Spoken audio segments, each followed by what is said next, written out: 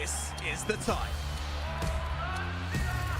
The time when dreams come true and legends are born. Oh my word! This is the place. Some seriously spicy stuff. An absolute masterclass! The place where teams from across the globe come to battle it out for their shot at glory. Oh, you're kidding! And a piece of up to $2 million in prizing. No pressure, guys. No pressure. This is the feeling. It's beautiful! The once-in-a-lifetime feeling of lifting the trophy at the Brawl Stars World Finals. Here comes the push. Here's the damage.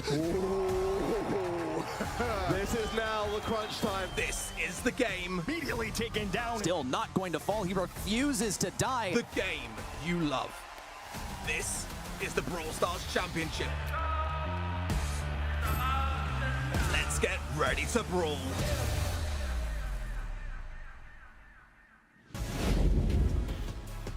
Hello, howdy, and welcome to the September Spectacle. It's all a part of the BSC Powered by the Snapdragon Pro Series. It's your boy F. and of course I'm joined here by Ark and Trav.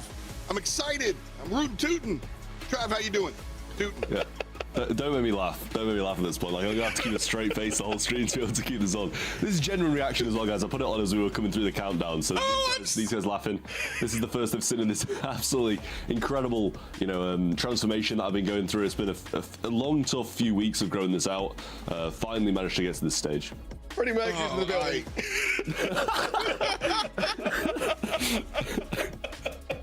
All right, listen, this is normally the part where I say, all right, guys, time to get serious. But, nah, we ain't getting serious. This is the September Spectacle. It's extra innings, essentially, Ark. Like, the BSC, regular season's over. We're all looking at Worlds going on in a little bit, and now we're just having fun. Just having fun. I am indeed the sheriff. I own this town. I want no lip out of either of you two, otherwise you're banished. You're gone. I've got no lip. I've got no lip, mate. Oh, no. What we're going to be doing here today is we got our squads as per usual, but we added more players. It's 5v5, which is nuts. So a lot of the teams, they have their familiar 3 people and then added some other folks. It's going to be a 4-team double elim bracket, so we'll get to watch each team more than once. Don't worry if they lose, we'll see them again. And now here's the crazy part, y'all. All right.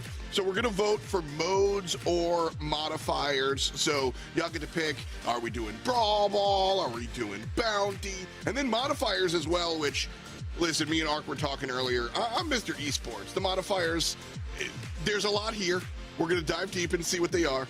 And then they gave us power, boys. We have the power to pick the bounties. So in addition to each game mode, we're going to see little bonuses where if the teams achieve them, well, they get free money. So basically what's going to go down is if they're playing gem grab, we see these maps and then maybe just surprise the team to get the first jam or the most jams or the first takedown gets a bonus on top of the big victory. So Ark, I just told you a lot of rules, but that's what's going on today.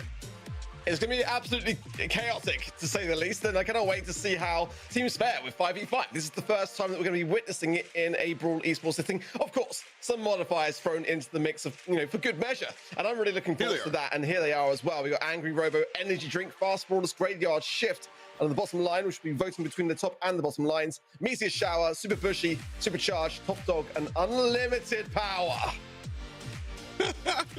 I don't like the way you said unlimited power. Unlimited power! Oh, no, I'm terrified. Moving on, Trav. I'm looking at Top Dog. I'm always going to vote for Top Dog. I want to see the hot dog. Graveyard Shift is fun, though, yeah. Yeah, no, I do like Graveyard Shift. I think fast brawls, though, as well. I like a bit of speed, bit of action, how fast-paced the games will be with that modifier. I think it'll be very entertaining. Yeah, definitely, especially when we look at like Brawl Ball. If you actually want to get into the X's and O's of it all, movement speed gonna make Brawl Ball real interesting. Brawl Ball already real interesting since we have 5-on-5. Maps are different, and by different I mean larger, so that's going to be a very big deal. Brawl Ball will also go left to right, east to west, not top to down, north to south, so we'll see a little bit of a shift in perspective there.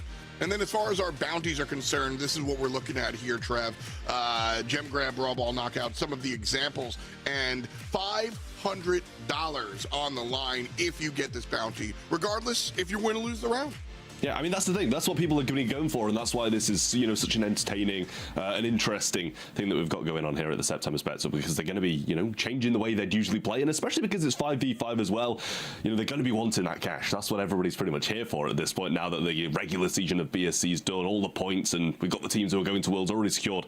So it's pretty much down to, you know, get in the bag. Also, I mean, like, listen, it is about the bag, but this is, our community's loud.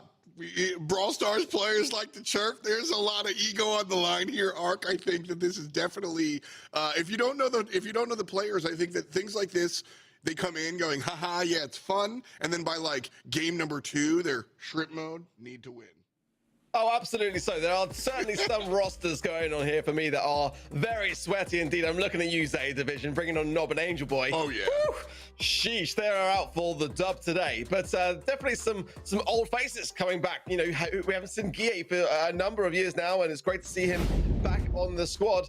And, you know, I was really keen to see how a lot of these rosters are going to fare. You know, we're in a completely different setting for all of them. They've been scrimming out of their minds, trying to get their head around the meta for 5v5. I think we're going to see a great deal of Mo. I think we're going to see a great deal of Kit and sharpshooters along the way as well, because the map is very, very large. So Bell, Piper, they're all going to be up there. Also, also Kenji is available and playable as well, and he is strong and able to jump around the map for sure. So a lot of stuff going on the battlefield, a lot of stuff going on our bracket as well. 4 teams, double elimination. So if you lose, you do have an extra chance. This is what we're looking at right here. And like we said, that lower semis, finals, and then we get a second chance. So if you come in here, Trav, and you're unable to win it on the first go, you do have that lifeline. Yeah, but 2 and you're out. That's the thing. It's still double elimination, so, you know, you only get 2 lives. And some of these teams, as I mentioned, very, very fierce. Zeta Division, they're pulling no punches. They've brought in 2 of the most strong players in the region, along with their roster that is probably also the strongest in the region. A few of the other teams, you know, Humble, they've brought in the coach, brought in stuff like that. Some of the old players to join the roster. They're taking a bit more chill. Same with SK. Reply Totem, you know, they've brought in a couple of ex-pros, so they're kind of, you know, up there with, you know, taking it a bit more serious as well. So this first matchup between Reply Totem and Zeta Division, I think, is going to be a banger.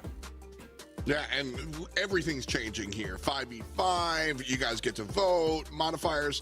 Well, not everything. One thing that stays the same is we do have free stuff on event.brawlstars.com. Toss us your predictions. As per usual, we're interested in what you're thinking and what you're saying and who y'all think is going to win. And if you need some help, well, don't follow the casters, but we'll show you what we're thinking anyway. We're going Humble all the way and Zeta all the way. Trav, I already talked to you a heck of a lot. Ark, talk to me a little bit about your predictions. I mean, I'm going to stand by them. Do I think that they are just outright winners? No, I think that certainly with the September Spectacle, anything can happen, and that is the point. But Humble have certainly got some good synergy with their roster, I feel. And for Zeta, and I mean, bringing on Angel Boy and Nob, it's just going to be a roster to contend with. Certainly, you know, anything can go anyone's way here. And with bounties involved as well, you know, there's many outcomes that could potentially go the other way very, very quickly. So let's see. And it is, of course, the best of 3, so we have to bear those things in mind. Nonetheless, I mean, looking at just the rosters alone, I would say those are the teams that kind of have a little bit more of an edge. I'll agree with that one. And, you know, listen, I know a different team under the banner in it. Angel Boy in the squad, they're always going to be the Navi boys to me. And those Navi boys are very good at this game. So I'm with you. I think this is really the squad that I think people need to be afraid of for sure. So we'll definitely keep an eye on them as we get closer and closer to our matchups. 5v5, I think Brawl Ball is going to be really, really hectic. But Trav, I want to bend your brain a little bit about the game modes and 5v5 specifically. Which one do you think is going to be the most different compared to what we're looking at for 3v3 versus 5v5? I guess maybe knockout, because you kind of get a few power-ups here and there, and you know there's a lot of kit gameplay, jumping on people's backs and just changing how the entire game's played. But all of them are so different, you know, with the extra 2 players and the extra size on the map, and obviously with the modifiers thrown in as well. Literally, just everything changes. Yeah, the knockout definitely a good mention. We saw a bunch of knockout last time around when we we watch the last region, and we're going to jump into our first matchup here, as we've got Humble versus SK Gaming right in front of us. And so all the commentators have leaned in the direction of Humble. We think that this squad is going to come on through. Impressed with who they've slammed together on this team arc. And so coming through, Sim, Lukey, and Boss, Kanan, and Tomsy are going to be the 5-person roster. I didn't think they could squeeze all these pictures on here. I know, right? Isn't it just? But certainly, I mean, Humble had a absolutely phenomenal year. We can't forget the #1 seed in EMEA, 446 points to the name, directly qualified to the World Finals, didn't even go to LCQ on that way on their journey. And of course, Boss voted very recently the most underrated player this year as well. So great to see him just doing some phenomenal work. But of course, with Tomsy as well, and bringing those other players into the roster, I feel like it should be some good synergy. But having said that, SK Gaming's roster is pretty fierce also. In game modes like Knockout, when you've got these big, tanky, aggressive brawlers, players like Lenan and OPE together, I'm loving that. And Larissa joining the mix as well. Yeah, strong squad here, as per usual. Yashi, Joker, and Lenan. We know that this team is the core of this squad, Trav, is absolutely headlined. But when we look at Larita and OPE coming through, I mean, these are also players that we know around the scene. Yeah, I mean, that's the thing. It's so nice to see OP return into this roster. It kind of shows that there was kind of no bad blood after the ending of last year, and he kind of, I don't know if he moved away from the roster or kind of got moved away from the roster. So it's definitely an entertaining thing to see him come back to the team, and obviously, as well, Laura joining the mix is definitely going to change things up, as adding these 2 extra members is just such a spanner in the works and throws off team synergy so much. I want to shout out our friends over at Supercell, because it seems like they really recognize how community-focused Brawl Stars. Our September Spectacle, all about you guys, and you guys are also on our mind. As we step forward to Worlds, we want you to get involved. So the Fans Fang skin is available. Fang coming through dressed like a Brawl Stars fan. And the first $1 million raised from the skins purchase goes directly to the World's Finals prize pool. So just like that, y'all can go ahead and buy the skin, and you're directly contributing to your favorite player, if they win, their prize pool and their take home for sure. I think crowdfunding like this is really cool. It's an opportunity arc, like I said, for you to get directly involved with the actual esport of it all. Yeah, I really am blown away by this year's incentive, and it's a great skin. I love the new Brawl Stars team that's bringing into the Brawl esports world, and 1 million is a huge amount added into that in the grand scheme of things. So I mean, especially it's been a very tough year across the board, across all the games in esports. It's great to see that Supercell are still waving that flag high and proud and keeping us all afloat here. But certainly definitely go and consider making that purchase in the shop, and of course when you do so, make sure you use a creator code along the way as well, because that does help many along their journeys too.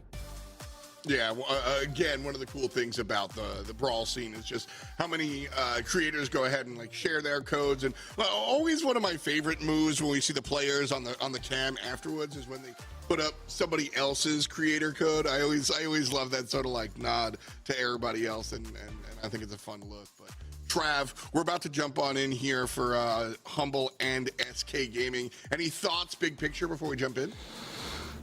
Honestly, this is probably going to be one of the closer games of the day, to be honest with you, because Humble, they've kind of brought in an ex-player, they've brought in their coach, who, used to be an ex-player as well, and SK Gaming have brought in an ex-player themselves, and obviously added Laura to the mix as well. So I do think this is going to be very close, 55-45, I'd say, in favor of Humble, just because of how much of a really solid year the core roster of Humble have had in 2024. All right, well, jumping in here, we got some game modes and some bounties to choose from, so bear with us. I got to figure out how to jump on in. I was watching Uber, and I was watching Ready Set, and I was watching Kenny, and everything was just so chaotic in a good way. And so I think we're going to continue that trend forward. So we've got Humble and SK Gaming on either side of the field. We've got to think about which modes to send players into. And again, I invite you guys to join us on event.brawlstars.com, and you guys can go ahead and vote. Either it's going to be Gem Grab, Brawl Ball, or Knockout. And then we'll follow your lead and then go ahead and figure out which bounty to give. So it should be a lot of fun. Trav, if you were king of the castle, which one are you picking? I've just seen so much Brawl Ball today, you know, through APEC there was so much Brawl Ball. I really want to see something different. Nice little bit of gem grab. We saw a few knockouts here and there as well. You know, I want to see some more gem grab. I find it really entertaining in the 5v5 mode, and it's just so much more hectic, so many more variables to be able to kill the gem carrier. So gem grab's definitely something I want to see a little bit more of today. Well, tough. We're going to knockout. It's going to be Shuffle City. That's the mode and the map we're taking a look at. 5v5 knockout, which is crazy again. Shuffle City is where we're going to head over to. And now, casters pick one bounty. And let me go ahead and read. Trav, could you? I can't quite read. Can you tell me who picks first?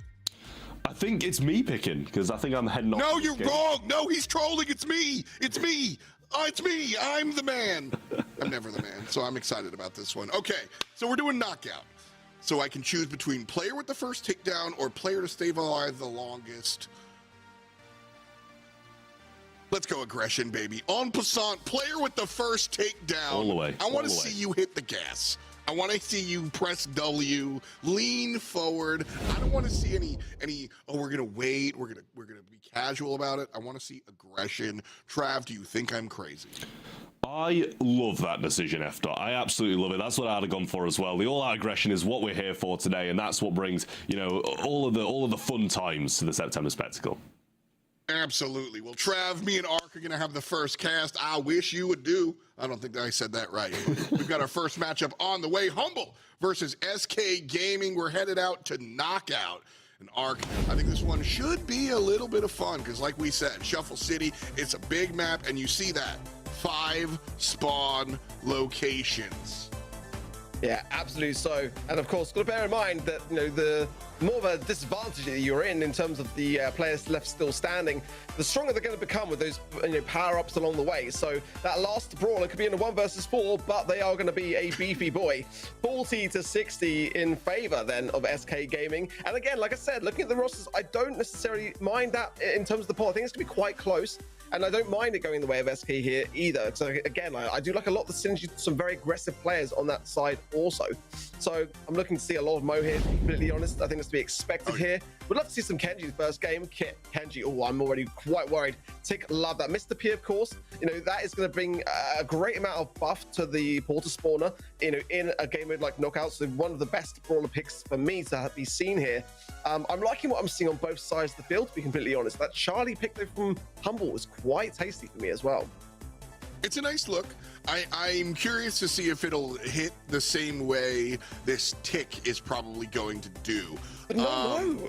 Crazy. No Mo just yet. I mean, when it comes down to knockout, maybe the melee range is a little spooky. But on the opposite side of that, being the opposite of melee, Tick, something I noticed in the other regions was that characters like Tick with 5v5, super is always up because you're always hitting somebody with your nonsense. I'm assuming that Charlie as well is in the back pocket for those later stages in the game when they've got that kind of beefier brawler to have to deal with. That could be what Humble are thinking, certainly cooking up something, that's for sure, but so far so good. A lot of action across the board as both the Mr. P's are trying to obtain their supers here, not really finding too much of a connection either. The right hand side, El Semantic going in, Joker as well, so be cautious in this approach here. With that aggressiveness of Kenji, you know he's in a danger spot. Yeah, they want to find this flank, but he's looking for the perfect spot. Half HP and pushback. Sim wants to make it happen on the right-hand side.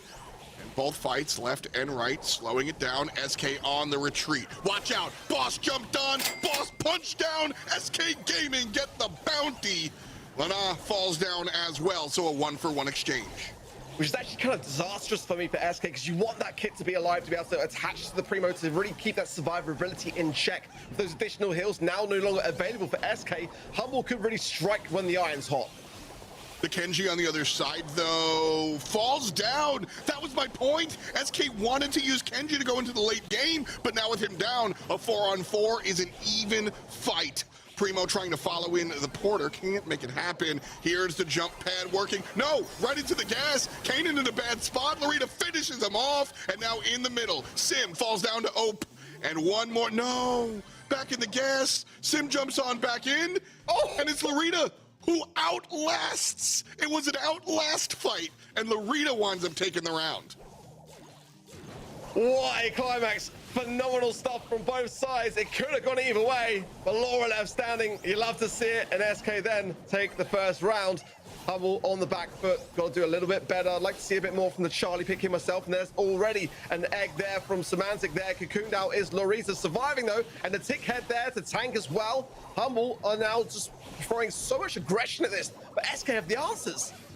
Yeah, this is a big shift from Humble, pushing SK Gaming into the locker. But check this out, Primo. He's looking for a super. Wait for it. Big man going in. Backside. Boss finds the flank coming from the right, and Joker goes all the way in and tossed around. Still, nobody dead. Big kills coming in there from Lukey for Humble, who are still all standing here as SK with a disadvantage. Clustered up together though. And again, without that kit, I just worry a little bit on there. Well, now Joker's jumping in straight onto Tomsy, and Tomsy gets him taken care of. Oh, slice and dice comes out, but Tomsy does get the pickup. Too little, too late, man. Kenji is wild, but you gotta have some sort of HP. Predictable to where the land is gonna happen as well. Mr. P winds up on top again. And so Humble do have the numbers advantage, but it's waning. There's a kill on the other side. Semantic falls down, so a 4-on-4. Boss takes the 1-on-2. Can't make it happen. Laura falls and gets the kill. And so it's a 2-on-2 down to the wire.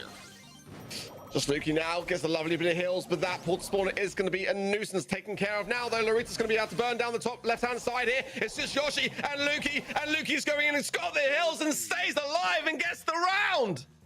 Huge, man. Huge. Tied at 1. Here's my big observation here, Ark. The jump pads push you, they don't jump you into that center, they jump you past it. And we've seen it like 4 times now in 2 rounds, where players jump past it into the gas. Crazy stuff. This is why I kind of love Knockout in 5v5. Oh, great connection there from the Kenji. Tomsy also finds Lanan, and again, not having that kit.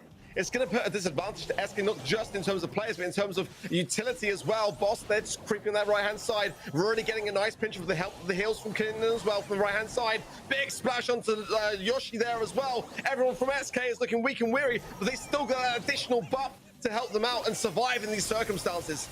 Oh! Boss on the right finds his way out. Nice look.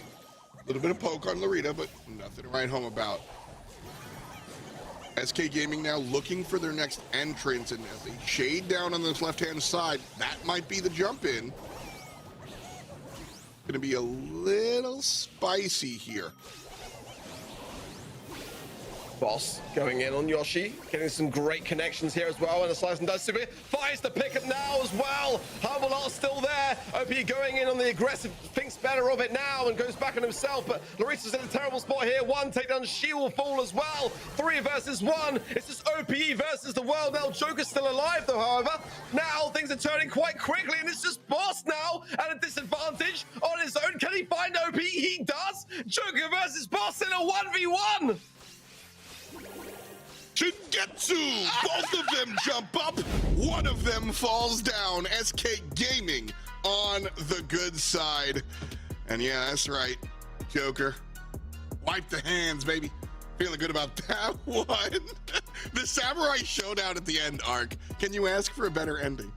Oh, I really wanted to see that all game long, to be completely honest, and it did not fail to disappoint, did it? Unbelievable stuff. I mean, I don't know who I would have been able to call out as having an upper hand in that scenario, but you can just see how difficult and challenging it is when going up against a Kenji in a 1v1, right? Because ultimately, if you go for your super, use that slice and dice, you're effectively off the map for the period of time, and whoever was going to kind of go with that one first, I wasn't too sure if they were just kind of base each other out, hold it off a little bit, but so close, that finale, honestly. SK Gaming now the game lead just about.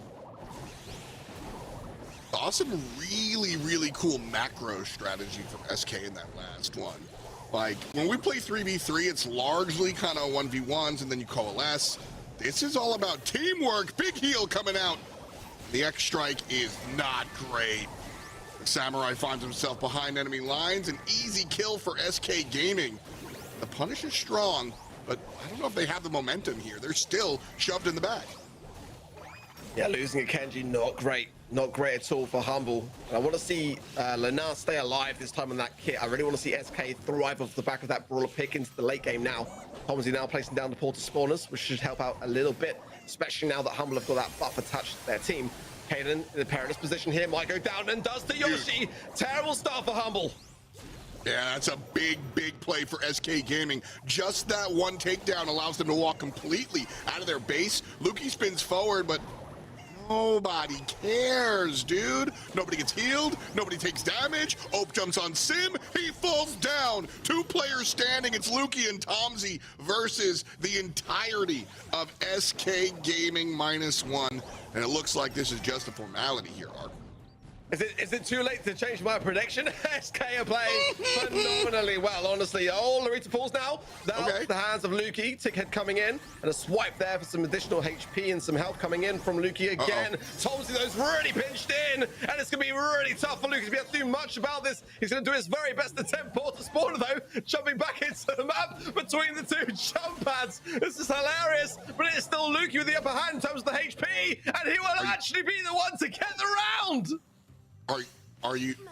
I don't even know if I get to call that a caster's curse. I think that's, I think, like, all jokes aside, Lukey just big-brained everyone, including me. All right, man. Nice look. Persistence is what wins these games. Lukey with the strong stuff. Also, jokes aside, a little bit of the healing comes into clutch, but we'll just move on. Round 2.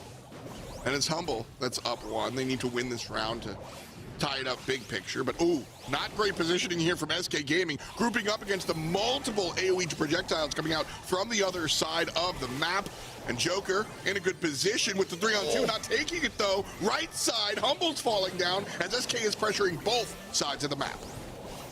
Don't know how Yoshi was able to stay alive, but stay alive he did. Now Boss gets the swipe there onto Joker as well. But SK have got many more players in the mix with that HP buff.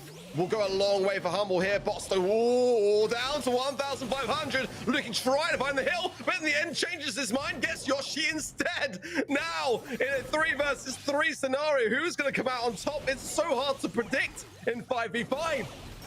SK Gaming definitely looking at the scoreboard saying deja vu all over again. Last time we waited and didn't get the victory. This time they get aggressive. Non-Ope here. That's that kit you were talking about earlier, Ark. Definitely want this character in the later stages to be able to really juice out what she brings. And the jump's over though. And Kid needs to bring something now. Primo's so close to death, but it's Lenan in the middle. Finds one, no. Boss takes him down. And the 1v2 is going to be tough, but not impossible. Not on top this time. Humble with the dub. Yeah, Lenan desperately needs super there. Not surprised that he didn't attach himself to the Primo, because honestly, if he had, I mean, that is a combination which is just so hard to take down. You're basically invincible for a decent amount of time. I mean, sure, he was low to begin with, and that might have been a concern, so maybe just wanted to go on the aggressive and get the job done himself might have been the play, and could have worked out potentially also. But yeah, I was a little bit surprised, especially in those late stages. I'm expecting to see that kind of Kit El Primo connection, and that wasn't the approach, and that could have cost SK Gaming that game. Let's see though, as we go into a new fresh one, how things will fare. Humble certainly finding a bit more momentum, but I'm still looking at SK's comp and their aggressiveness, and sometimes they get pinched into a corner, but for a lot of the times they're looking really good. I got to agree with your analysis there on the last one. Just jump on the backpack. Come on now, that's what she does. A new one as SK Gaming again find themselves pressured. Lenan stunned and gunned. Tomsy on the good side, but it's a 1-for-1 exchange. Two for two. And now top side Joker on the good one.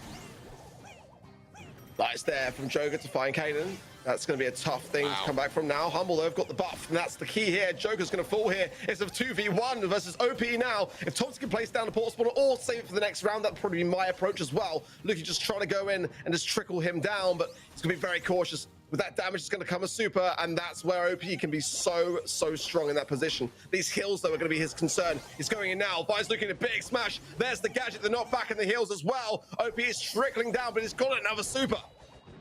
Oh man, he started with 60,000 HP. Still 20K to his name, but here comes the unicorn. Jump on top, low HP for the Primo, taking the punches and not able to deal with it. Lukey on top, and Humble 1 round away from a set win. Oh my word, Lukey with the ice. Unbelievable, because I am so concerned for him in positions like that against OP on an aggressive brawler with that tankiness he's got with the result of that buff, and still able to come out on top. Great stuff. Boss there on the right hand side finds Sugar. There's a huge takedown here for Humble to eradicate that Kenji so early on. It's going to be a really good advantage for them, but I want to see more from Lenan. He keeps going down that kit. I need to see him in the late game for SK to have a chance here. Yeah, Boss has been a big big worker here in this one for sure. Very important kill because Charlie got picked and it wasn't great, so Boss equalizes on the other side. Watch this, Boss in deep, gets damage on 3, but it's Laura who winds up finding the kill. Boss finishes what he starts and then some. The double un for the Kenji player as it's, oh no, 2v2. I thought Boss was going to get a double with that slice and dice. In the end, he got the pickup following off the back of it, but now he's got the world up against him. Careful. This 2v1 is just going to ignore Laura here. I don't mind it necessarily, trying to whistle down OP, who's the target that he wants to be able to get first. Ideally, you want to go into that 1v1 with the Kenji versus the Tick in the late game, so that's why he's spending so much time on OP now, knowing that he's low HP. Laura goes to the gas for that very reason, to give him the upper hand, and now the tables have turned. What a huge big brain play by Lorita. 37 to 59,000 HP. Kenji can do a lot of DPS, but can he do 60K? Big heal coming out onto Boss. Ope waiting for the land. Doesn't have the super just yet. The trade is good, and Ope winds up winning it midair. Crazy, absolutely crazy. I love that play from SK. I mean, you can just tell that they are on point in terms of the comps. It makes some sense in the game mode like Knockout in 5v5, when if you can give someone else the advantage, and you know, Laura plays a very good game. There's no denying that whatsoever, but OPE made the World Finals through LCQ. He knows how to handle those desperate situations, so giving him the buff, great stuff from SK, and very strategic. Yeah, that's just smart play. That's absolutely smart play. Meanwhile, this is aggressive play. Lana winds up killing Charlie again, routinely the first blood, and Boss routinely going to work here, taking down Primo, who has been one of the last men standing this entire matchup, so a good early kill. Well, getting rid of OP early was a great start for Humble. Although they are down 1 player versus SK now, it's definitely the play that they want to get rid of as early as possible, because the HP in that late stage does really minimize their chances. Lenan now staying alive. 59,000, dude. Yeah, it's a really tough thing to be able to go up against, even as a Kenji. Right side, Humble pushing in now. Boss looking at Yashi and separating him from the rest of the team. That part, the most important. Kit just falling down. And Boss has been unstoppable here. And now he's got the bead on Lorita. Follows her on the jump pad and pushes her into the ground. Yashi winds up winning the 1v1 on the other side, but it's just a matter of moments till Boss shows up and demotes him. Oh, I was worried a little bit at the end, I'll be honest, because Mr. P in those final stages with a Porter spawner, that is a really, really deadly scenario to find yourself in. But Boss just managing to find the upper hand there and gets it done for Humble. Oh, I mean, how close was that? As a series, how close did that go back and forth all the way? That's just the first set, however. Plenty more of that's to come, but 5v5, whew, it really does get your brain cogs ticking in the morning, doesn't it? I'll be honest, I did 5v5 knockout. If we had a day of just this, oh man, I'm a boomer classic MOBA caster. Give me 5v5 knockout. I'm down. As far as the players are concerned, I think they're sort of down. Humble seemed really, really down. Lukey was just trending up. Boss was trending up. Humble was really aggressive here, Art, and I think it paid off. Yeah, but I think SK as well were just so aggressive themselves. I think that it really was a massively close one. After the first few knockout rounds, I was thinking that SK might be able to be the ones to really just put Humble in their place, and then it wasn't to be. But nonetheless, I think we could have quite a long series here if SK keep playing that way. certainly is possible. I promise I won't do the accent much, but it certainly is possible. I insist. I think. All right, I'll do your accent. You do ready sets. Oh, Right I really now, should. I should not. I don't do accents, Eftor. If there's one thing I don't do in this world, it is accents. We'll get you before the end of the broadcast. Plenty of brawl to be played and plenty of times to bully Ark into doing a funny accent. Ain't nothing funny about SK Gaming taking the bounty, though. 500 smackaronis, because they were able to grab that first bounty, which was chosen by, my notes say here, very handsome caster. I forget who chose the bounty, though. I don't think it was me, was it? Oh, nice. That was a good one. I'll give credit where credit's due. You were quick on that one. Reply, Zeta, and Humble have yet to get them.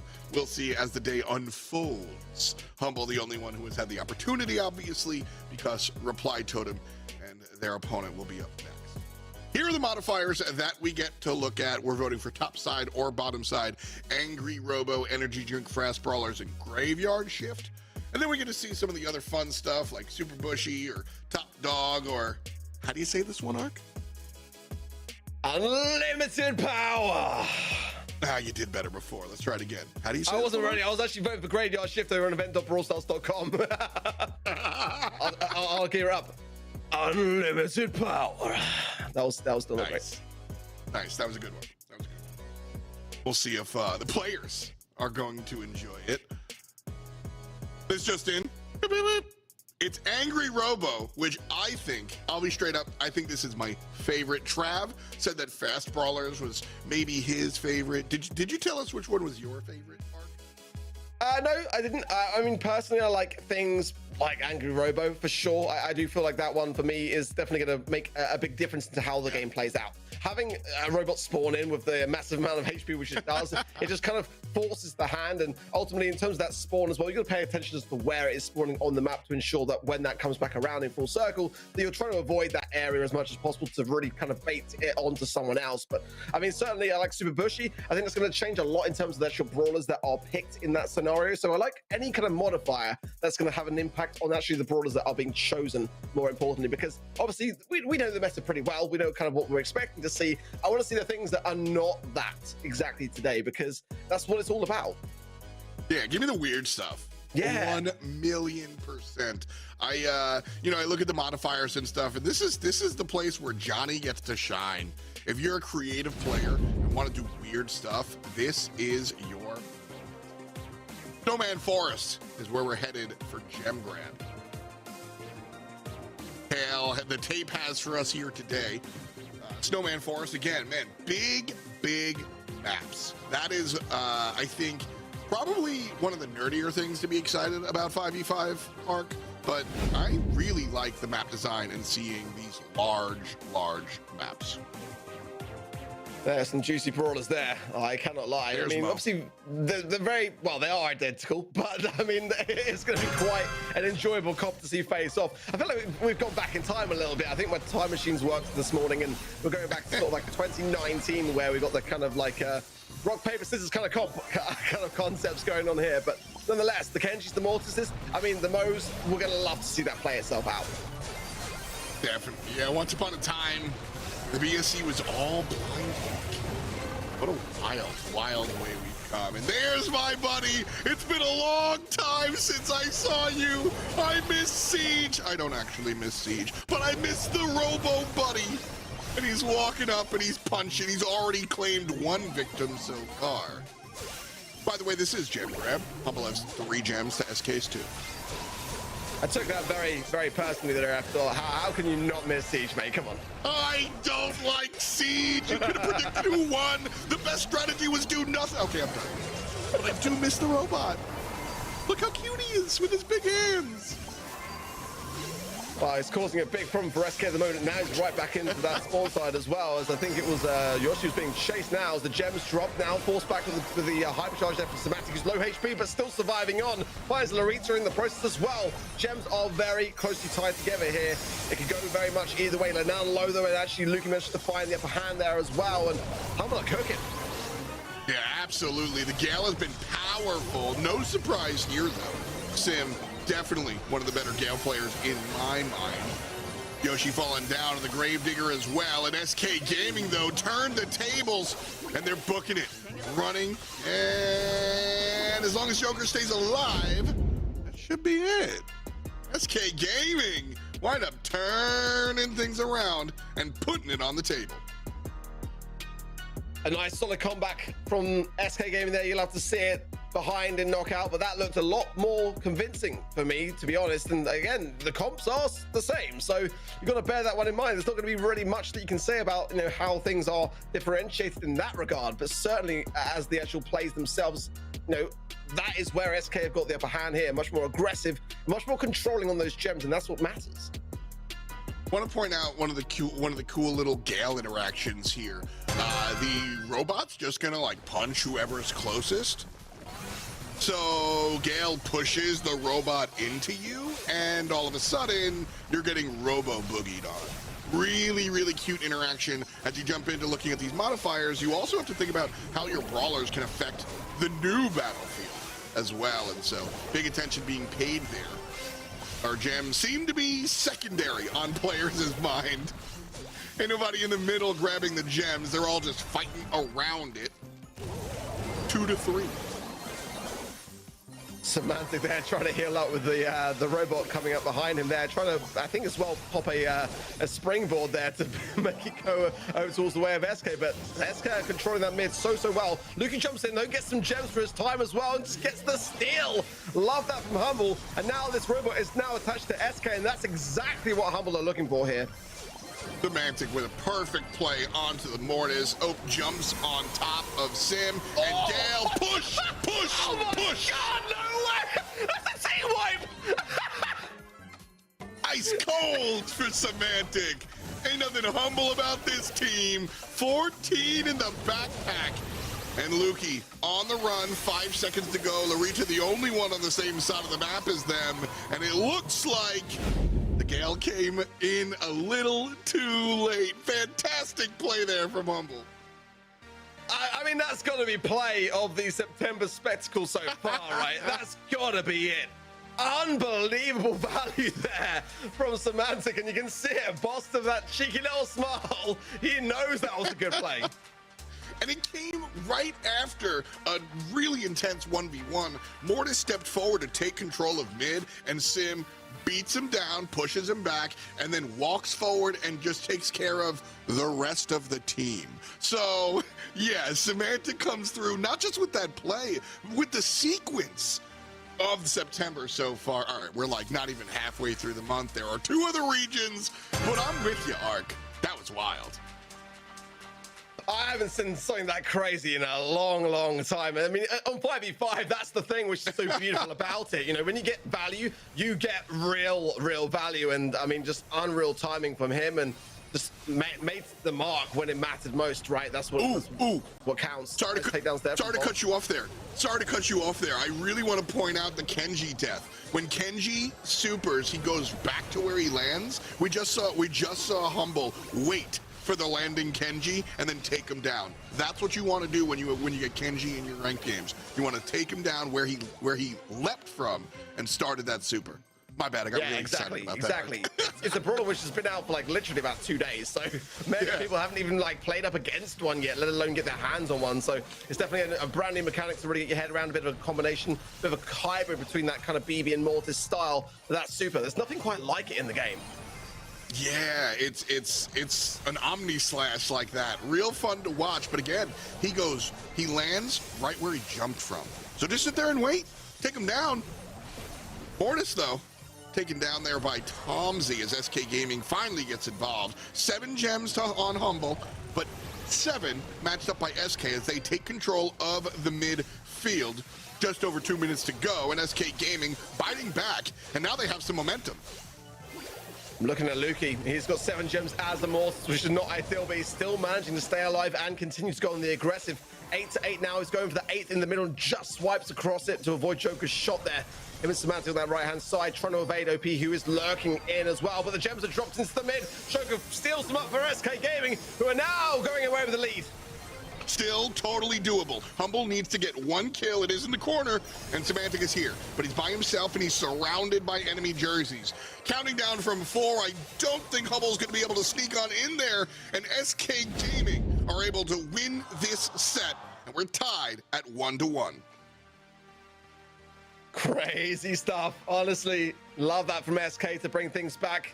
Certainly a lot of pressure on their shoulders here, but it is, you know, an upper and lower bracket system here today. So if they were to lose that and go out and Humble would be able to proceed, they would go down to the lower bracket. They'd have that second chance and that second opportunity. But for Humble, of course, they would like to have tied that up. They have to go back a little bit to the drawing board, and it's a tough thing now because we're going to be going to another, you know, modifier, and that could definitely be harmful for them if it doesn't go their way. Could be a tough scenario to find themselves in. Yeah, I mean, a big difference as far as how you're jumping in strategically when you got to take a look at all of the different modifiers, taking into account 5v5. I mean, the map pool. If you guys are just kind of casual Brawl Stars fans, if you follow your favorite players on Twitter and you see the conversations around when the map pool changes, just a simple map switch out can be an incredible large effect on the game. You got to change your game plan, you got to change your strategy, your draft, how you position against Team A versus Team B. Well, now we're throwing, I mean, 1, 2, 3, 4 spanners into the mix with all of these different things coming out here, man. I mean, there's so many variables, it feels like algebra, and I'm just not equipped for it. So I'm waiting for these players to figure out how everything works, and then I'll just fill in the blanks. Hey man, if we're talking math, I mean, that I left that long behind me in my life. I was the first to escape that one. I went straight on to music. much better luck there.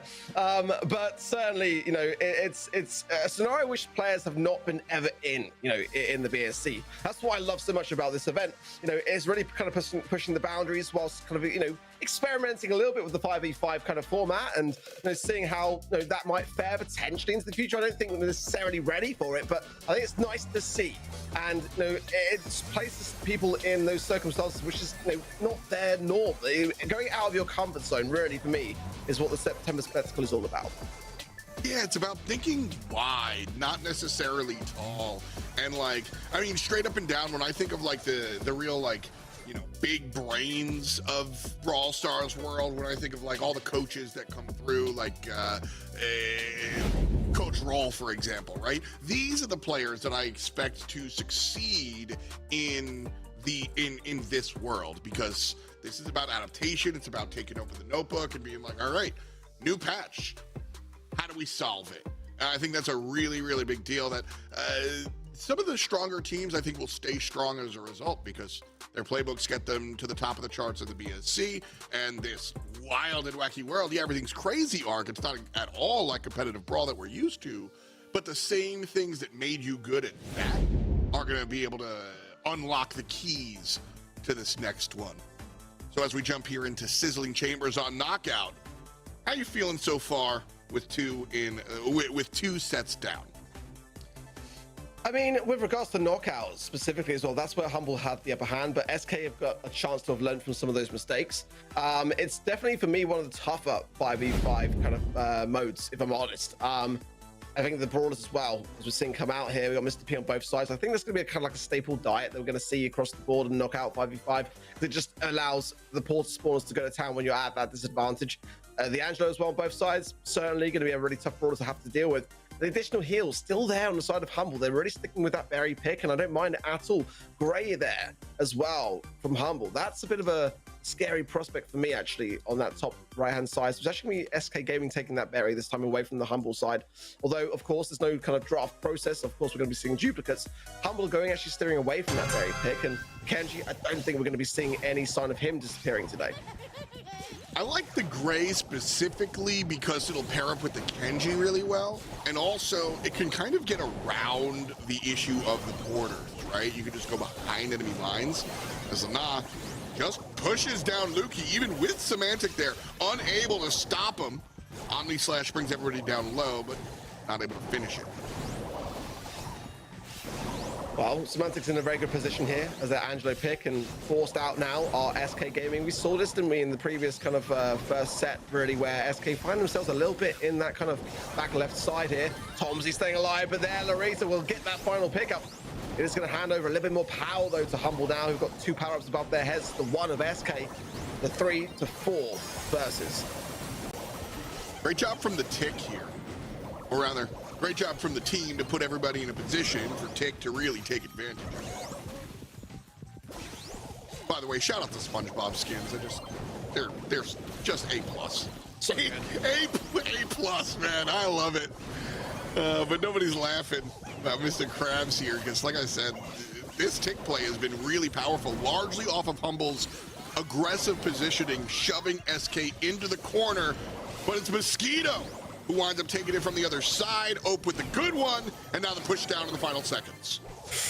Oh, Boss will land, just the side of that poison. I was so worried about him. He's got to heal up now as well. But against Laura in this position, not the easiest of 1v1s, realistically. Kaden is already having a massive problem with that portal spawner. So he's going to be able to go to the gas, hand it over to Boss, which should provide, a much easier road of things. And again, that's the kind of strategy in 5v5. If you know that you're in a bad matchup, that Tick versus Mr. P, not going to go Kaden's way. Go to the gas, hand over more power to your teammate to get that job done.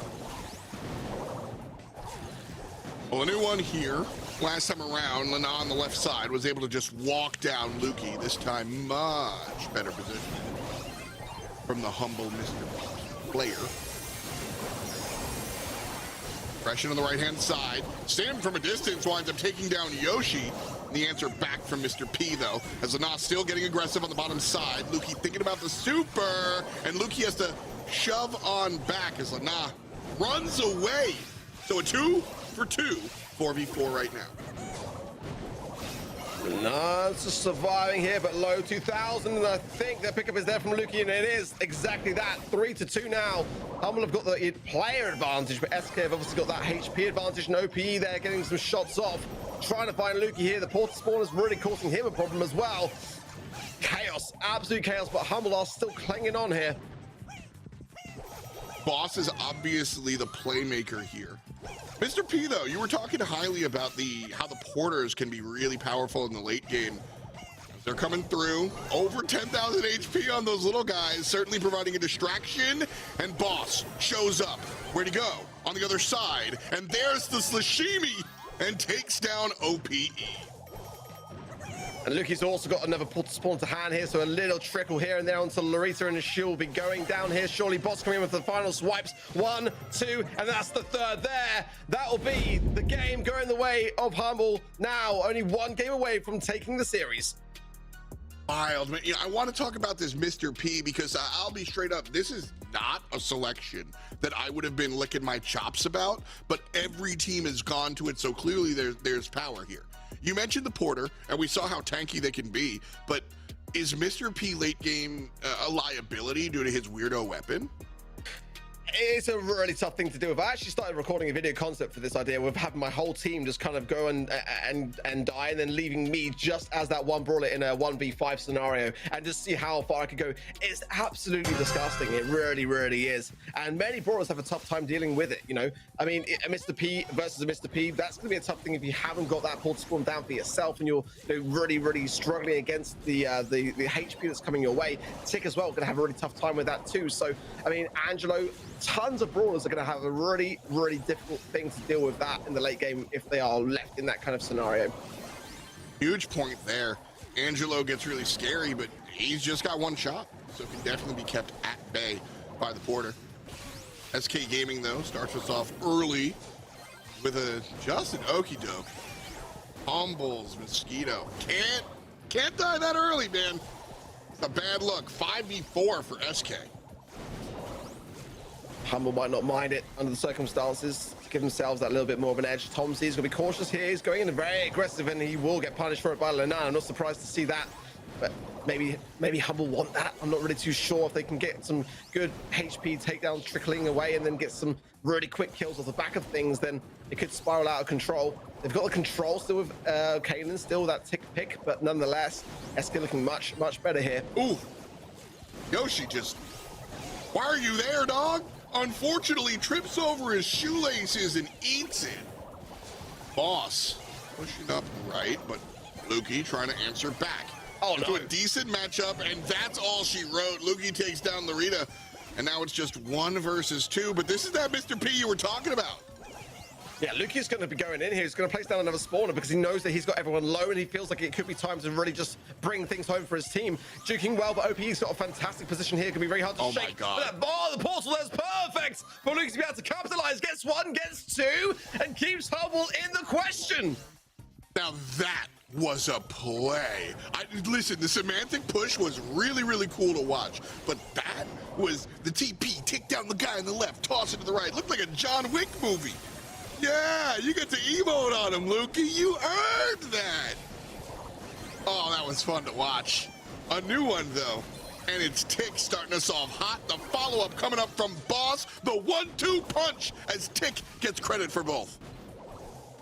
Yeah, Luki's been cooking all day long, but I mean, I wasn't too sure he's gonna be able to come out of that situation okay. I mean, you gotta be really certain that you're gonna commit by placing down that portal spawner that wouldn't be there for the next round if you waste it. So I love that from him. Very confident and got the job done. Now SK on the ropes, but that huge swipe taking down Luki from Lenan does change the tides. It's a 4v3 now in favor of Humble still. Larissa's low here. This could be a chance for Humble to be able to really gain an upper hand.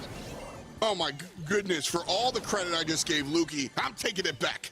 You can't walk out mid like that and fall down. Oh no.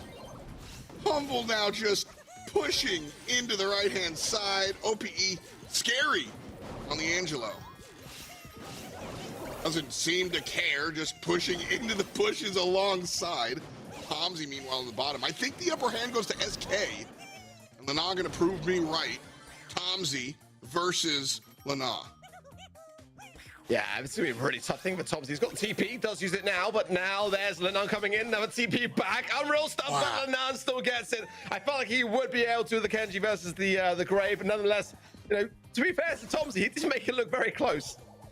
Yeah, again, putting my hands together for the Kenji player, the cold read on the TP. Hooked on phonics. Split down the middle. SK Gaming need to take this round if they want to keep playing knockout. Meanwhile, they're starting off well as Tick falls down nice and early. Yeah, Humble at match point now. If they get this round, they will be locking down SK Gaming to that lower bracket. Let's see now as Lenan going in again, does find Tomsy. I'm not sure whether Humble will be too worried about that. Gray's probably not the best of brawlers to have in the late game nonetheless. Let's see if Luki can get down that portal spawner here as well. And Semantic can find a couple of shots here and there. Portal's coming in now. We'd like to have a super though for safety going into the later stages of this round. SK are all clustered up together here as well. Need to be able to move themselves about around the map just a little bit better here. Such a different game with Humble's Tick out. You realize that? Like, this would have been so much more in their favor if Tick was alive. So a really, really cute pick from SK Gaming to take down that controller specifically. Now Humble a little scattered. And Barry just eaten. Oh man, a lot of aggression being pushed in the wrong direction. But now SK is starting to navigate themselves around things and then get themselves into a good spot with the gas coming in as well. Very, very tough scenario here. Boss thinking about going in for a swipe there. Lost the shielding by doing so, but should be able to obtain it back shortly. Let's see now. Yoshi's in a bit of a tough spot here. Lenan going in as well in a 1v2 situation. Now people will fall now. Semantic's still alive. How is he going to be able to come out of this situation here? He's got the poison. Yoshi. Oh my word. Lenan is the man. He's standing. And I couldn't even see how.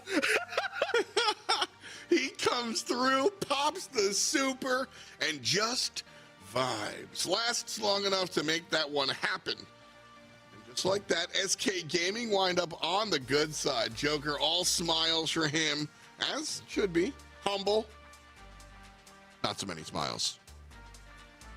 I think it was probably the best thing to put Kenji in the September spectacle because I mean when the whole theme is chaos and then you add Kenji into the mix, it's just, you know, for many of us that have not had much time to realistically see what Kenji can bring to the mix, especially and certainly not in competitive setting, you know, it really just kind of make your brain have to work a lot harder to really kind of foresee what's going on and where. But great stuff from Lenan to come out on top in that scenario. Yeah, I mean, if you've been like, it's so hard to explain like the difference between 3 and 5 players. Oh, I thought it's 2 people. Shut up. I mean, seriously, like we have spent so long consuming that, like there's only 3 people in Brawl Stars. That's just how it works. And expanding it to 5v5, all of your previously, like, all of your, like, canned compositions are gone. All of your canned strategies for your favorite map are gone. Like, you know exactly who you're going to play and how you're going to play double swoosh. But now with 5 players on wildly new maps and modifiers, you don't know exactly how you're going to play.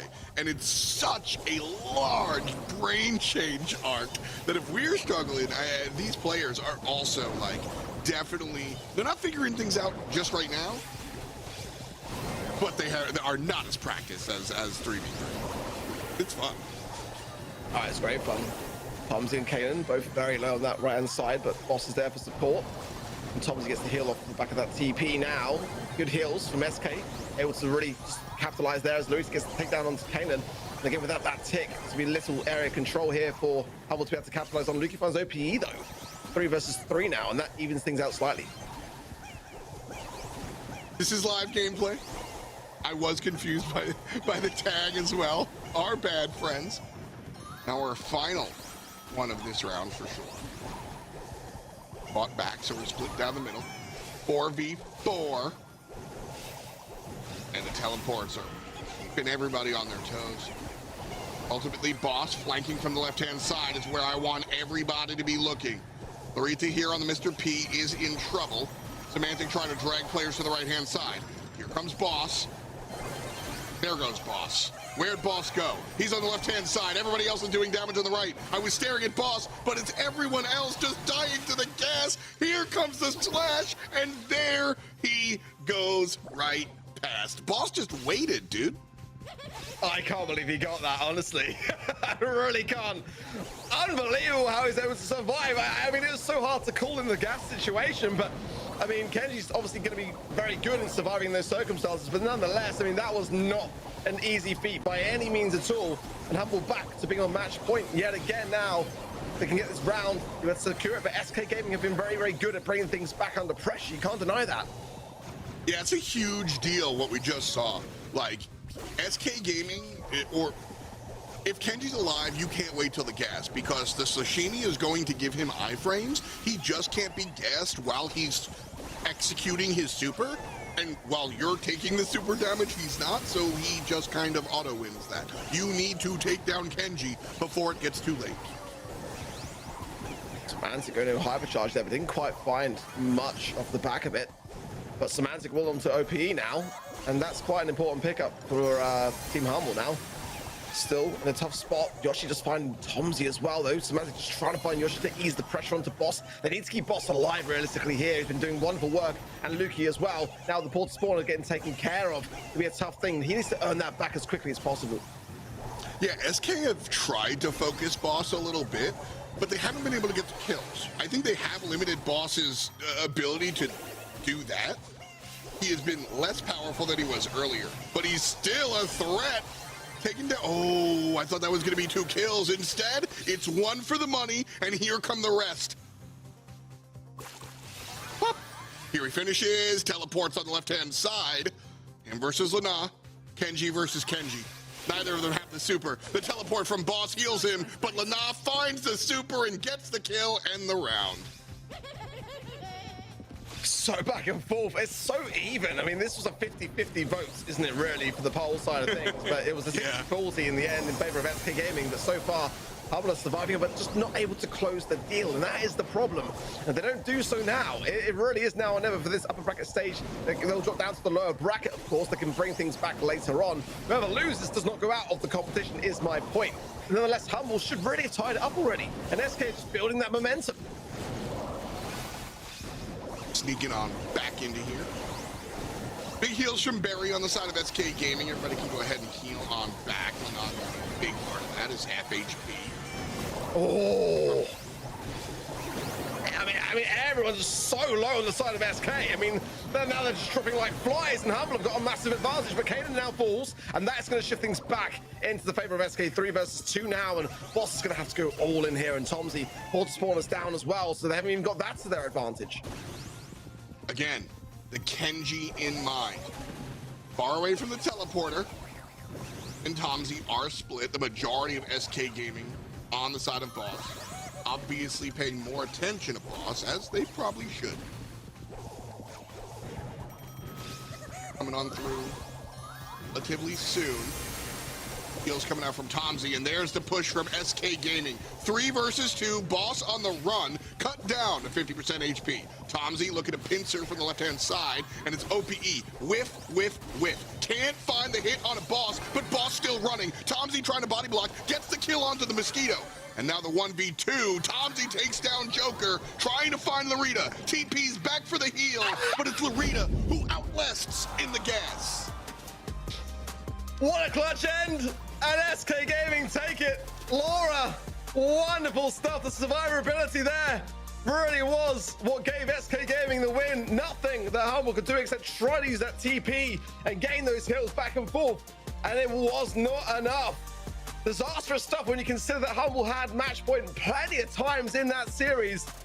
But as a result of that, it is Humble that will go down to the lower bracket. SK Gaming pick up the win, and it's all thanks to Laura, who's not on the SK Gaming roster in the BSC. So fantastic stuff. You love to see it. Congrats to her.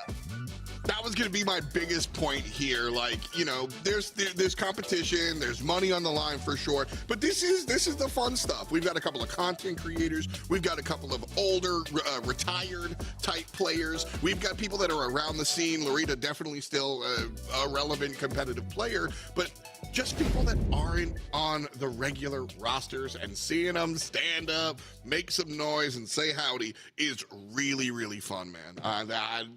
That's why I'm here. I just like Brawl Nation, dude. Exactly that. You know, this is what it's all about, man. I swear, like, you know, getting those moments to happen and seeing them play himself out. I mean, you know, you look at that matchup, and for all intents and purposes, there was not anyone that stood out as being someone that wasn't keeping up to the heat. You know, everyone was doing their bit one way or another, and that's how it should always be. And this is why these rosters are chosen for the reasons that they are chosen. You know, they've been putting in a lot of work behind the scenes. You can't deny that, and it's showing. It certainly is. 1 down, a lot more September spectacle to go. Bear with us. We'll be right back after this. The Snapdragon Pro Series Brawl Stars Championship is brought to you by Snapdragon Elite Gaming, Samsung Galaxy S24 Ultra, Monster Energy, and DHL. Snapdragon. Shout out to all our friends that make the BSC Powered by the Snapdragon Pro Series possible. And shout out to Trav's mustache. I knew that was good. As soon as he said shout out to it, I literally knew it was going to be exactly that statement, because it's just so beautiful. Like, generally, it took me, you know, a good few months to grow this. It's been, you know, a long process, but we're here now, and I couldn't be more pleased with the end result. Ark said I like Freddie Mercury, and honestly, I think I'm kind of pulling it off. You know, Freddie Mercury is like a deity. I'm gonna go Ted Lasso. All right, like that's even better. That's even better to me. That's even better. You are nowhere near as wholesome and nice as Ted Lasso, but I'll give it to you anyway, Trev. Thanks. Well, I mean, I would like to mention as well, you guys touched on it just before, but how well the two kind of sub-in players played in that last game. You know, OP and Laura starting the first set of knockout, and then Laura in the second one. I mean, in that second set of knockout, she really did pull through for SK there and kind of bring back the win for them. Yeah, a lot of fun watching this one. SK Gaming winds up on top. Run SKG. Humble, though, fall down to the other side. And as if you're just joining us, this is double elimination. We're playing the whole bracket here today, so we will get a chance to see Semantic and his friends come on out one more. Up next, though, we've got Reply Totem versus Zeta Division. These squads have also added 2 more players, as it's still 5v5. A fun one, should be interesting. Zeta, we've leaned in the direction of Zeta Division a little bit here. Ark, why don't you tell me about why? I mean, you know, Zeta is combining their roster with Angel Boy and Nob, which I just think is just like a phenomenal. Just unfair. To contend with, isn't it? I mean, like, you're literally combining like 2 of the best teams in the BSC. Obviously, it was unfortunate for the side of Angel Boy at the LCQ, but Zeta have been doing phenomenally well and very consistently so. So I think it's a really tough thing to really go up against in terms of that roster. I mean, I wouldn't like to be Reply Totem, but nonetheless, you know, we've seen, you know, players coming in to like, you know, join rosters that have been established this year in the BSC and do incredible stuff. So I'm not counting out Reply Totem, but I just feel like Zeta Division really are feeling sweaty today when it comes to how they're approaching this competition. Yeah, I was going to ask, out of our 4 rosters here, Trav, who do you think the Zeta Division roster is the sweatiest? Is there any question? Is there any question about that? That is like, undoubtedly the most sweaty. Like, they've just pulled 2 of the best players in Europe onto the team. Everyone else is like, you know what? We'll bring in some people who are retired. We'll give them a chance. We'll give them another shot at competitive, just like this Reply Totem roster has. Guy and Trevor, both retired, both content creators now, and just obviously such good friends with, I think, Chaos specifically in this roster. But they were incredible players, and it's going to be really intriguing to see them come back to the light again. I'm giga excited to watch Guy play again. Like, I just, you know, as casters, we are unbiased, all jokes aside, but I like watching this guy play. I think he's always been fun. I am jealous. I am really jealous about the Cult Pops poster. I want one of those. That's very, very cool, but yeah. Coming on through for the squad. Zeta Division, a tall team to be standing in front of as per usual.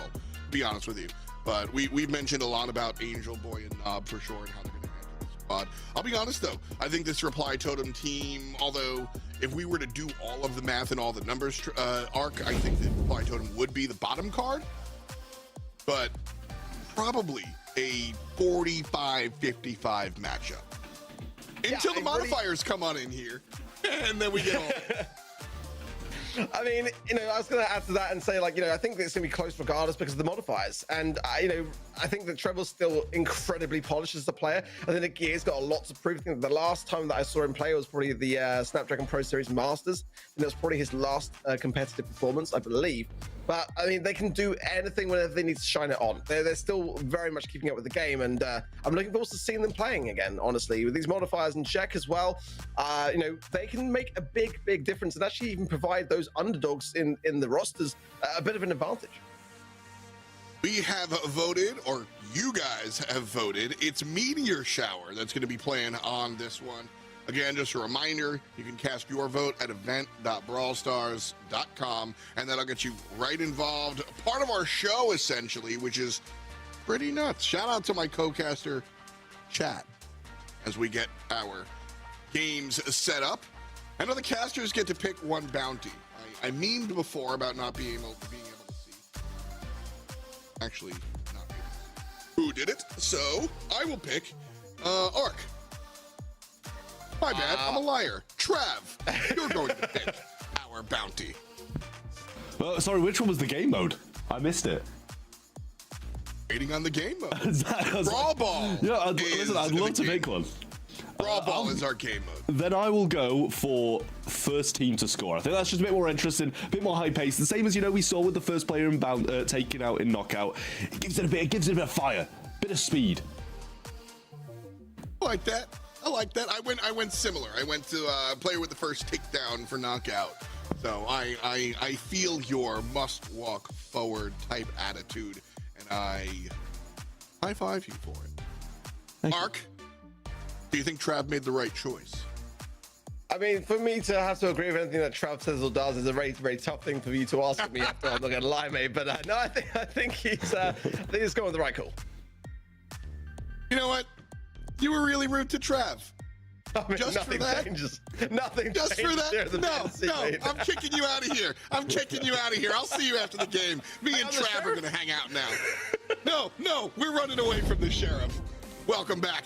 It's the bad boys of Brawl Stars, F. Dot and Trav. You ready, Trav? Always ready. 63% of the community is going to go for Zeta Division, and honestly, who can blame them for it? You know, Angel Boy, Knob, they've got a lot of fans. They've got a lot of fans. You know, when that Navi roster was a thing, they got all the votes, and I'm not surprised to now see that they've kind of just joined Zeta Division for this competition, that they're getting them as well.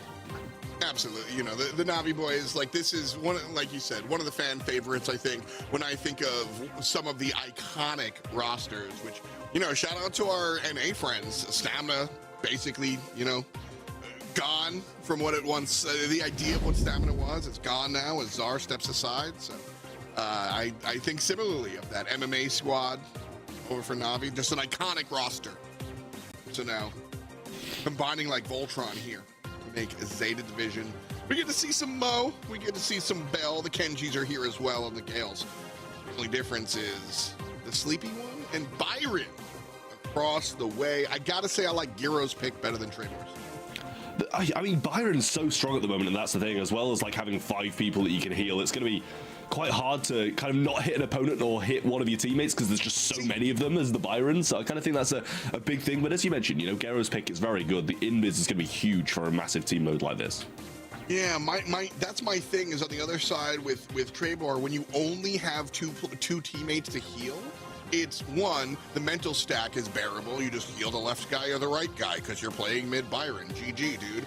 And now you have 4 players to look at. Who needs a heal? OMG, it's like playing War of the Way. But like, in addition, you're also just not going to have enough heals for 5 players worth of damage coming at you. None of your heals are AoE. And so Byron, I don't think he'll just be stepped over, but the impact, he's very powerful in 3v3 right now. I think his impact in 5v5 will be a little less than people are used to.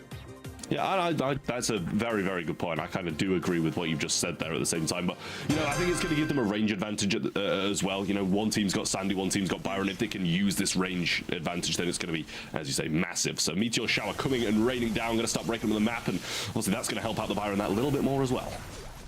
And this is what I was mentioning earlier, is how large our Brawl Ball map is, and we're going east to west instead of north to south. So perspective change, not too big a deal. But the size of the map, that's a giant deal, and definitely changes the way you play. Yeah, huge change. I mean, we're very focused at the top here. All 5 members from both teams are fighting in the top portion of the map. Not really much going down at the bottom, but Maro's going to dash towards that ball, provide it over to Trevor here down at the bottom, and he's getting some great taps in, gets 2, splash available as well, uses it directly on Naui, but didn't take much of that damage. Now the dash comes in, he gets 1, can't quite clip Mori there, might have been able to bring him down if he did, but Meow has this knockback ready to go, and Mori in a bit of a compromised position. The Gale showing why he's such a great pick in a couple of these matchups. Both Kenji and Mo want to just push into you, and Gale pushes you back. So a great answer, and Mori certainly playing well with it. So the ball, however, back to mid. So over a minute and a half of play, and the ball has left mid twice and wound up back in the mid. Scoring opportunity for Zeta could be on the horizon. Yeah, especially with that sandstorm coming down. Now all members of Totem are just going to kind of retreat back into their goal, and now the dash comes in from Kenji. Not going to find any connections. Hypercharge super there, but 1 in return as well from Meow. That's huge. He knocks so many back, but still no goal as a result. Guille's going to get stunned again, though. Now he's going to go for it, but the ball cleared back to Mori, who gets stunned, and it's just never-ending action, but no goal for Zeta just yet. Oh, the fantastic positioning, just so much space, but nobody stepped forward. From my position, it looked like a communication breakdown. Somebody just needs to say, grab the ball. But there was a lot of traffic, so it's hard for me to make that call. Tough, though. 25 seconds and counting down. Zeta still on Reply Totem's side. Guille gets a kill to open up the map, and 18 seconds might be enough to make it across the field. Guille gets a kill, but here's Nob from a distance. And 1 is all they need, theoretically. I mean, it's rare you see all 5 players like not even living, just dead in the map, and that's exactly what Zeta Vision managed there to be able to get the goal. No time for a Reply Totem comeback. Can't quite squeeze the goal in from that spawn point with only 10 seconds left. Tough for them. But I mean, Angel Boy sipping from his Navi Cup, reliving good days. And it is Zeta Division who he's representing at the moment, and they're quite pleased with that win. I love this dude, man. Angel Boy, like one of my favorite players, and swag like that very is live, subtle, man. Very subtle. Like just swag like that that's the. I love how he's just doing it over and over. Like he's never gonna finish that cuppa. I like it. I love it. Just big fan of that nonsense. So Angel Boy making a statement here with Zeta Division in the early stages of our Brawl Ball, and one of the first times that we actually get a chance to see Brawl Ball here on our EMEA September Spectacle. Little fun, honestly. Feels more like everybody's favorite football game. Winning 11, right? So that was a good one for the footy fans, trust. trust the process. But I mean, that's a goal. I mean, Zeta Vision just seem unstoppable at the moment. Like the roster that they've brought to this is kind of what we expect the result to be. And Totem don't seem to be able to match up against it at the moment. Now he just beelining straight towards Gear here, who does get a super in return. Angel Boy coming forwards as well, though, marked up whilst he was in that form of the drill form. So he does come out of that and get away from it. But stuns available. Trevor's on the last line. Goal again. And in 40 seconds, Zeta Vision have closed out the second game. And he's back at the Navi Mog. It's never ending. He's so thirsty, clearly. He's so thirsty, dude. I'm losing it on this. Like, I'm actually losing. Well earned, though, man. Well earned. You get to do that. And I want to point out how fantastic this Brawl Ball play was in the second game. I think the first game was very much just like fancy team deathmatch, right? Like, everybody was just kind of messing around. This second game, though, we saw it almost looked like American football, where there was a person in front just pushing everybody aside with the trailer to kick it into the end zone. Really, really smooth play on that top side second goal coming out from Garo. And I think that was the impressive part for me. Yeah, you lost me in that spiel there. You lost me with the trailer kicking it to the end zone. Yeah. Like that's just not something that I'm going to be and to understand. It's nonsense. It's combining sports, but you got to go with. Look at it. He's got a dude in front of him blocking, and then he kicks it. It's like American football and real football. Oh, like, yes, I can understand that. Real. See, look. Understand. Look, there's the American football linebacker, and there's the real football forward kicking it in the net. And the bounty does go to Zeta Vision as well, because we didn't see any goals scored from Reply Totem, so the first goal obviously went their way. Something I completely forgot about just because of how fast-paced, or well, how long the first game was, I should say. It kind of slipped my mind when they eventually scored. But it was Zeta Vision who picked up that $500 bounty. They're going to be pretty pleased about that, putting that in their pocket, and Reply Totem not going to be able to get that in this game. I think Zeta Division forgot about that one. Angel Boy just sitting there. Because he's buying very expensive tea bags, I'm sure. I keep forgetting this mustache. It's cool. Like it's really not doing too well at the moment. I won't lie to you. It's kind of starting to fall off. It's starting to cover my mouth a bit more, slipping down my face. Like word by word, it's moving further and further down my face. Go ahead and vote for which mode we need to be playing, whether it's Gem Grab, Brawl Ball again, or Knockout. I'll be honest. If y'all vote Knockout every single time, I won't complain. Just saying. Those knockout games were absolutely something special. I will say, when I was watching APAC, I feel like I was just watching Brawl Ball. I won't lie to you. It just felt like endless Brawl Ball sets, and the APAC fans clearly have a little bit of a different vibe to what we've got going on here over in EMEA. We've had some Gem Grab, we've had some Knockout, and we've had Brawl Ball. We've had, a bit of everything so far. Yeah, nice little mix and match. And so I think you're our bad luck charm. We're getting Brawl Ball a second time. Yeah, listen, it might be on me. Actually, all jokes aside, why do you think APAC played so much Brawl Ball? We're getting 2 in a row here. Do you think it's fun, or do you think it's more prepared, like players are more confident in their competitive edge?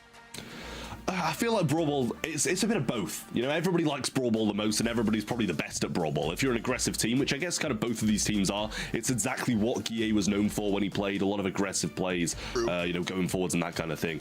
So adding a couple more players like that to the mix, along with Chaos, who's aggressive, and the other Totem guys as well, it kind of just makes sense for these guys to be so well-rounded on a mode like Brawl Ball. It is different. It's a huge map with an extra 2 players. It's very different to how normal Brawl Ball is, but it is the most enjoyable to watch as well. Yeah, I will say, I am suspenders. So, do you call this map bracers? No, I'd call it suspenders as well, I think. Well, we're calling it suspenders now.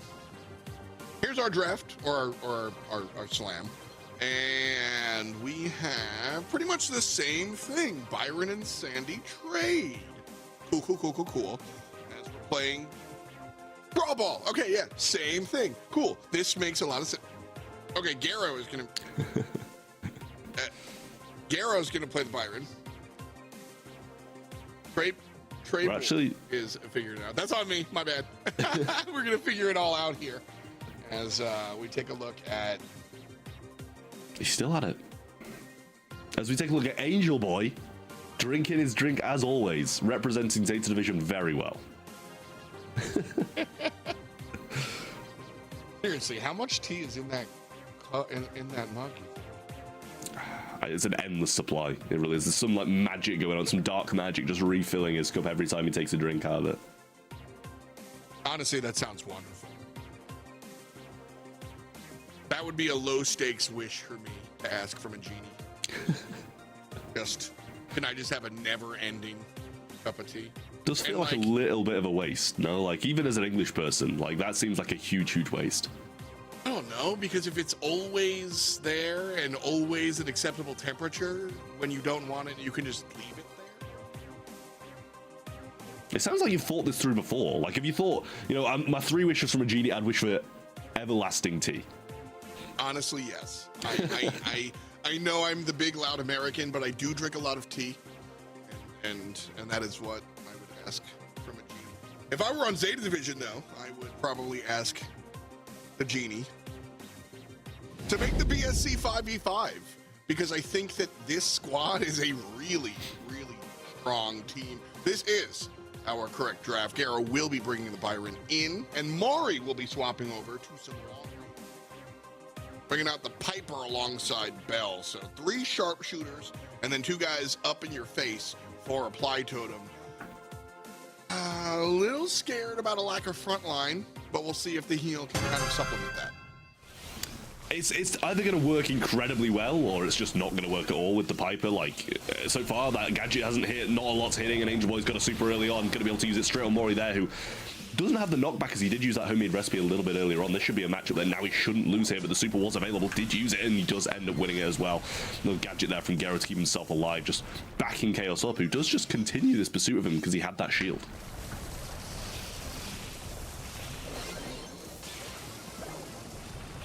Midfield, a little bit of a trade here, as the push down into the base is going to be from Nowie, but Reply Totem had the upper hand right past the defender. Oh, right past the defender. Maru caught him sleeping. Well, Piper's clearly working, and now he's just going to beeline towards Maru here, trying to make this move. Super available, going to try his on Guille there. Gets connection on him and on Maru as well. Great stuff coming through. Now the mark onto Nob, and Angel Boy's going to go down as well. Chaos moving forwards. Ball to Maury. Shot goes through, and what a pass to Maru to take this first game. Fantastic and efficient. That's what we want to see. I think after that first game, they realized that sitting around waffling in the middle is just going to get you pancaked, and you got to be aggressive to get the W. That's what we saw out of that last victory, and that's what we saw here. I mean, what a performance that was. Genuinely, it was just shoot, shoot, shoot, kill, kill, kill, pass, goal, both times. And that's just that's how easy it was for Apply Totem in this one. Complete night and day difference from that previous set where Zeta Division were the ones that were just all over, dominating that game. And, you know, it's something that a map and a brawler change can just completely switch and turn the tides of the game. Yeah, I mean, you're absolutely right. You know, just a little bit of that might open up the door. We were a little afraid about a lack of front line, but if you can take the opponent down from a distance before they can even dive you, then you don't really need that many people up front. So long range shots from Mari started things off. I think Maru gonna pass down to Mari. Gay sitting here on the south side as well, but it's Garo up top that opens up the door, and now with Zeta Division pushing forward past to the mid lane, and Garo just barely misses it. Yeah, I'm not sure if that's kind of a lack of communication. I feel like a pass to the Mo and a super shot in probably would have been, or not the Mo, sorry, whoever was up the map there. I believe it was Gale or Byron. It would have gone a lot further than that shot towards goal, but Maury going to go for the shot, not going to find it. That's a waste of a super and a waste of a hypercharge, and now Zeta going to be back in control of the ball, and a lot of supers along the way too. Yeah, I did not like that shot. Clearly that was the game plan. And so, like, I respect just, all right, we call the play, stick to it. But I think in that moment, you have to identify that the opening is no longer there, and you have to go ahead and turn things around. So, a missed opportunity there from Reply Totem. Zeta Division now pushing forward and just barely, I think technically that's offsides, but we don't call that here. That's a goal. Yeah, I mean, a little bit of a mistake there as well. I feel like the Zeta Division's Kenji did just go very aggressive and kind of leave the ball behind. Trevor's going to be able to get a kill here as well. Mario dashes towards the ball. Going to grab it, waste his shot and dash towards it again. Try and find an opportunity to score here. Might go towards the mid and pass to Chaos, who he does get the ball to. Bouncing shots, ricocheting between Meow and Angel Boy. Shot comes through straight into the hands of Meow, though. But Guille not going to be able to get anything done. Now we're going to go for the ball as there are only 30 seconds to equalize the score of the set goes Totem's way. There's a little magnetism on the ball. You're not going to nutmeg in between the two players. Rough idea to shoot there, but the recalibration is here. EA gets one, not the second. Trebor trying to find Angel Boy. Won't be able to capitalize off of his teammates' push. 10 seconds ago, Zeta Division with the ball in their hand, and honestly, looking up at Reply Totem. Can they score in the last seconds? No! Reply Totem find their victory and tie us up 1-1. Yeah, they just managed that so well. Like the first game, complete dominance from Reply Totem. We saw a little bit of a pushback and what should have been a goal from Zeta Division in the second one. We really should be seeing overtime there, let's be real, because a little pass to the man on the front lines and a shot in would have gone much better than the just shot towards goal that Zeta Division did go for. But at the end of the day, you know, mistakes are made. There's maybe a bit more of a lack of synergy in 5v5. It's a bit more hectic. More mistakes should be coming through. And, you know, we did see that from Zeta Division. They left opportunities open. They didn't take opportunities themselves, and it's something they're going to have to iron out for this third set. One thing I also really want to bring up is, I mentioned before, and I'm not siding on the dotted line. I don't know if that missed goal opportunity was a communication malfunction there, Trav, but that's what it looked like to me. And so I'm going to use this as a jump-off point to really bring up the fact that 3v3 versus 5v5, the VC is clogged. When you play 3 players, it's you and 2 other folks, and you're able to talk, and you're even able to pop off and yell at each other. 5 players in 1 VC in the middle of a competitive game, that is a whole different mindset when you're trying to communicate. And so when you see those communication breakdowns, these are players that for years have played in 3-player atmospheres, and adding 2 extra players, Trav, is a very big deal, and it's hard to keep comms clean. Yeah, I mean, that's the thing, you know, in other games that are, you know, naturally 5v5, you're going to have spent years on, you know, refining your communication, making sure that voice chat is, you know, perfectly clear for, you know, each member to say exactly what they need to do, and that's what, you know, players in Brawl Stars will have done. For, as you say, 3 players, not the 5 that we're seeing here today. So it's going to be very clogged.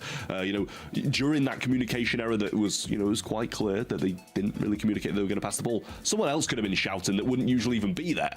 Right. So that is a, you know, it's a huge thing for Zeta Division to, you know, they need to kind of iron it out. Whereas, you know, Reply Totem, I think maybe that whole group of people are really strong friends, and I don't know, it maybe becomes a little bit easier for them.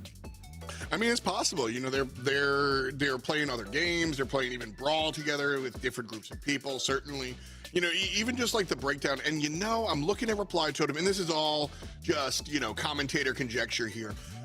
Like looking at Reply Totem, you know, the same to be said across the way about some of the other players. But Chaos is a sort of good de facto leader.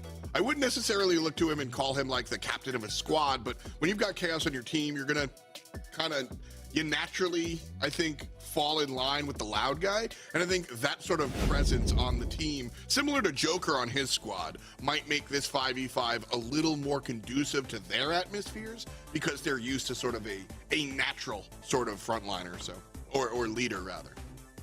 Snowflakes, gem grab. Another big map.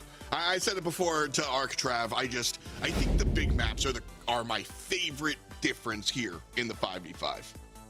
Yeah, I really do enjoy them as well. The maps have been, you know, really something special. But I mean, composition-wise here, we got that Mortis, which is returning from last time we saw Gem Grab it in the previous series.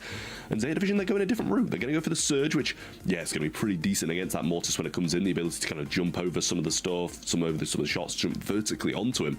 It's definitely going to be a big help. So I like that composition. But then we see the Sandy up top as well, which is different from the Bell. So it does kind of seem like, you know, maybe Reply Totem are lacking that solid concrete mid. I imagine it's probably going to be the Gale in comparison to maybe Zeta Division, who go and let Bell do his thing.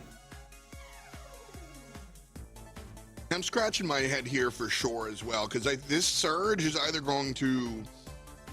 I don't know that the Surge is going to be very successful. I feel like a lot of players across the way can just abuse the Surge. Of course, you level up. You know, that's the Surge thing. You get a couple of levels, all of a sudden you're running the game. I'm just not sure if he's going to be able to get there. I mean, the thing is, he should be able to, right? With the Kenji coming towards him, with the Mortis coming towards him, yeah, they're going to try and evade him. They're going to try and go for other people. But at the end of the day, I think Gero will at least be able to get level 2, get that speed, and then, you know, when a Mo comes towards one of his teammates, help him out, or the same with the other guys as well. I think that Zeta Division should be pretty safe with this Surge pick. I do think it's very solid, and especially, you know, predicting. That's exactly what they predicted what totem are going to want to go and tried to pick against it, which is, you know, the power of the blind pick. Certainly staring at that left side as Gero gets dove on by Guille. The up-down misses. Maru able to take down Meow as well. So, bunch of kills for the side of Reply Totem, but Zeta Division are the ones that have mid control and a couple of gems above. 6-3. Gero now rotating onto the right-hand side. The up-down connects that time. And Naui off the assist from the Surge. Well, I mean, with this kind of boost in gems that Zeta Division have got here, they've got only really need to just get one of these zones and get all the gems that come off it, and they'll be completely fine. A little bit of a hiding. I think it's Gale in there trying to hide. Totem doing a great job. Oh, he's going to go down, but the jump comes in from Gero. Hypercharge ready to roll as well, using it also. Maru has 4 gems in hand. You don't want them on him, but it's better than the opponent's hands. And Gero now in a pretty much 1v4 has to try and escape here. Trevor going to be able to do something, but not get him down just yet. And now 1v4 still for Gero, and this time he can't get away. 13 gems for Reply Totem. Wait a second. 14 gems for Reply Totem. Oh, we're going to 20? Okay. I missed that one. I missed that memo. So 15 above 11 as Reply Totem now pushing here from the right-hand side. Meow with a great push. And the rest of Team Zeta filtering into the right-hand side. Nob, though, with the left flank is a big deal. He gets pushed out, and as a result, Zeta's push on the right-hand side falls down, and they wind up losing 2 players.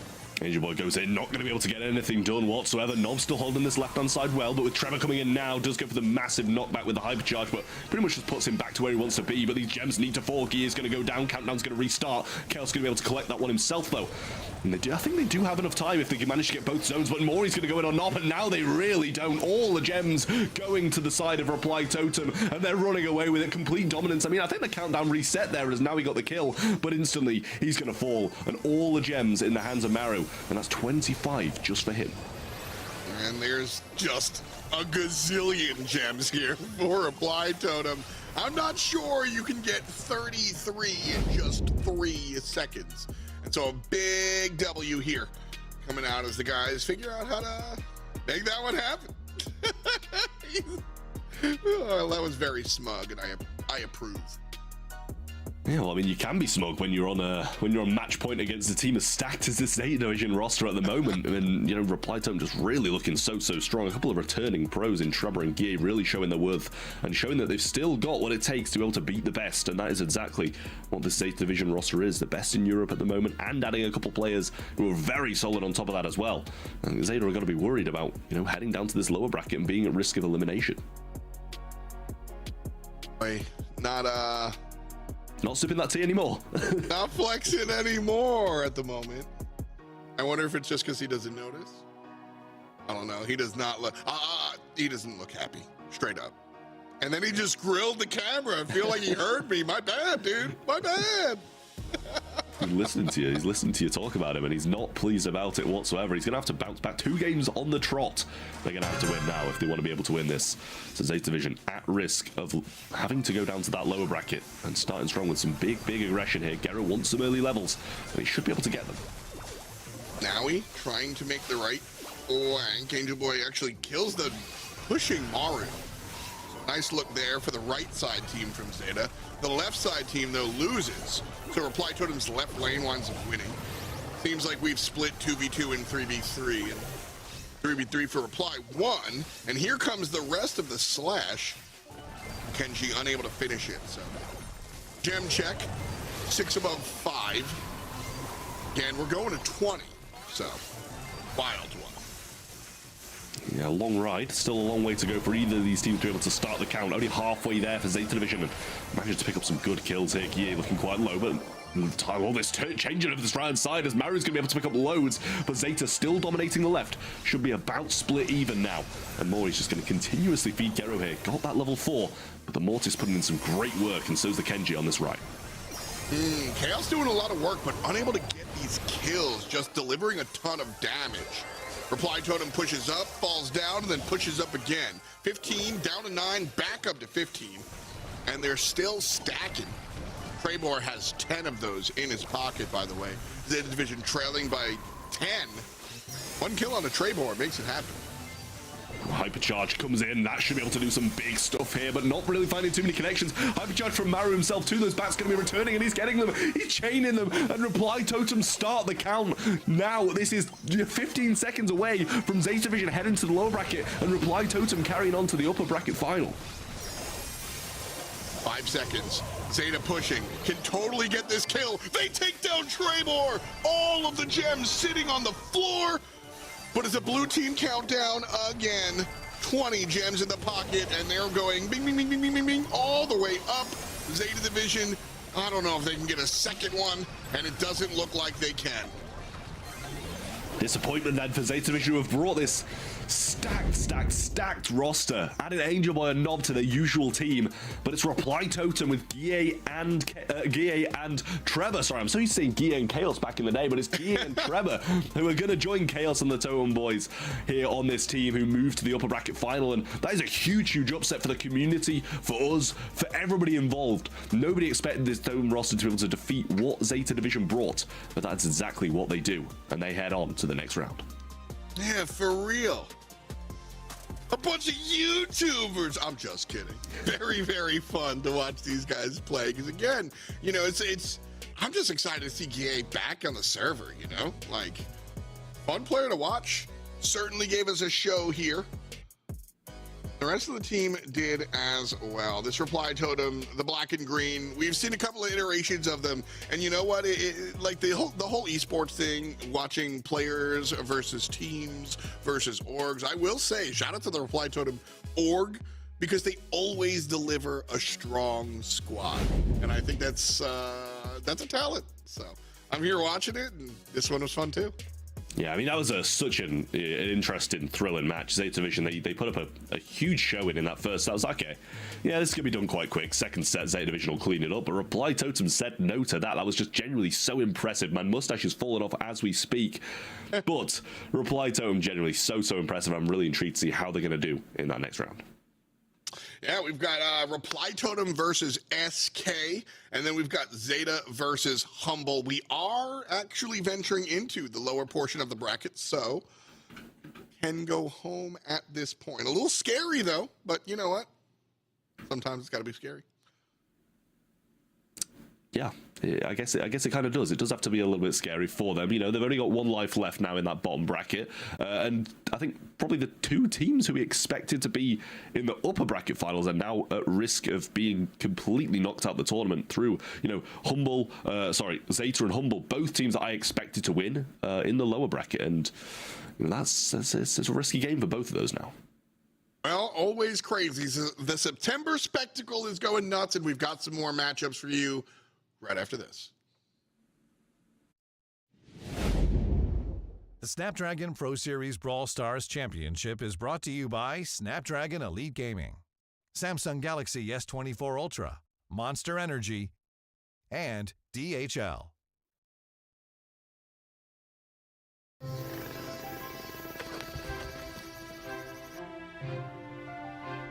我が家世界の片隅にある安息の地何人たりとも触れることのできない全てが揃った楽園だった台所食材憩いの場情熱技巧お客様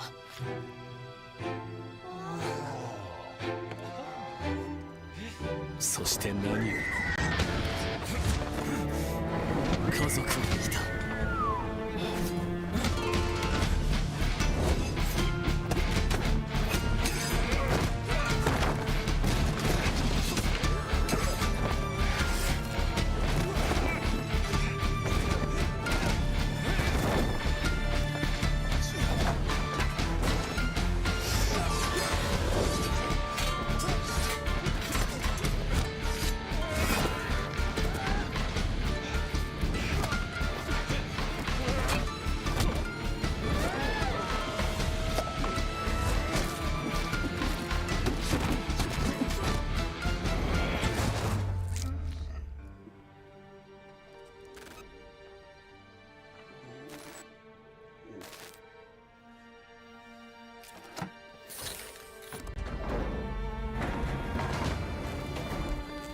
戦いには戻らぬと誓っていた。だがあの者たちは許せん。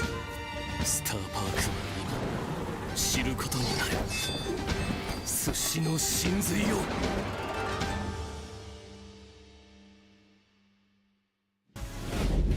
Snapdragon.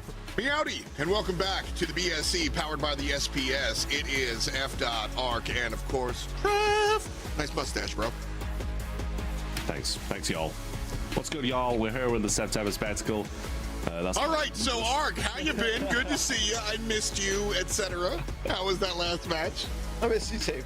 Really chaotic as you'd already expect, but nonetheless incredibly enjoyable. I'm looking forward to seeing what's going to happen in that lower bracket now. Yeah, if you're just joining us, you've missed a whole bunch. So we have 5 players on each team. We're tossing some modifiers. We're even throwing free money. Well, you got to earn the money by the way of bounties at players.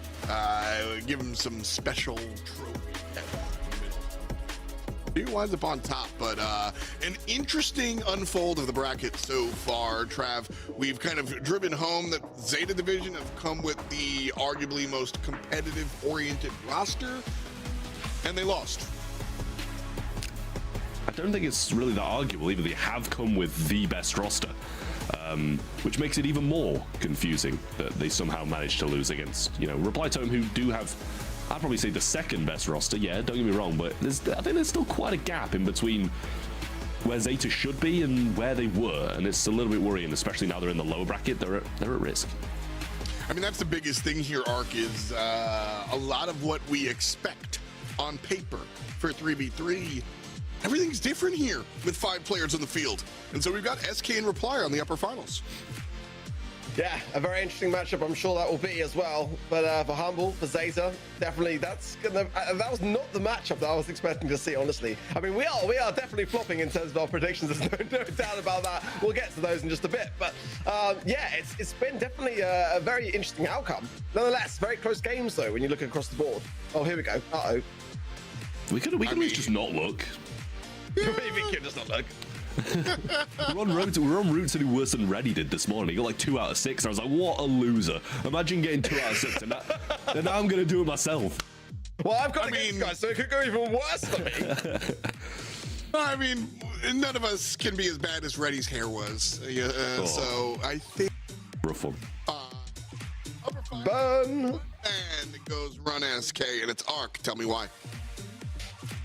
I think the SK looks really good, honestly. I mean, no doubt Reply Totem did as well. I mean, they really did make a fantastic comeback, and I had all my money on Zeta on that game, as we all did.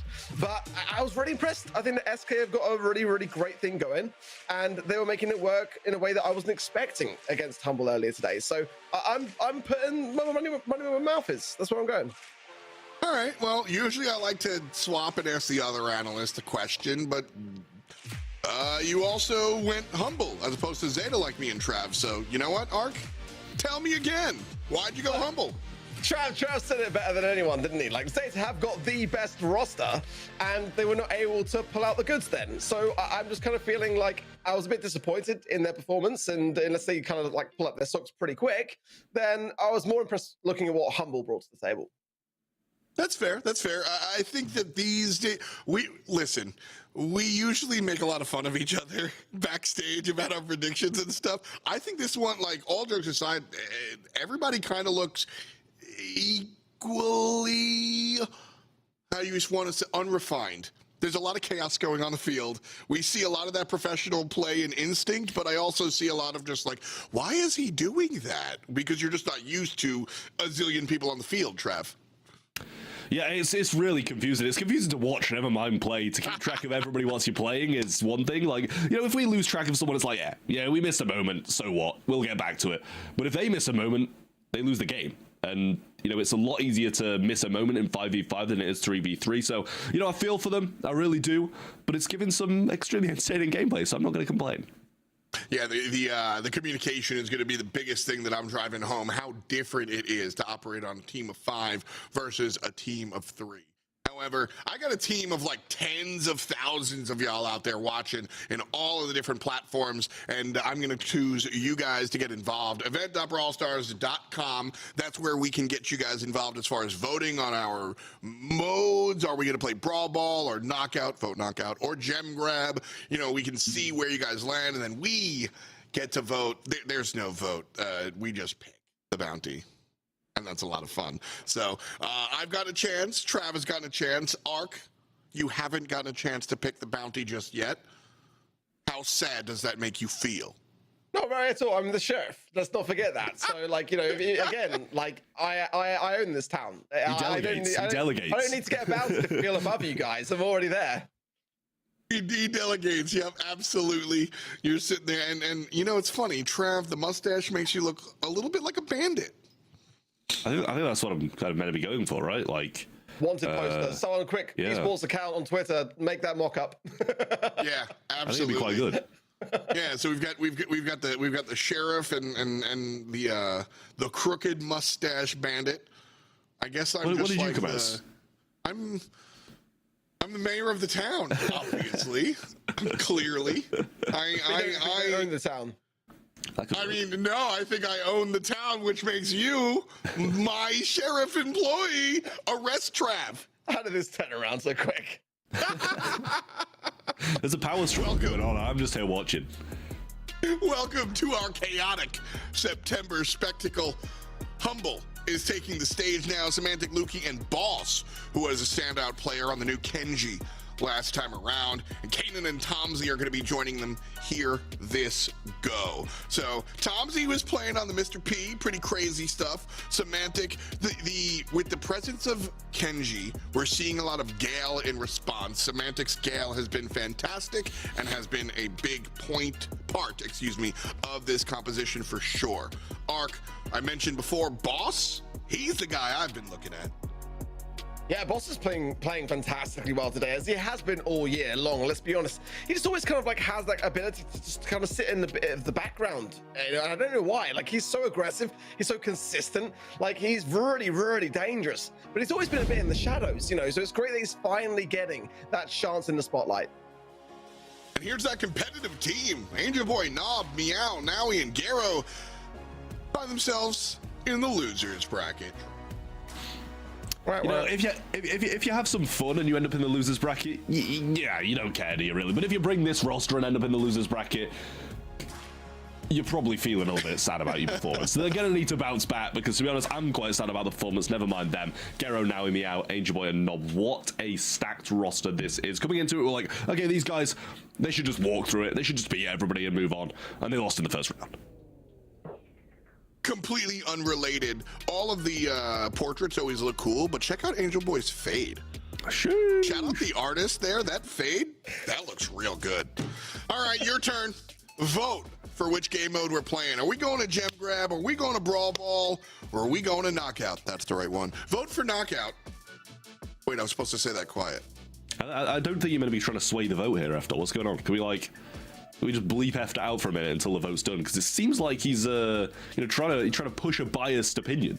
It's not working anyway. It's not working. No one cares. No one you know cares, what? bro. If you get caught, just own it. Yes, it's me. I'm defrauding this. Just vote for Knockout. I think it's cool. Was that a powerful statement? No. They voted for Brawl Ball. Yeah, I don't think they're okay. gonna listen. All right. You know what? Shout out Leonardo. He's the only one that had my back. Brawl Ball it is. Okay. This has been wild, though, with how big the map is for Brawl Ball Arc. We've seen some crazy plays where just complete dominance on like the top side of the map, while the bottom side is just a guy dribbling up. Yeah, and absolutely so. I mean, I also really enjoyed in the APAC region watching brawlers like Max come into the mix and just being able to really deflate the pressure, take the ball off to the other side across the map and as quick as a flash. And I want to see a bit more of that actually as well. I want to see kind of like the ball being like maneuvered around the map in a way which kind of brings in brawlers like that to the occasion. Obviously, we're going to see the Kenjis, and there's no doubt about that. We've actually seen a little bit less of Mo than we saw in APAC earlier today, which I was a bit surprised to see. But Brawl Ball definitely up there as a fan favorite, no doubt about it. Yeah, I think it's also very, very different with how large the map is and how much more you've got to pass. So I'm going to pass the ball to you guys. Trav and Ark, you guys have the call. I'm going to get the heck out of heat, and I will see you later. In a bit, F-Dot. In a bit. All right, Freddie Mercury, let's go. Back out some singing lines. Sing me the polls. No, it's not happening. It's not happening. I'm not trying to get the copyright strike either. Yeah, definitely. Because it'd be so flawless and like exactly like the original that you'd probably get hit with quite a few, copyright strikes. 75% on event.brawlstars.com. Going on the side of Zeta, who, again, as we've said many a time, have come in with the sweatiest of rosters. And I don't blame them. I'm actually voting against them on this occasion. I thought I'd mix it up a little bit, Trav. Going with Humble this time around with the measly 25%. But, I mean, like I said, I was massively impressed with. Yeah, I mean, it's okay, right? I'm not blaming you. I'm not going to blame you.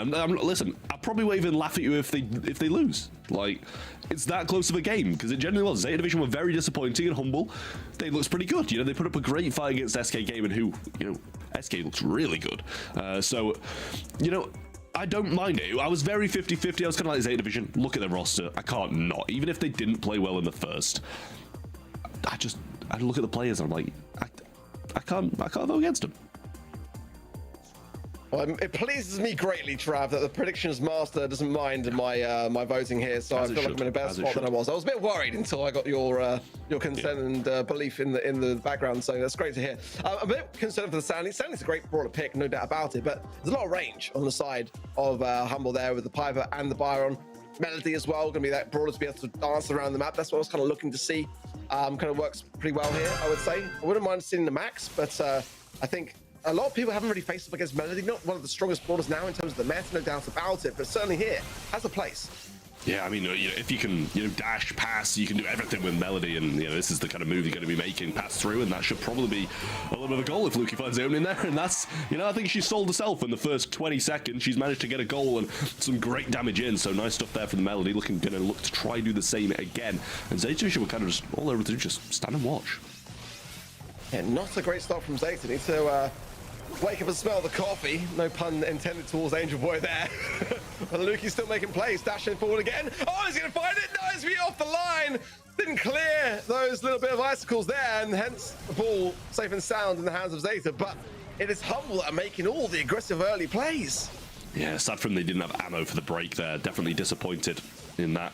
But Boss marked up, going to be having a tough time against Naui now. Shouldn't be able to win this matchup that he has marked, but everybody's dashing against each other. Angel Boy coming in, managed to get the kill. Gero might be able to have a stun here, does have to use it early as Lukey goes in, and now Meow going to try and get the kill, but super thrown down. Boss doing a great job, jumps over that by stepping on his tornado and bouncing over it. But it is Humble who have control of the ball. Just going to move it away, not allow Zeta Division to keep control of it, and that's the right move to make. Yeah, I think it's absolutely wise. I think Semantic looking for a super here. Has hypercharge though, but does go down to Angel Boy, and Naui in a dangerous spot, low HP though, and now with Boss coming in, should be taken care of. Nice super though, not going to find a connection, and now he will fall. Good clear up, good defensive work then from Humble, trying to bring this ball out of harm's way. Zeta bringing a bit more now to the table, which is a good thing to see, but certainly Humble not looking nearly as confident as they were to start with. Angel Boy's going to go in there and evade that little splash as well. Shot, but it's still not broken and nobody's there to get it done. Lukey's little notes are going to be breaking that up for them. Nobody might be able to make the move and get the goal himself, but it can't quite do it. A little super, pass through. And Gero going to have the stun. Can he get it done? Manages to sneak it in and even it out with 30 seconds left on the clock. Lovely stuff. Got to ask yourself the question, would they have been able to get that if they hadn't actually broken their own defensive line? But nonetheless, that is the case. And now with 15 seconds, wall's about to come crumbling down from Super's to the hand of Zeta here as well. As now he's going crazy on the aggressive, gets Boss taken care of down the bottom side. Oh, I think that was the play from Kanan. Probably got the ball at a bad time. Wants to go on the aggressive, I believe, onto the Sandy. But now Lukey making a play. And now the wall's going down. The super shot. And Angel Boy can't reach it. Humble's taking the game. I mean, that's a rough one. What a breakaway. The Lukey scoring both of those goals. And the second one, they had no control. They were probably going to lose the game if he doesn't make that play. But he manages it. And what a play it was as well. Zeta Division twice now. All he can do, just stand watching Lukey do his thing. And what a play that was to make. Luki's been playing phenomenal today, hasn't he? He really has been carrying a lot of the time. We saw it earlier today in Knockout, and now in Brawl Ball, he was the man to watch out for. Zeta behind now, and again, like, their roster's fantastic. I mean, it shouldn't be looking like it's nearly as one-sided as it has been so far today, but they had some glimmers in Brawl Ball. They've got to have more if they want to be able to come out on top here. Yeah, really need to make some moves. Ball just in that corner. Luki maybe wanted to try and go for that there, but chose to go for the kill instead and made a good job of it. Didn't really have to use much utility there either. Just these notes circling around him. He's keeping 3 as well, continuing these taps, and Tomsy's going to just provide him with a little bit of heal, get him ready to go back into the action. Well, there's a super hand of the Mo. Angel Boy here to go on the aggressive, but Luki dashes away. Kanan dashes in, and that should be a ball relatively clear now. Luki going in again towards the goal this time. Boss going to be able to get a straightforward goal there for Humble, making this look easy. Yeah, I mean, Zeta, something needs to happen. Something quick as well, or you're going to be losing the first set. Hyper charge ready for Semantic. Luki going again. Can't find it as the walls aren't broken this time. That's twice that's happened now. And Kanan in the middle of a Sandy Super's not going to be having the best of time. Super comes through, Boss one shot. Now he's going to clean that up as well. Zeta trying to bounce back. Tomsy going to find the connecting blow. A little pass to the mid, but Meow can't quite reach it. Angel Boy has the Super, can't find it. Pass to himself, and the kill along the way. They even the score, and 1:10 on the clock. Great plays from Angel Boy. I was a bit worried, not gonna lie there, but he got the job done in just the nick of time. But again, how will Humble defend this situation? Because if the ball gets in Luki's hands and he's the one that's on the ball at the moment, he could make that break yet again. He's going with one dash, this time going into the aggressiveness onto Meow. The Twister knocks him back, and that brings the ball back into the arms there of Zeta. We've got some takedowns left, right, and center. And now the ball comes forward. It's going to be a great goal scoring opportunity. So Kanan doing a really good job to delay that onset. I mean, look at the utility here as well. Hypercharge, Gale, Sandy Super, Kenji Super, everything's lining up for Zeta to be able to win this right now. Hypercharge comes through as well. Luki muted out for a second, now dashing forwards, tries to get some work done. Triple hit on that Super Semantic verge of the cycle, and Zeta walk through Humble, and even the score, take the game, and next one will take the set. And that is what we were saying. We needed to see more from Zeta. And more we got. I mean, that was really, really great to really just kind of take down the pace a little bit, get that utility in place, get the communication more on point, and just say, right, I've got my hypercharge, who's next? And when everyone's ready to go, everyone went in. And that is how you get those games to just turn around into their favor, because it looks a much more refined, reformed Zeta in that moment there. For Humble now, who have struggled sometimes on the cusp of being able to gain those sets or get that match point locked in, now might be able to be in a position here of actually dropping the set. They don't want to be doing that after such a great start. So we'll surely be into the game now, and let's see if they can recoup themselves. Yeah, well, Zeta goes straight for the ball this time. Don't want to let Melody have one of those early game breakaways as Luki has had in the past too, but Boss is going to get the kill on Nob up top, and now still dashing around, gets one Angel Boy too. They're trying to provide the ball to him. Might be able to slide this one through here, but he doesn't have a Super just yet. Goes for the shot, but can't get anywhere near the goal. Still continuing his aggression though, and a little nest egg's going to force Samantha to jump away and waste that Super. But it does come with the wall, but Luki just, he's not using the Super goal. He's just instantly bouncing back up the map. Some good jukes there as well from Kanan. Has now got Super as well. Would like to try and avoid this scale realistically here, because that gadget's going to be able to be the strongest of defenses against it. Luki now dancing with Naui, now popping the shield and just trying to evade that slice and dice, but Angel Boy now bringing the ball forwards. And this is a dangerous position here for Humble, who have got to be able to do better than that. Straight into the hands of Naui and straight in the goal. An early one on the ball for Zeta. It's just a night and day difference. I mean, we wanted more from Zeta, and that's what we're getting. Super comes in from Angel Boy. Everybody on Zeta just going forwards. Kenji dash comes through. Kanan not going to get hit by it, though. Boss goes for the ball. He's going to use the Super Bomb pass to Meow, and they missed the pass as well. The stun on the line doesn't really do anything, and now Kero. Everybody in Zeta's fallen but him. What should have been a goal might be a chance for Humble.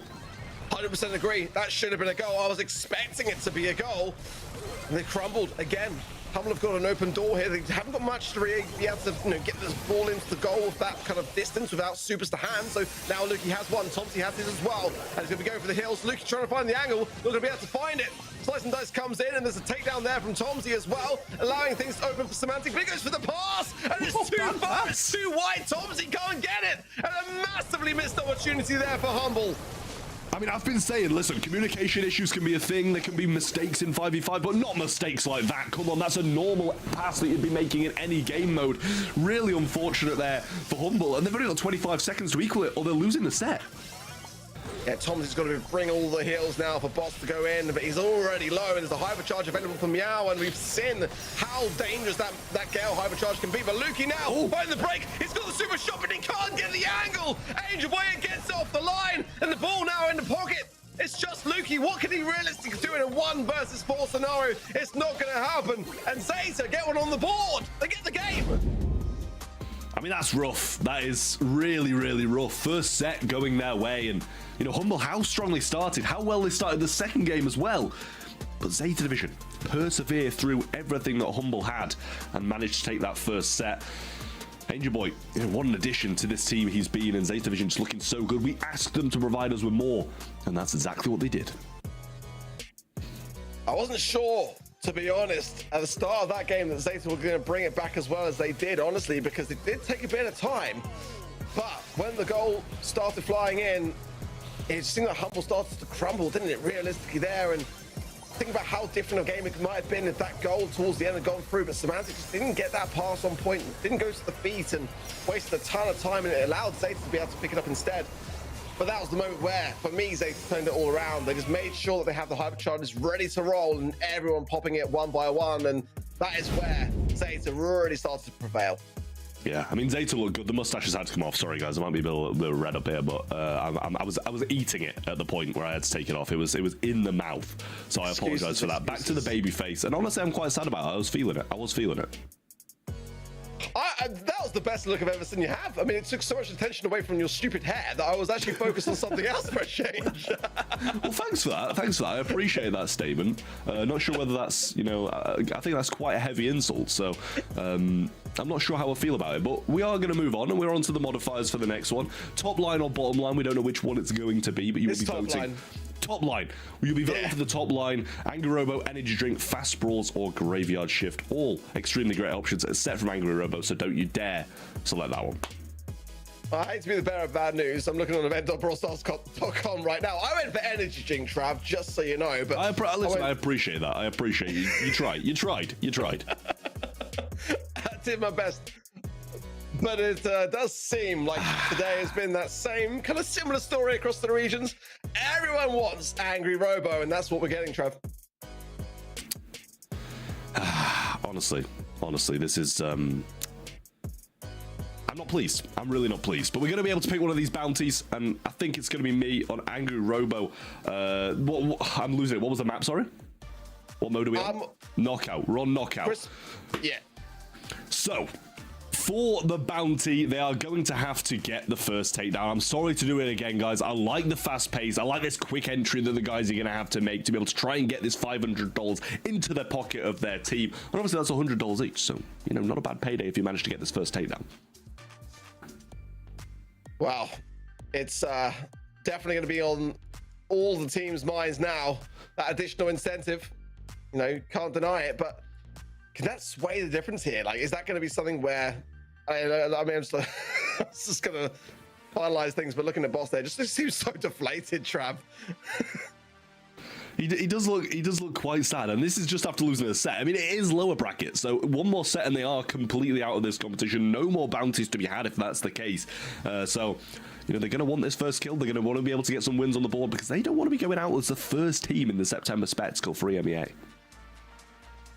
Yeah, it's definitely having the pressure cooker getting vamped up now, and for Humble, who are the #1 seed in the EMEA region, let's not forget that this year, not looking great. But this was a game mode which they did have pretty good success rates in early today against SK Gaming.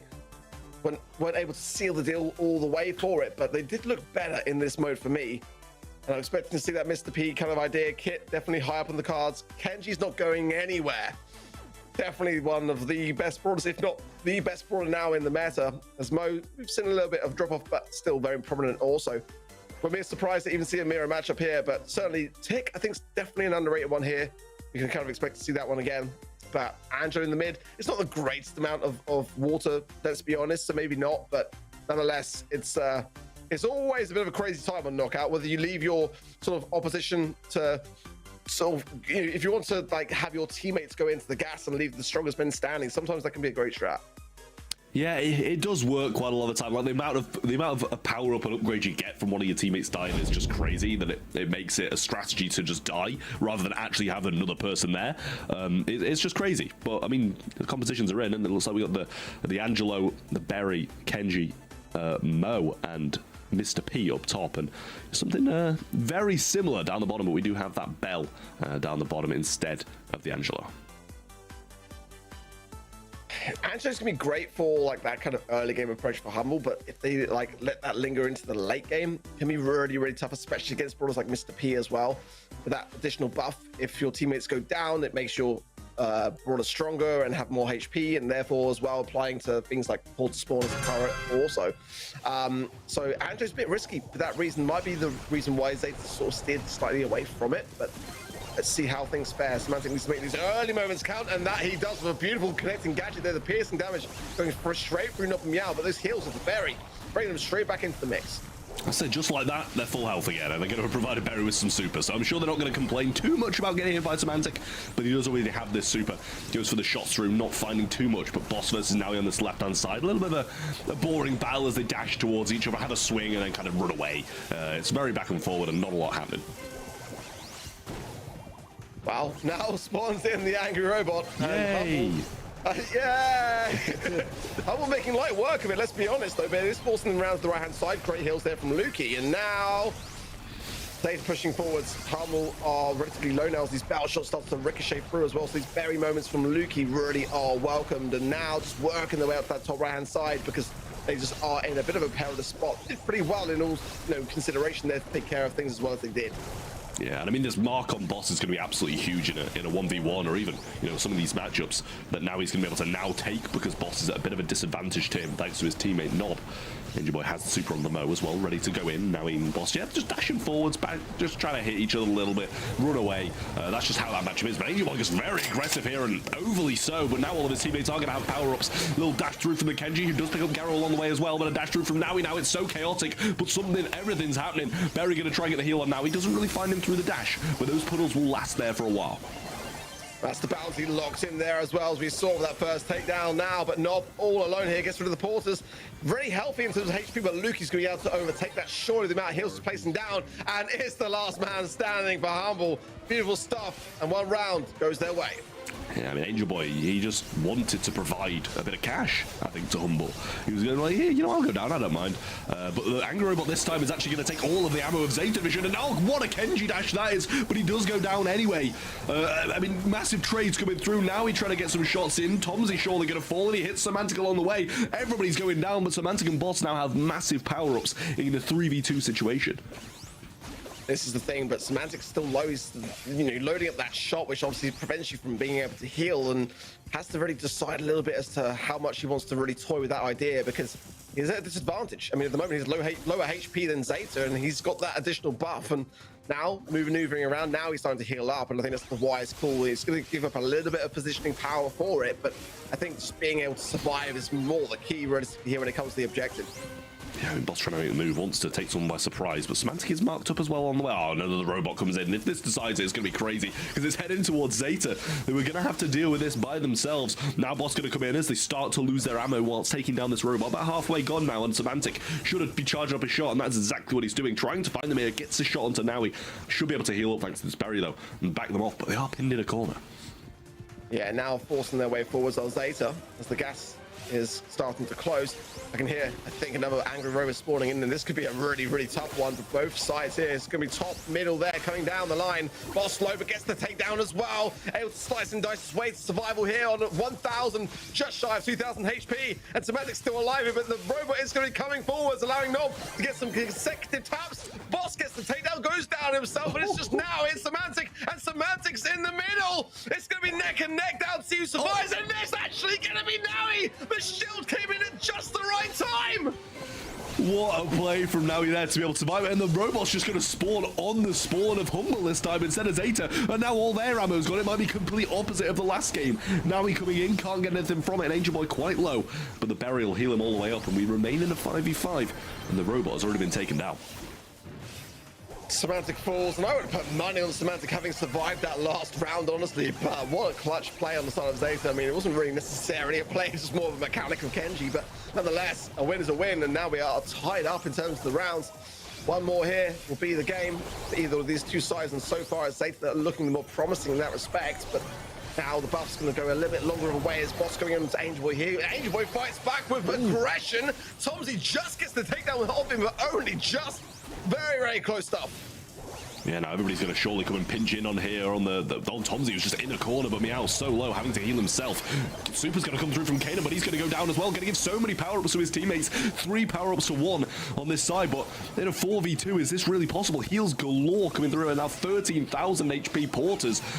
It's an even game, even in a 4v2, and that's what's so crazy. And they have got the advantage with the robot going on the side of Zeta here. They can just maybe isolate Nob here on this far left-hand side, whilst all the other players are already kind of having their work cut out for them, but they're not really too bothered about it. I think they kind of should be a little bit here, because his shots are ricocheting. Tomsy's low here, and Nob's just not being dealt with. He's staying right by the gas now, but pinched in there with the heals. Goes down himself. 2 versus 3, so neck and neck, but now he's in a great spot here to go the aggressive onto Tomsy. He gets a nice connection there, gets the final pickup. Now versus Lukey, who's it gonna be? I mean, Berry's got the heal, so it should be Berry, right? Unless we can see something huge from Naui. I mean, he's got no gadgets left to bring the healing back to him. And that's going to be the game going the way of Humble, and they're going to be pretty pleased about that one. Huge stuff for them. Really, really strong performance there towards the end. And I mean, in situations where it's a 4v2 and you can still fight, I don't know if I like it or I hate it. Crazy, absolutely crazy. I can see why everyone's voting for Angry Robo, by the way, on event.brawlstars.com. I absolutely cannot. I can see it. Whether I agree with it, seeing it so much, is a different story. I don't know if I can speak to you anymore. I actually don't. I'll take that as a win. Epic W. After that statement, we're going to have some problems. We're going to have some problems soon. But back into the game. Looking good for Humble overall, and some heals coming through early on from Lukey, having to super down and throw quite a lot to keep his teammates alive. Well, Tomsy just trying to work towards that early super as quickly as possible, really, here. Don't really necessarily want to use it, just want to hold on to it until you are buffed up. And Boss, and now he's dancing here. I think Boss is coming out a little bit better here. The gadget pop there goes into the side of Nob as well, and Nob now low. That shot from Semantic just hits as well. For his demise. Now we're still all tied up 4-4, but can trace back and forth. Yeah, it's always the Kenji off here. Who can help their teammate the most? Shots now, and the super available from Boss. Might choose to go for somewhere else, but he's having a tough time in this matchup. Now Berry's coming in and healing, and now he's doing so much. Super is there from Boss, who tries to go in yet again. Not going to find the swing on Tagero, but cycle the super out. And Lukey coming in and trying to heal now. Angel Boy going to go in onto Lukey, but should have the help of his teammate Boss there. Going to be able to get that kill. Lukey staying alive and healing well also, but now he's going to try get that. It's just so back and forward. 1v1, Mr. P or Kenji, who wins it? And the robot is on Kenji, which is not going to help him at all. Love that synergy, honestly, between the Kenji and the heals coming in from the Berry. I mean, it really did allow Boss to go to town. He's got to be able to try to get that portal spawner or allow the gas to be able to take it down for him realistically here and not feed Gero in the process and get away from that Robo and try and base his way forwards into Gero. It's going to be a very tough thing. Those portal spawners are so tanky. He's got to ignore it. Go straight to Gero. Try and get that shielding into play. He gets the takedown, and that's huge for Humble. Yeah, I mean, that works. I mean, the robot's still there, going to have to take this down really quickly. I mean, how annoying is that to have to waste all your ammo on the robot off spawn? But the Berry shots come in and the heals there as well. Should be able to get quite a lot of super off all these people standing. Oh, what a super coming in from Kenji, and another one as well. Going to miss the second and allow the team to heal up. Kanan's going in, moves off the Berry heals and gets the kill. What is happening right now? Everything is going down, and I can't keep up.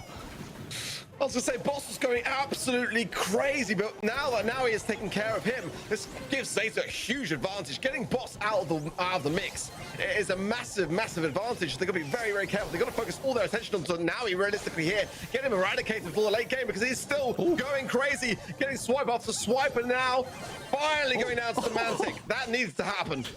I mean, the robot comes in and cleans up. Nice stuff there from the robot, I guess. And it's completely 1v1ing a Porter here, which Gero's going to be pretty happy about because it's not his, and his still remains over this left-hand side. The gas will eventually claim it, but the amount these Porters are going to do for a while against Semantic is just wild. Thing is, Angelo does have the upper hand here. The problem is the Porter spawners, which will go down over time because Angelo's going to have the biggest of problems against that. He wants to be able to evade the Angry Robot, which can't attack him when he's on the lake, right? So in the late game, if Semantic can get some heals, he's really got the upper hand against this Mr. P. But he's got to be cautious around his health and try to get a tap. Just one tap prior to the gas, and he should be okay here for all intents and purposes. Yeah, I mean, it's such a benefit, this robot not being able to hit him. I mean, Gero's getting hit by the zone, just trying to stay away from this robot, and it's just not happening. The gadget's available as well, should be able to hit Gero with it, and does just that. And this is a nightmare for Gero. All our waiting, all our anticipation for absolutely nothing. Humble take it, and they take the set. A great outcome, a fantastic one for Humble. Really quite, when you look at it, you know, very, very strategic, very tactical there. To have that Angelo pick be the one that survived until the late game. I had my money on it being Boss that was going to need to carry those moments, but Semantic did redeem himself. Didn't have the best of games. I think he'll be probably the first to say, but in the end, where it matters most, keeping Humble alive was the plan, and Humble prevailed. Now, the third and final set we go. I mean, so useful to just be able to levitate over the water and have the robot just kind of circle around until, you know, the opposition comes close enough to be able to move it onto him. Massive stuff there from Semantic to be able to win that one. Huge stuff for Humble to be able to equalize this one. Zeta Division, they looked good. You know, it's never not been a 1v1, and I think that's kind of the name of the game in 5v5 knockout. That's why the power-ups are there, to keep the game nice and even. But we've got a game on our hands now. Oh, we really do. I mean, this is what I said going in was a better mode for Humble, and that proved to be true. They made good on earlier, and they lost to SK Gaming. That moment there was so clutch with the Kenshi coming out on top. I did not expect it. And Boss and Gero dancing in this moment here. Great stuff. But for Humble, a very, I mean, their most important, you know, set to win today, realistically here. And I mean, Semantic played that perfectly. It could have gone wrong in many ways as well. If it depended too much on Mr. P and taking too much damage prior to the gas, he wouldn't have come out on top. But that bounty as well, obviously claimed in the process. And it's just Reply Toastman that's struggling a bit today.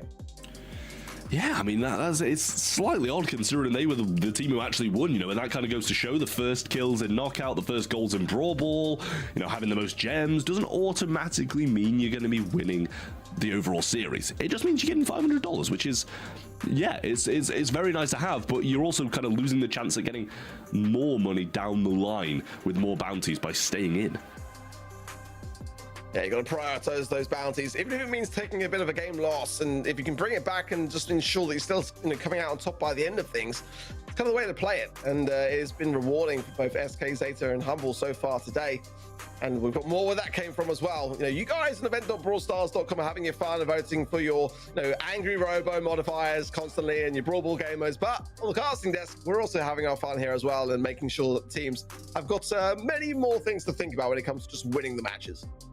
Yeah, it's nice to see all of these kind of things coming together. It's a lot for the players, and it's kind of nice to see how well they're going to cope with all these modifiers, the different maps, the extra players. We're on Brawl Ball, we're on Suspenders again, so a bit more long range. We saw Totem kind of take a very long range approach. They brought in the Piper, and it worked an absolute treat when they played this map. So I don't know if maybe they're going to kind of pivot, change their kind of tactics to what, you know, what worked for Totem in the upper bracket, and play a bit more range than the kind of scrappy close range. Well, just the Gale so far that we can see, but we'll have a look into that as well. Bell, I'm really glad to see the Bell pick. I was literally just about to talk about Bell being one of these brawlers, which is taking a bit of a kind of quieter role, let's say, in terms of the drafting process of, not really draft, but kind of just selection process. But you know, Bell gets a ton of value, honestly. Like, especially in 5v5, when you've got so many brawlers kind of collectively together those shots to be able to ricochet and bounce between, do over time. They get, yeah, and a second belt. Love that. But no Kenji for Zeta. Is that a mistake?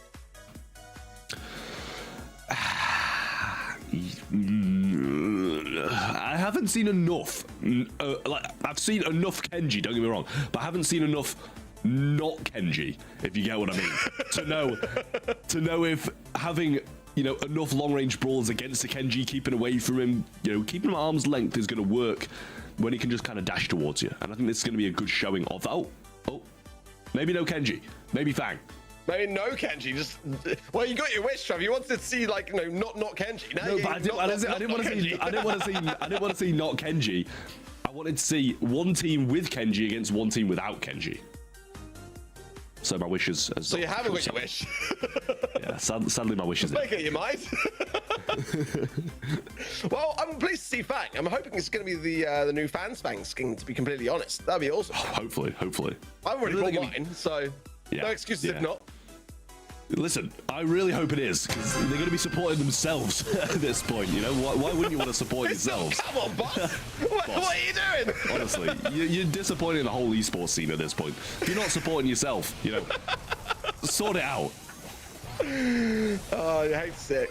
I had my money set on Boss being able to bring that one home for us, but not to be the case. But again, the long-ranged approach here, I think it's going to prevail here. Certainly from the side of Zeta, the Piper and the Bar are really working well. I think Gene here can work out fantastically as well. So already getting some good early taps in and just bringing that ball a little bit across. Well, not yet bringing the ball forwards, but bringing the positioning forwards to hopefully bring the ball to follow. But it's all about control so far. It's all about the long-range game, and so far Zeta have got that positioning power. Yeah, just waiting out, hoping to, you know, get some peppering shots down, a few Piper taps here and there for the mode to be able to go in and deal with them nicely, especially with some heals from Gero. And now they're all available, the supers, or at least they are at Semifinals. I don't know who's at the bottom here for them, or at the top. I guess it might be at the top. I can't really see the entire map, but Angel Boy going to go in, going to get blocked off there by the tornado, but Angel Boy still gets the kill. Oh, Meow's got pulled out. Kaden eradicated there. I mean, just taking the moment in the middle of everyone. Not really the most ideal of scenarios there. Boss now coming in. Gets 3. Unreal stuff from him. But now Humble are going to bring the ball forwards, and they're just not able to get past Nob, who's being able to suppress Lukey in his position. So all that aggression from Boss, which was beautiful to watch, didn't really go anywhere. Yeah, but it'd have got 5 if it had bought the Fangs fan skin. That is exactly what would have happened if he had the other skin. If he had the other skin, he'd have team wiped and then have scored. So next time, do better, Boss. Buy that skin. Super's available from Zeta still. Not really going to be using this gene pool. Knockback comes through from Zeta. Over aggression, though. Not really the best. Byron gets connection there onto Lukey as well, who has his hypercharge. Might want to use it for extra speed. Might want to mark someone up when he gets his super. Just holding off for now. Playing it slow. And 30 seconds on the clock. We haven't really seen that much action. Lukey's been tapping down that bottom side, but now forced back and low HP, just trying to heal himself up now. But look at this from Zeta. Hypercharge from Naui, super from Geru. Angel Boy now being suppressed quickly so on the side of Humble, and I think that's the play. He's probably not far away from Super himself now, and we've seen this from Zeta. They do like to wait their time, but when they've got everything in place, they like to strike, and it really takes everyone by surprise. Boss finds one, but then the follow-up is not the greatest, and Zeta going into overtime for me are a bit of a favorite, not gonna lie. Yeah, Gero choosing to attack the opponents rather than heal Meow, but now both of his teammates are very low. Might want to do that, but he's actually just leaving him again. He likes shooting the opponents, not really healing his teammates. Might be the strategy on 5v5, I don't know, because there's so many teammates to juggle, as F. mentioned earlier. So hard to be able to play a healer on a map like this, unless it's Poco, and so easy. But Meow's got the hypercharge now, might want to go forward and try and make some moves, but even if he does, who's he got to back him up? Still, all these supers available, and no goal for Zeta. 30 seconds still, super to the right-hand side. Now shot comes through, slides it past Lukey, and match point to Zeta up next. What a turnaround. I mean, that's how Zeta had to approach it. It was looking like they were the favorite, but Humble had the flashier plays, didn't they, really? Those plays just didn't really kind of avail to kind of more positioning on the map, or more control, or any goals. That's what they need to change in this in next time round. And time is really going up against them now. I mean, this is the lower bracket. This is now do or die for them. If Zeta can get this next game in the pocket, and Humble are going home with just their bounties to show for it. It's $2,000 for first place, and they won't be anywhere near that. So this will be taking home what they've been able to establish along the way. $500, I think, so far by memory. They don't want to be doing that. They need to give Zeta a better fight here. Yeah, I mean, Zeta have started to look better, but Humble still looking good. They had their moments. Boss made some great plays, but just not enough to be able to get the goals. The finishing product just wasn't there, whereas Zeta Vision did manage to pull through and get the goal. Boss so low, but no pinch there so far. Now eventually it comes in, but now there's nobody to pinch once more, as the super from Semantic will get the kill, but it was traded out nicely. Semantic low now goes down with the pinch there between Angel Boy and Meow. Gary comes through some big taps as well. Tomsy low there. I think this could be a bad spot here for Humble, and Angel Boy knows it. Oh, goes in. Ooh. Oh my goodness me, what a placement! The pinpoint precision prevails. Angel Boy brings it home for Zeta and gets the one on the board now. Just, you know, one more to win or just keep things where they're at, and Zeta are banging control. Gero suspiciously standing still here, but actually doesn't go down. Yeah. Angel Boy comes in once more. Now he's trying to find some connections. Luki's so low, but heals coming in from Byron now. 4v4 in the mid. Still, Semantic will come up and try assist. Vengeful Spirits goes out, gets them low. Now he with a super in hand. Wants to try and pass it forwards, but Semantic says no to that. Angel Boy marked up. You know, if he changes forwards, if he goes in, he will be out. He will be able to get that off him. But now another one comes in. Hypercharge from Luki used, and it connects directly onto Meow on the Gene, trying to find an option down the bottom side. Just now he defending it at the moment. People pivoting around, and Angel Boy coming back out of spawn. His hills from Tomsy are huge into Semantic, and that twister did keep Angel Boy back for a little bit of time. Until then, the support was there as well. Kanan coming in, Luki and Tomsy doing their bit, but everyone's pretty low on the side of Humble now. Kanan going the aggressive, but no ball follow-up, nothing to really give him to be able to work with here. Ooh. Luki finds the corner, and I didn't think he was going to be able to find an angle at all there. Gets the goal, ties it up. Wonderful stuff. Wonderful stuff there. Now Zeta need to find the answer if they want to be able to win it. Humble can still hold on and get to the upper bracket finals, I should say. Hypercharge ready to roll low for the Gene. And a few shots coming through from Boss. Wants to work for this super. Hypercharge there for now. He just used it to run away. Gets some good damage in. Might want to jump now, but might leave an opportunity for them to score if he does. Tomsy gets some shots in. Everybody falling. And now Zeta should power on. Hypercharge from Meow, and Semantic knows that he wants to suppress this as quickly as possible before the walls go down here. And it's going to be a bad time for Angel Boy coming in there and gets the pickup for it.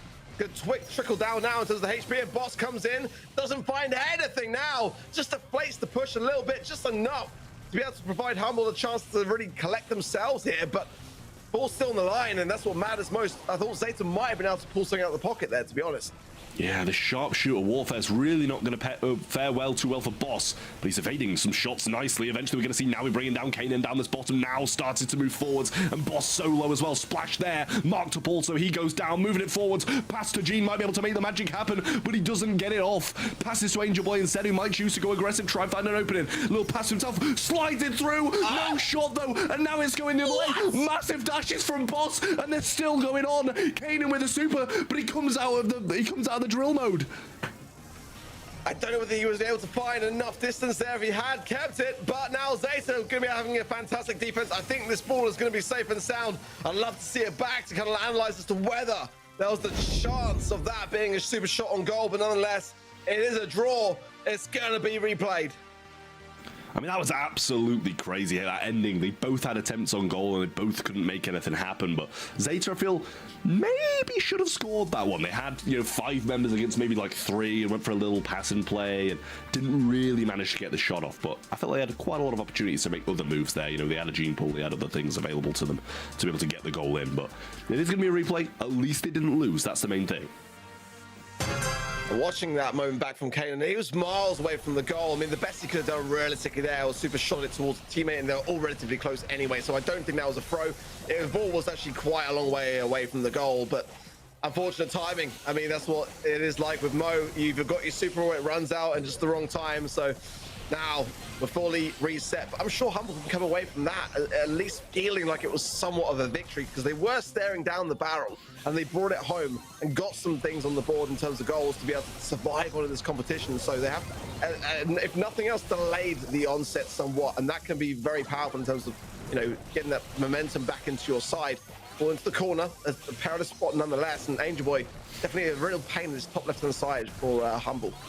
Not really sure what that was from Naui, but Boss did clean him up quite nicely when he chose to jump in. A little bit of back and forth fire down this. I keep on wanting to say right and left, but it's bottom and top on a 5v5 map on Brawl Ball most of the time. Naui moving forwards, pull available for Meow. Let's try and get Lukey grabbed in, or Tomsy. Nob's going to find a few shots down this bottom side. And a mark directly onto the Gene there, I believe, as well. Semantic is going to fall. Knock back there, and it's such a tough position for Humble to get out of, but Hypercharge used, and the mark will follow. Now he has to jump away to survive. Yeah, huge bell taps there from Lukey, who's been playing so good today. I mean, he's really putting his all into this competition and trying to bring home the win for his teammates here. Look at that, passing the ball forward, still popping up in terms of the taps. Gets Nob there as well, and now he's marked up. He's going to be going in, putting a lot of pressure, and just shot to get a goal here. Well deserved. Lukey going crazy. I mean, that was incredible from him. We'll see if Zeta are able to bounce back in 35 seconds. Hypercharge is being used. Now he wants to go forwards. Might have an opportunity here, but a knockback down the right side leaves Gale a little bit, I was going to say available to be killed, and Danger Boy does exactly that, but no soup for him now. Kanan going to be moving forward, forcing Byron to back up, and Zeta falling apart as Lukey will go place this ball in the corner, and with 20 seconds left, the chances are slim for Zeta. I think it's a wise call to put that ball there. I mean, Angel Boy is quite dangerous on that Mo pick, and is the perfect brawler to be able to get to the ball quickly. But now look at him, he's doing just that. He's got super as well, but now out of the drill mode, and low HP is going to go down. Lukey falls himself. I don't think there's enough time to get this ball out of this pocket, and it is going to be Humble bringing it back against all the odds. Fully tied up now in this series. Whoever takes the next game survives on this competition. Loser goes home. Yeah, double match point in the lower bracket is kind of not what we expected. First off, I didn't expect either of these teams to be in the lower bracket. Yeah. And then, you know, one of these has got to go home and we're on double match points to see who it is. Zeta bringing this absolutely stacked roster. Humble bringing back previous players, adding their coach to the side. You don't really expect that to... I mean, yes, it's going to have more synergy than something that the Zeta Division side bring to the table, but they just bring raw skill, raw power, and you expect that to be able to prevail. Very tough spot now here for Zeta. Again, like you say, we did not expect them to be in this lower bracket. And they brought some moments to the table for sure. They've had some big plays here and there, but for the most part, Humble were behind and started to remind themselves of who they are. And they are the #1 seed in the EMEA region for their main roster. There's no denying that. They've been the best performing team this year for me. They've been a bit shy in terms of their grand final wins, no doubt about that, but they have been the most consistent team in my opinion. And they know how to handle pressure, that's for sure. Can they go all the way here and cause an upset? That is the question. Well, this will decide it all. 2 minutes 30 to see who goes on and who goes home in the September Spectacle for EMEA. Gero just going to be providing some heals nicely down here at the bottom. And now he's trying to find the shots onto Boss, who's progressing on the map really heavily. Just keeps on moving forwards. But Nob, look at these taps on Semantic. Says goodbye to him, says goodbye to Kanan up top. A pass to Nob, should be able to get the goal, and it does just that. Slides past the top side of Lukey, and Zeta Division in control. 20-second goal is scary. Humble, though, have been able to bring things back under these circumstances. It did take an awful lot from Luke to be able to find the angle in that previous goal to keep them alive, but now so much against them. Charge for Naui, super to hand as well. Gary's got super. Boss comes in, he gets the stun there, but goes down himself. Lukey's tapping twice into Meow. There's the follow-up does take down Garu, just enough to defend, but Humble are hanging by a thread here.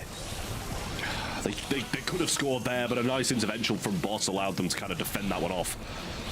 Now he just trying to move down this bottom side. 2v1 pretty much. Now the Byron does join in, kind of forces this 1v1 scenarios rather than that huge 1v1. Now, the heals should be coming through, but no connections really being found as they're just, you know, peppering each other at max range. Lukey pops the hypercharge as things are getting a little bit tough to deal with down that bottom right-hand side. Great pull there from Nob. There, Lukey gets the trade as well. Now it's marked up here, and that could be a prime time for Boss to go in, but he goes down towards Scary instead and does find it. And meanwhile, the ball pushes the top right-hand side or left-hand side into the middle of the map here. And that's dangerous territory because we know that Angel Boy's been lurking and being very consistent on that top side the entire game through. Does get a trade there with the help of Nob. Now Semantic trying to find the angle. Not going to happen, but Boss is still alive. Can he find a time? Ball off the line by Meow! What a save, what a shot. So close and only 30 seconds to respond now for Humble. Zeta still in the lead and have been in control of the majority of the match. But Kanan with the super, Luki with the super, Semantic moving forwards. Mark onto Nob, not going to find the follow-up shot to keep it bouncing. Pull available from Meow. Boss with a hypercharge. This is dangerous. In he goes, but the pull stops the movement. Bounce up into the air. Boss getting the ball. Can they take this off the line? No, they can't. We're going to overtime to decide it. Luki took no chances, but he has used super there, which might not be the play. Relatively, I think he could have been able to score it without it. But let's see now. It's all boxes down. Humble again do the very thing that did put the nail in the coffin. They survived last time enough to the next round to be able to bring things to where they are now. But it's going to take a lot. Luki's making a play for it. Boss goes in, but goes immediately down. Thomas evades the ball, and he gets the goal for Humble. Zeta Division are going home against all odds. What a turnaround. Within like 20 seconds, they've gone from the perilous position of being beaten to now going into the next round and sending what were the favorites with their sweaty team packing. Oh my word. I of all the rosters, I did not expect this one to be the one to exit the competition first. Crazy. Absolutely crazy. I think from memory, they have still got their bounties in play. I think there was 500 at the beginning of the matchup. I forget who got the bounty going into this this one, but nonetheless, it's either $500 or 1,000. We'll probably check in just a moment for Zeta Division, but they will proceed no longer in the competition. Humble continue forwards then in the lower bracket to be joined by later teams. But what a comeback, what a turnaround. I mean, Zeta really were my favorites despite my predictions in this matchup. They just looked better. But Humble they refused to go down. They found the moments for themselves, and some of the goals were just beautiful stuff. Yeah, it was crazy. There was so many opportunities for both of the teams to kind of get goals and close things out at different, positions in the game. But at the end of the day, Humble were the ones who pulled all the way through and made the plays. Zeta Division falling short regardless of picking up 2 stacked players and adding them to an already stacked roster. Humble, they just went with the old faithful, the synergy, what they've known before and what they know now. Kanan and Tomsy being added to the roster. They've played in the past. Some of them coaching in the present for that team. And I think, the synergy really did show and shine through. Yeah, great heals as well from Tomsy there to keep Luki, who was for me the MVP of that one. It's just gonna be like, he was doing so much work on that Bell pick, and I think that was realistically a lot of the key. But a lot of the time we were looking down that bottom side of the map, the top side was going off as well, and players like Angel Boy were just being so consistently so there on that top side, and the Battle of the Moes there reigned supreme. But just what an outcome. I did not expect this one, although I felt like that, Humble were playing a bit better than what I saw when it was Zeta versus Reply Totem. I'm still surprised, really am. I mean, what was the event poll on event.brawlstars.com? I think 75 or 70 to it was up there. 30, yeah, 75 to 25, right? Crazy. Yeah, and ridiculous. So close. Like I would have said, 50-50, 55-45, maybe in favor of Zeta just because of the sheer talent and skill that they brought to this competition. But I just underestimated Humble. I really did. They played well in that first round in the upper bracket. Didn't really manage to pull through, sadly for them. But at least they're going on now, and they're sending Zeta Division packing whilst doing it as well. That's, I'm sure the teams in the upper bracket are going to be thanking them for it as well, getting rid of such a stacked roster like that. Well, the chaos of the September spectacle continues after a few short words from our sponsors. The Snapdragon Pro Series Brawl Stars Championship is brought to you by Snapdragon Elite Gaming, Samsung Galaxy S24 Ultra, Monster Energy, and DHL.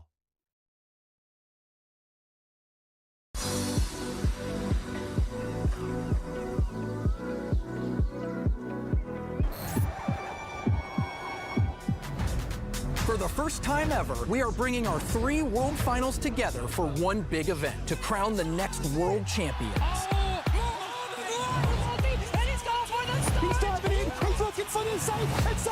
Welcome to Superfest, where fans, pro players, and content creators come together for an epic world finals event, where only the best will compete and legends are made. Join us starting November 1st in Helsinki or watch online at event.supercell.com and be part of esports history. See you at Superfest.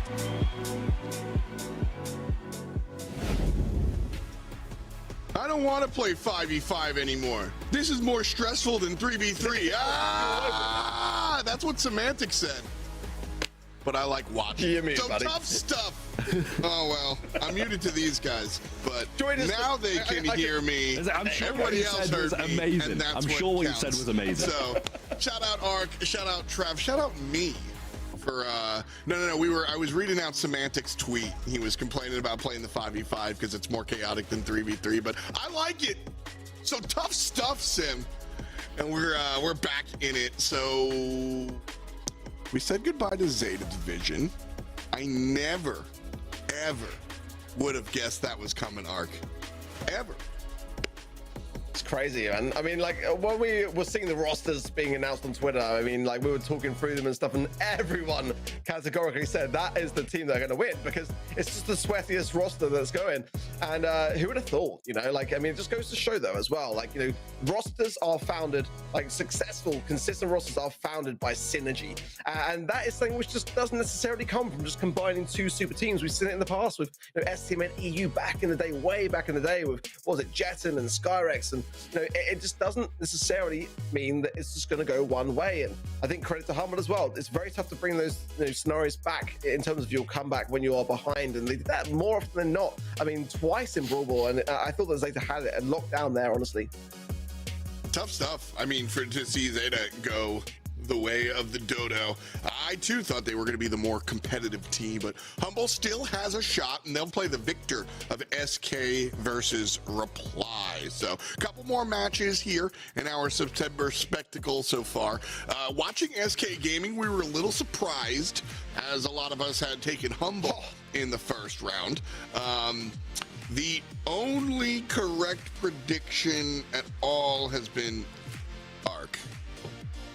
Your sheriff has spoken. Glad to say I was surprised to see that result, but honestly, never doubted for a second. Yeah. But hey, I mean, we're going against each other in the next one, right? So this we could be breaking even by the start of the lower finals. It's true. I mean, Reply and SK evenly matched up, Trev. Yeah, I feel like I'm saying the same thing for every single one of these, but it is like the majority of these games are all 50-50, which is quite surprising to see considering people are like adding 2 new players to their roster, you know, really just trying things out for the first time, 5v5. But every one of them just seems like a 50-50, and that's just how it is. Just out here grinding. You guys can go ahead and get involved as well. Event.brawlstars.com. Go ahead and help us figure out what we're going to be playing. We are figuring out on the fly. We're figuring out maps and modes and modifiers and bounties. And you can be involved in 3 of them. We're always going to pick the bounties because, well, they got to give us something, and that's what we got. So I've been having some fun. I wanted some like wild and crazy bounties, but I think that would be unfair to the players. So that's why I don't have that job, and they just have me talking because I would make the players. Dude, where was that tournament? Ark, do you remember that tournament where they like the players had to play while they were getting like blasted with water and air and stuff? What was that? I'm not sure about that one. I remember going back to the mid-season invitational. We had the Chaos Cup there. We had like we also had like Chaos Cup stuff in Snapdragon Pro Series as well, season 1. Yeah.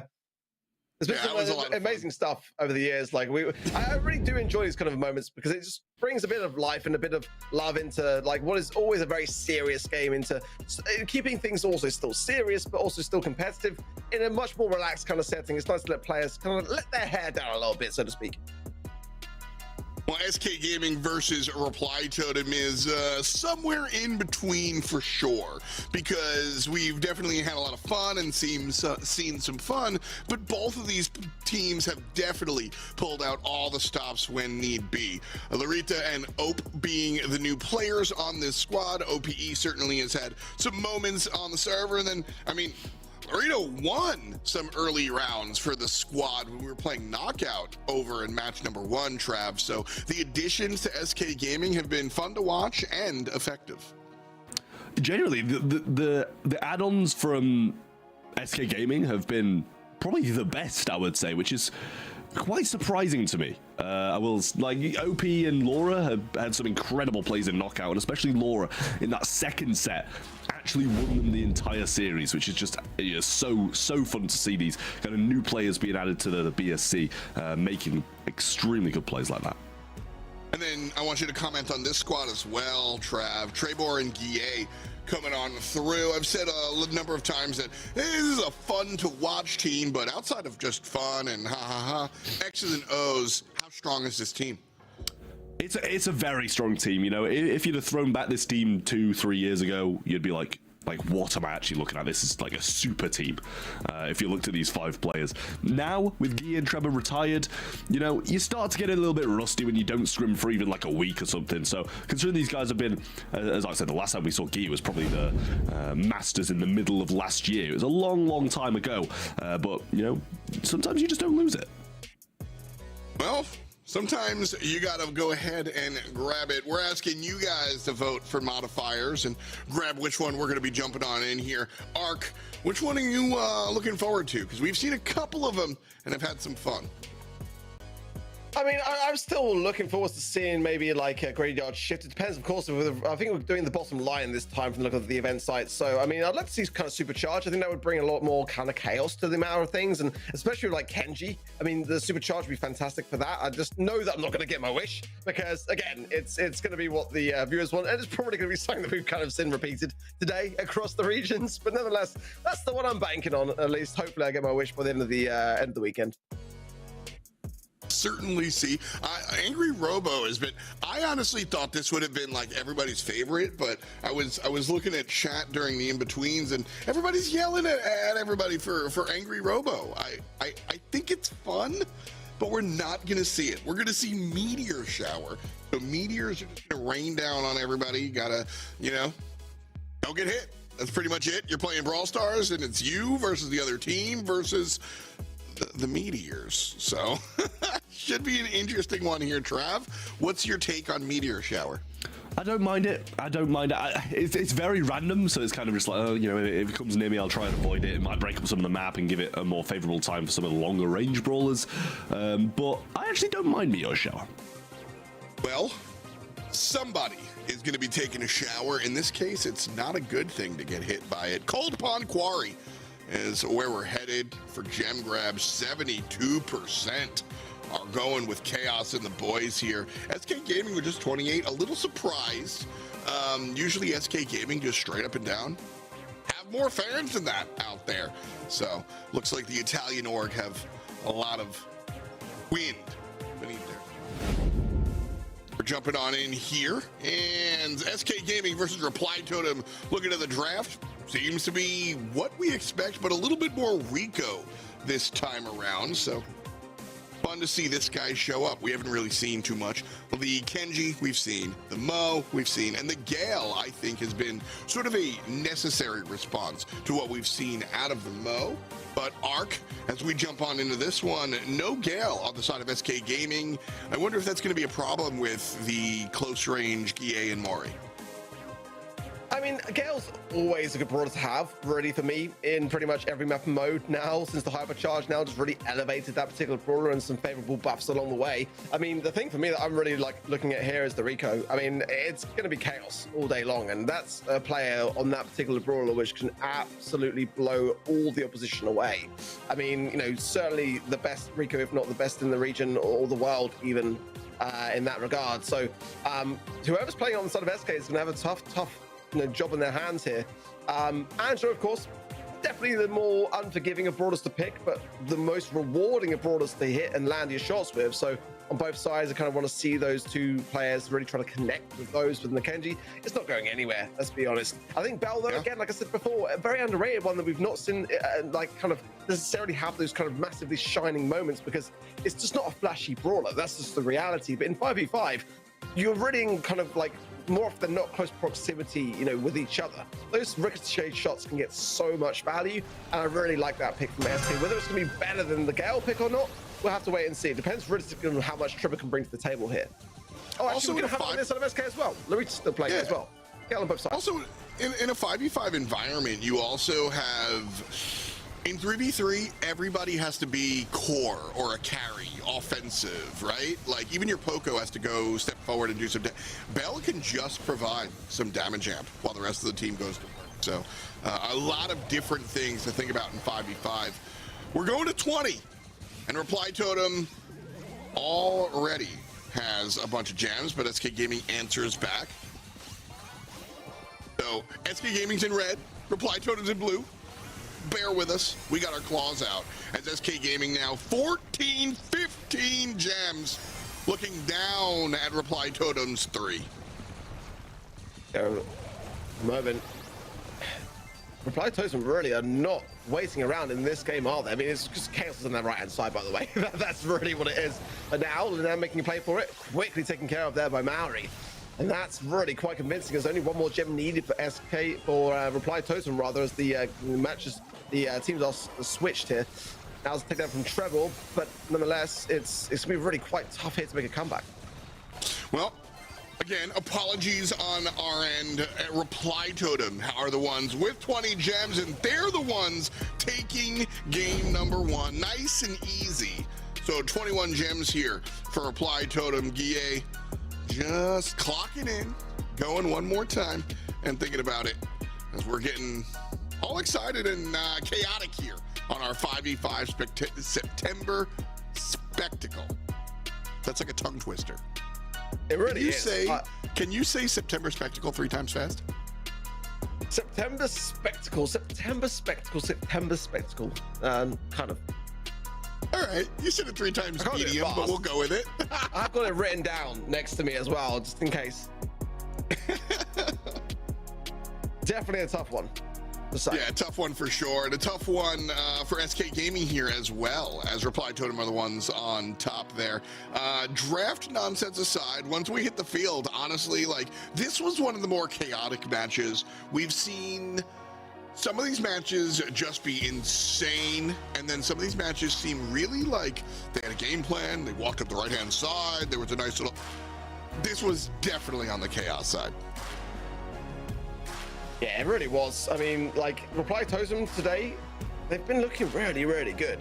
I mean, unusually so. I don't like to say that, but they didn't have the best of runs, did they? Let's be honest, this year.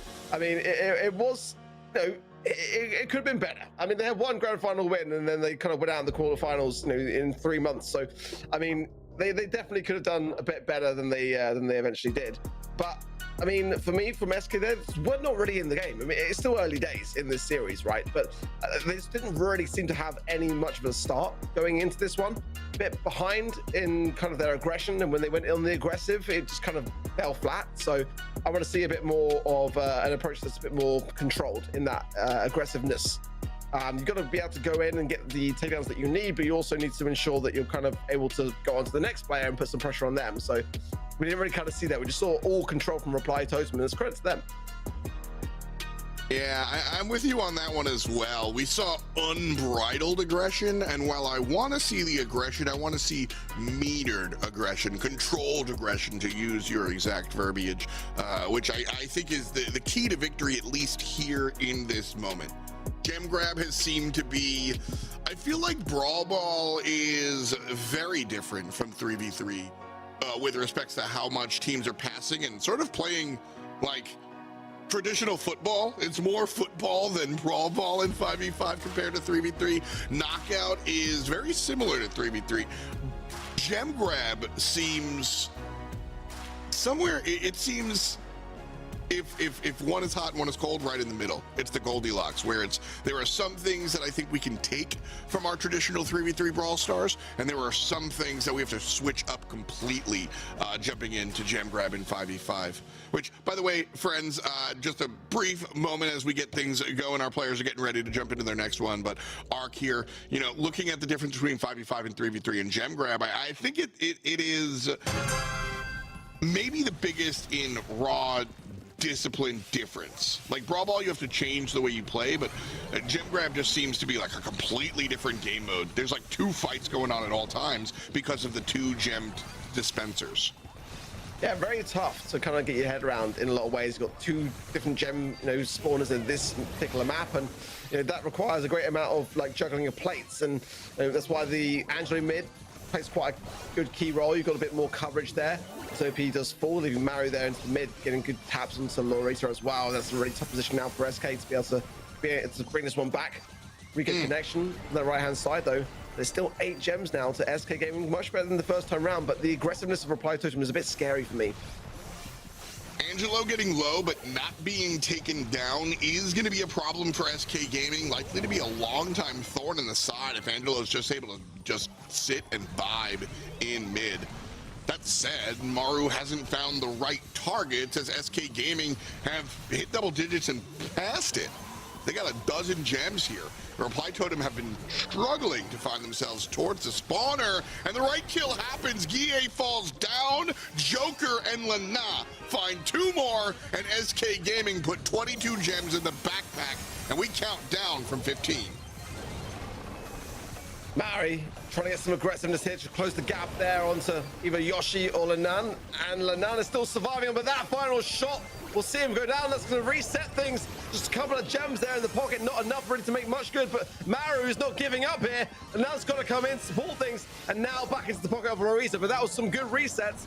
Reply Totem couldn't do much more than that there. Chaos was in that left lane, but really unable to walk up by himself. So the 1 player versus 3 is enough for SK Gaming to walk backwards, beep, beep. And we're going to a game 3, folks. We'll do gem grab again. Much better, though, much better from SK there. And they learned from some of their mistakes.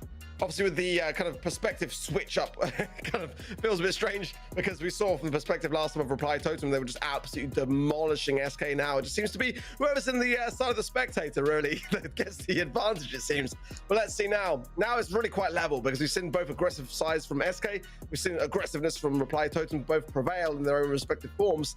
But who's going to take this first set? That is the question, as both teams find their footing in gem grab. Wild one for sure. The Gale has been impressive, important, but really, like, I am in this gem grab, I have been less impressed with individual brawlers and their kits that they bring to the table, and more impressed with the teams and their ability to just aggregate around the right spots. That's a lot of words to say that the individual brawlers seem to be less important to me, and more that the people with the numbers advantage. When you get the 3-on-2, when you're able to sort of like push your opponent into the corner, that seems to be a bigger deal in this gem grab matchup than the individual brawler interactions. Well, here we go again. Chaos is trying to use that wall to his advantage and get some early connections onto the Lonan, but not really finding too much, to be honest. Unusual for Chaos, to be completely fair, but Lanan's still surviving on with the help of that shielding. And now behind the spawn and enemy lines, that could be quite dangerous though. On that right hand side, Joker doing a great job there as well. Yoshi coming in from the aggressive, gets some takedowns. Quite evenly split them in terms of the gems. Both sides are collecting them respectively. After this win on the right side, though, I need to see the right laners continue to waterfall into the mid. Joker and Yashigo went ahead and won the right lane and stood there scratching their head. Maru is sitting in the mid, free casting. Somebody kill the Angelo. Oh, finally does. But the right lane could have done that 20 minutes ago and would have had a ton of gems to talk about as a result. Instead, we see a nice little essentially tied game, 10-8, SK Gaming with the lead. And on here, continuing to push this forward. Maru on that Angelo, man. Ton of damage. Fantastic super there from Laura. She goes down at the end, but it did make a massive amount of space and survivability for her team. But now Guille comes in and snatches back the gems. 16-8 though. SK Gaming still in a good position here, but they do need to find 4 more to get back onto that countdown. So Lanan now going for the Gale. Not too sure whether he's going to come out alive on that front, but Phil's not got the stun, so Lanan's going to be able to survive on here. Actually gets the kill there as well. Guille now going to be giving him a run for his money. And they're now still surviving on. The gems are dropped in the middle. OP's got to defend this for his life.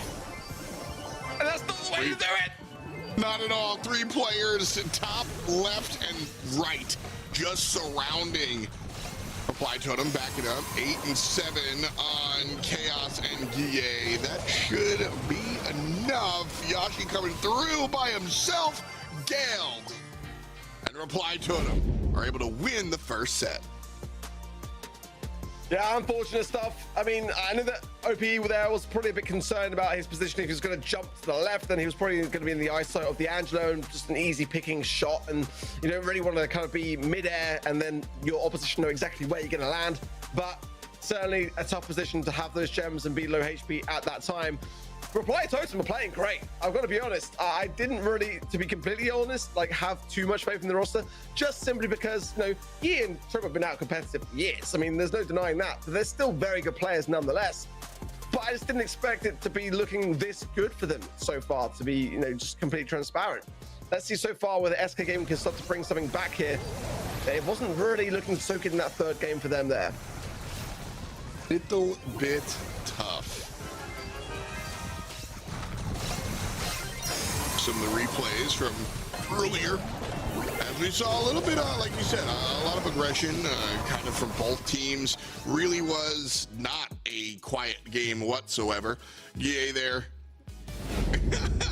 Barking at everybody that wants to look at us. And here's the bark out to you guys. Event.brawlstars.com, and you can go ahead and vote on what we're playing. I am going to forever push my agenda of Knockout. Please vote for Knockout.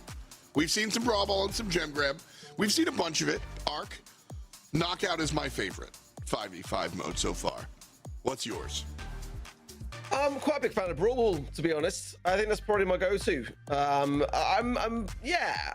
not overly sold though on the kind of like left to right of the games like a lot of the time. I like Gem Grab for that reason, because it just feels a bit more traditional to me, but certainly Brawl Ball just has had for me some of the best moments today. I feel some of the goals have been amazing. Some of the gameplay has been just so methodical in its approach. You know, when you get like every sort of team that has that utility down ready to roll, they just kind of like pass the ball across the map, and it's just like, it just looks so beautiful to watch when everyone's on the same page. But Knockout certainly in its later stages, but it just brings to light some of the brawlers I think are a bit problematic with that kind of like way the kind of token buff kind of works in itself, bringing brawlers like Mr. P into a place of just kind of like almost verging on like not really working in the mode for me. But nonetheless, hey, I'm all for it. Some of the back and forths have been really, really enjoyable to watch all day long.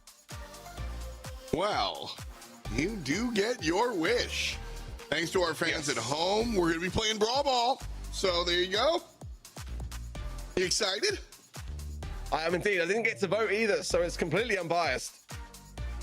Well, you got to pick the game mode. You didn't really, was voted on people at event.brawlstars.com, but I'm going to use this as an opportunity for me to pick the bounty. So team with the most total goals is kind of just the squad that wins. First team to score a goal. Yeah, you know me. Gas pedal, all gas, no brakes. First team to score a goal gets an extra $500. Not from me. From Brawl Stars. Not from me. I really want to specify, not from me. From the BSC, if you are the first team to score a goal. So we'll see. Reply Totem and SK Gaming jumping on in here into Brawl Ball. Which team winds up first? And they do get that bounty. If you're just joining us, first of all, and second of all, we do have 2 more regions along for the ride. We've got to finish this one. And then, of course, we have South America and North America happening tomorrow. So you want to join us for all the 5v5 action. It's fun getting to vote on the modes. It's fun getting to vote on the bounties and see everything and the maps. And it's, honestly, Arc, it's kind of fun watching your favorite pros look a little silly, because everybody looks silly at least once in 5v5. Yeah, it's really fun choosing the bounties after. I don't know how that feels to myself. Yeah, I think production hate me, but it's really, really fun. I'm sure, mate. I'm sure it's really fun, mate.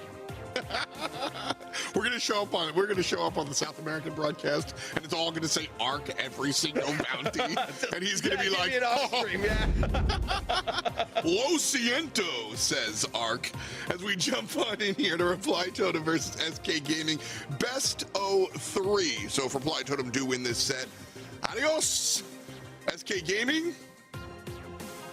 aren't playing any brawlers. Reply Totem, on the other hand, have the mouse and Sandy. Kenji, no surprise. Gale, no surprise. We'll see about the Bell. Obviously, SK's draft coming on in just a matter of moments, but we're jumping into Brawl Ball. Should be fun. Sandy showing up.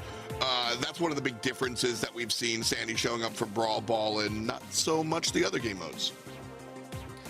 Yeah, I'm still hoping for a max, honestly. I mean, Sandy does kind of fill that role a little bit when you combine the Hypercharge with the Sandstorm. I kind of get that, and it's very, very powerful, no doubt about it, in Brawl Ball especially. Yeah. Mo, Kenji, they're not going anywhere realistically here today. Gale makes a lot of sense for me for that very reason, to really be able to... Yes! Let's go, please be real. I really hope that that's actually legit, because if it is a max in Brawl Ball, it's just so fun to watch. And it would make sense for it to be Joker on that Brawler, so I get my wish twice, it seems, today. Oh, and there's the Fang, which, listen, I need to remind y'all that the Fan's Fang skin is out. You guys can go ahead and grab it, and a portion of your proceeds goes directly into the prize pool at Worlds, up to the first $1 million. Very, very cool. And it's out for a limited time. A lot of conversation around that. Check out Frank and everybody on Twitter. But you gotta get it now to contribute to the prize pool. Definitely one of the coolest things that we can see here.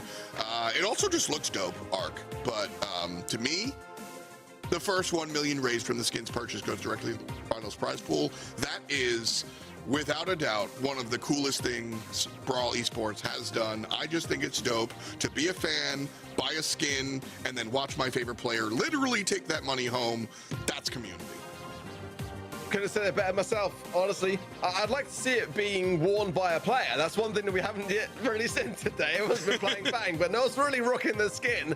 So I'm really kind of hoping that in this game that we do see that on the side of SK. Someone there has been listening to the stream, hearing us rant about it, and no doubt is going to provide. But it is a fantastic incentive, and I'm so glad that we have got this going. I mean, 1 million raised off the back of that skin is a huge amount added to that prize pool. I mean, you know, you couldn't really ask for anything more.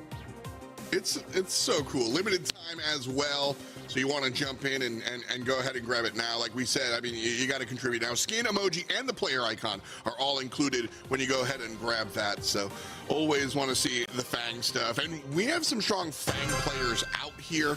I always think of Lana and honestly a little bit of semantic as well when it comes to playing Fang, but... Flying to SK Gaming, jumping on in here. My bad, what'd you say? It's not the skin. It's yeah, the Fang skin is not the fans' Fang skin. Fang-tionate, get it? Like unfortunate, but Fang. Well, let's go! I mean...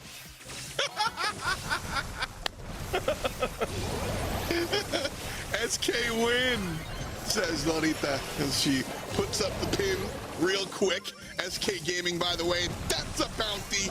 You gotta love the black and white getting it done. Strong defense coming out from Trebor and Maury on the bottom side, though. Pass up midfield. Trebor gets the defender posted on them. And then a kick to nothing. I guess a quick stall here, Arc, as they want to go back to combat and then find the position play. But great job by SK to push it out bottom side. Oh, beautiful face shift there from Joker to get the ball, to bring it back into safety and then just go on the aggressive. Really love that. SK Gaming still in the lead though. Now Reply Token bringing this ball round anti-clockwise back to the middle of the map and makes a lot of space for themselves there. And now Chaos gets some utility down as well. Sandstorm going to provide a little bit more of a cushioning to be able to go on the aggressive, which is exactly what Maori's doing right now. Passes there, it's going to be a straightforward goal. No misses there for Reply Totem. Beautiful, just straightforward and clean. And I feel like that is something that we see more of in 5v5. Like you need to make that pass play, otherwise it's gonna be blocked, right? I love to see more passing. It's just cooler. That ball's been very well defended. Yeah, the defense has been stepping up, and Reply Totem has been doing a good job of it. Now on the offensive though. Midfield pushed up. Guille can't grab the ball because Lana's there. Tries to fight back. Lana with a beautiful play. Drops the ball, drops the super, and drops Guille. Larry's not done yet either as well. He continuing the assault onto Lorita, and now OP not really in a position to be able to defend this. Yoshi comes back for safety. That ball now, it gets to Yoshi's hands, and they can bring this forwards. Could be in a very good spot here, but now Maori and Guille coming back to defend it. Just the nick of time there as well. Joker needs to get that super. With that hypercharge combination, if all the players stack together, it's going to bring so much to the team. And now the walls go down. Everyone on the side of SK, look at all that utility just sitting there. Super, hyper. SK Gaming got all the buttons. Are they going to push it? He tries to push forward and just gets pushed down instead, Ark. It's not done yet. Look at this. Can he get the pass through as well? Oh, now went for the shot. Maybe been better to go for the pass there, but nonetheless, SK Gaming not done yet. Everyone low HP on the side of Reply Totem. But Maori's healing now. Speed from Joker might put some pressure on. SK not done yet, but at the moment, Reply Totem are standing firm. 20 seconds. Time ending. If nobody scores, we just do it again. On Reply Totem's side of the field. Pass the Joker in mid. Lorita looking for the play. Lanat grabs the ball, dashes down south, drops the super, but no one has the shot. Tied at 1. It's a draw. And we'll do it again. Tough spot. I thought SK Gaming with that goal, being that it was so convincing, might have had that, but Reply Totem fought back well in that game. A bit disappointed in this Fang, though, to be honest. It's not really kind of bringing too much at the moment. I don't want to kind of say that it's not going to bring more to the table. OP is a fantastic player and a very aggressive one at that. There's nothing more enjoyable than watching like a good Fang pop-off, but I kind of feel like if players are going to pick Fang, pick the BSC skin for it. You know, promote yourselves, as Trev rightly said earlier, and then bring us some amazing plays as well. But, I mean, at the moment, it's just not really doing what I was hoping it was going to be able to do, and we'll see what can happen this next time round, but I really want to see those big Fang chains that just kind of explode onto the map. Gotta keep an eye on it for sure. Fang starts us off hot, taking down Maru's Kenji, which is a big target to take off the field, but EA returns the favor across the way. Big opening, Chaos up top. Joker with the phase shift, stops it once, but can't get the second opportunity. Chaos starts us off with the top side goal. Yeah, really great work there from Reply Totem.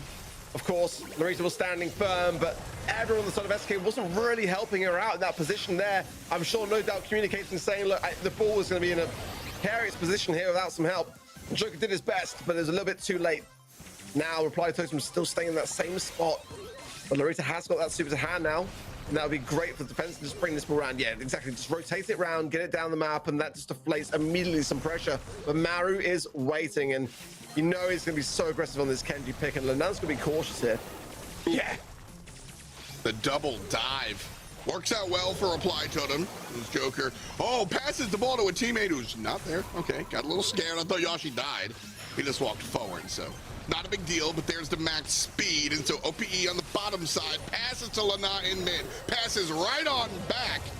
And the Sandy Super is going to put everything to sleep. Reply Totem all the way woken up, pass from mid up top. But Guille's too low. He can't take this one. Knows it, and SK Gaming's respawn pushes Reply Totem back to midfield. Again, the rotation of the ball, but with 45 seconds on the clock, we need this max speed from Joker. We need SK Gaming to really go on the aggressive. These taps from Reply System are not backing down, as Trevor's doing fantastic work, really pressurizing Lanan there. Ball straight up to the top, and Mario with a huge hypercharge there as well. Not able to get a second off the back of things though, but the ball's safe and sound as far as Reply Totem are concerned, and there's just no time for SK. They've got to go now. It's a larger map, or at least it feels like it, end to end. So this would already be pressing a situation in 3v3, but it's even more so in the fives. 8 seconds to go. Joker does have an angle, but he's got to go now. 3 defenders here. Lana going to play aggressive defense. They don't have the distance, and the ball rots in mid. So the game one goes in the direction of Guille and friends. Still time for SK, but that time is slowly dripping down. Again, this is the upper bracket finals, so the loser will not go home at this stage of the competition. They'll simply go down to the lower bracket where we're going to have, I think it's Humble still waiting for them there. See. So, go on. I said yes, it is. Yeah.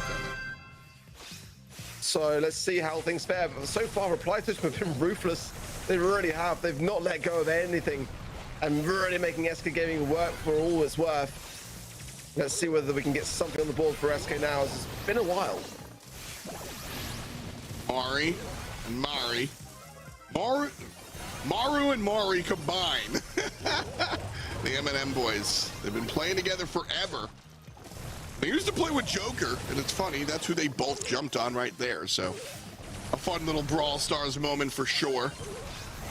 As early in the game, good passing coming out from SK Gaming brings them all the way on Reply Totem's side of the map. Joker shoves it up mid. The damage isn't enough, but he gets a second shot.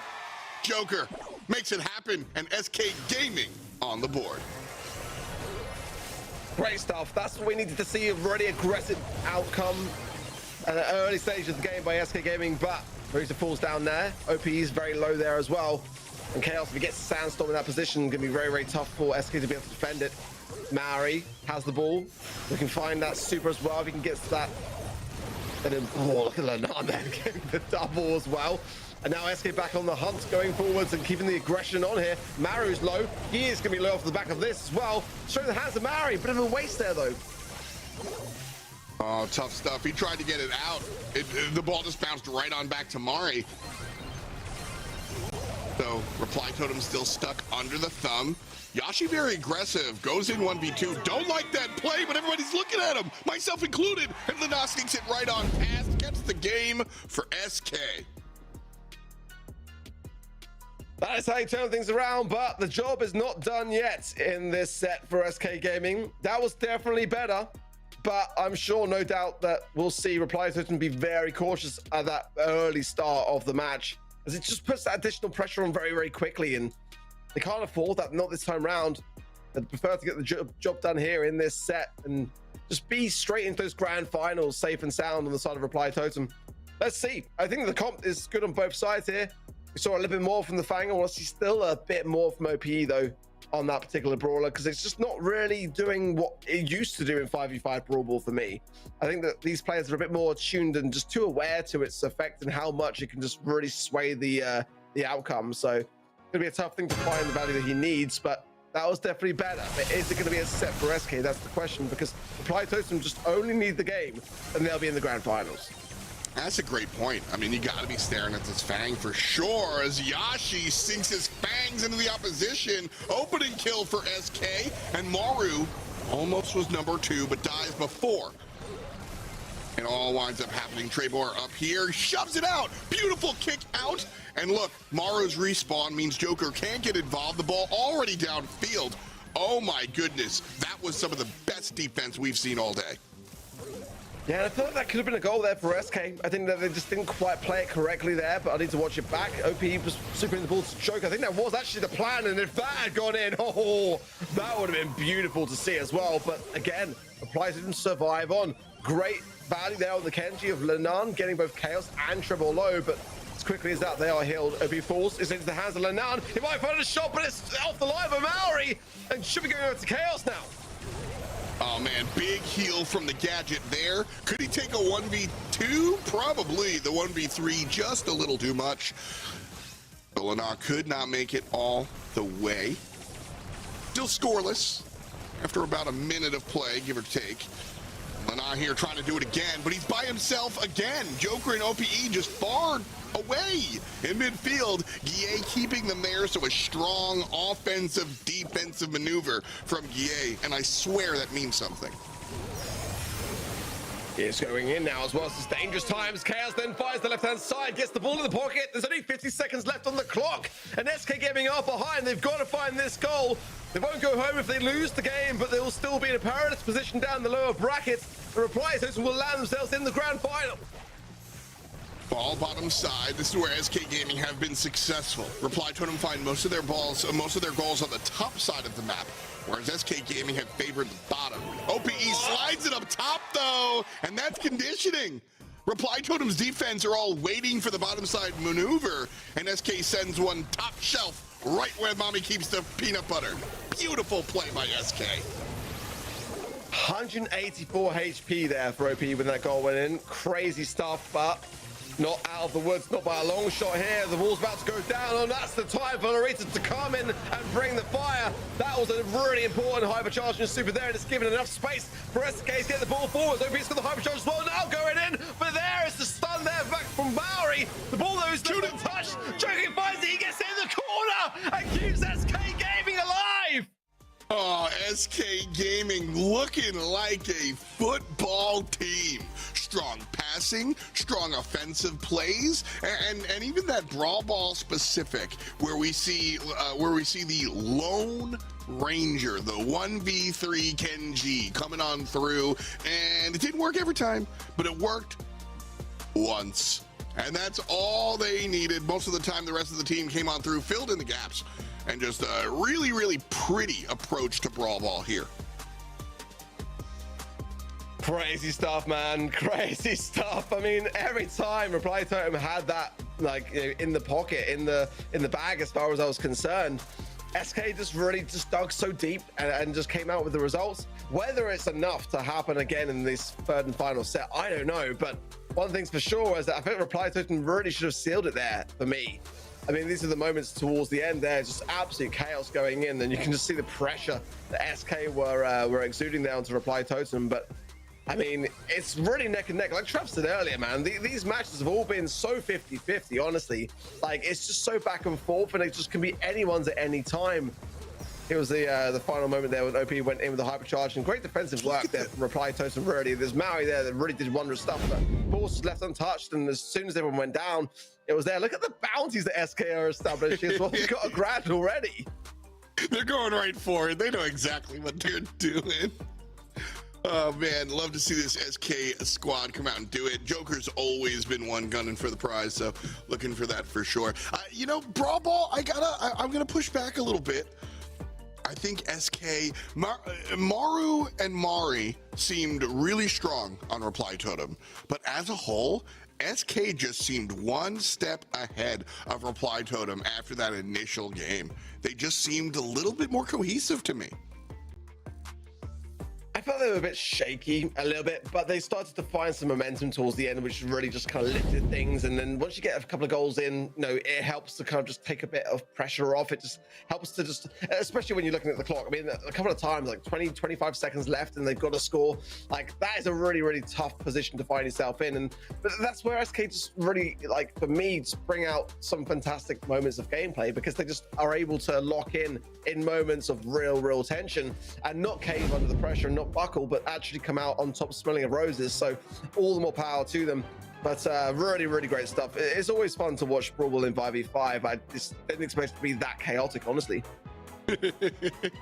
Indeed. Expect the chaos. Trust. Expect the chaos. As we're jumping on in here into our third and final set. Gonna be interesting. Riverbank Crossing is the name of this map. We're playing knockout, baby. And this is the fun stuff, I think, when we see the 5v5 knockout. It is kind of cutthroat, and more often than not, in regular old-fashioned knockout, you get the first kill, and I don't know the exact percentages here, Ark, but the first kill probably overwhelmingly winds up being the winning team. In 5v5, first takedown doesn't necessarily mean you win the game, and I think that's very interesting. Exactly that. It definitely provides a kind of comeback mechanic. Whether or not it's tuned in the way that I like to kind of see it moving into the future, I'm not overly convinced yet. I think there's certain things like Mr. P, as we can already see there from SK Gaming, and no doubt probably matched on the side of Reply Totem in just a moment as well. It does bring them to a little bit of a place of almost, you know, kind of stepping outside of what their broadest capabilities should kind of be, but it's still nice to see some faces that we don't tend to see being played in this kind of setting, at least in terms of like the kind of core competitive scene 3 versus 3. So Barry for sure, quite like that. I'm surprised to not see the Angelo. There's quite a lot of positioning power for him to have in the middle of the map, but it is kind of a high risk brawler as well. Against Mr. P can also struggle. So let's see. There you go. Reply token going to be going for that as well with the Mo, and that was one that we didn't see picked up on the side of SK as well. So going with two different brawlers here.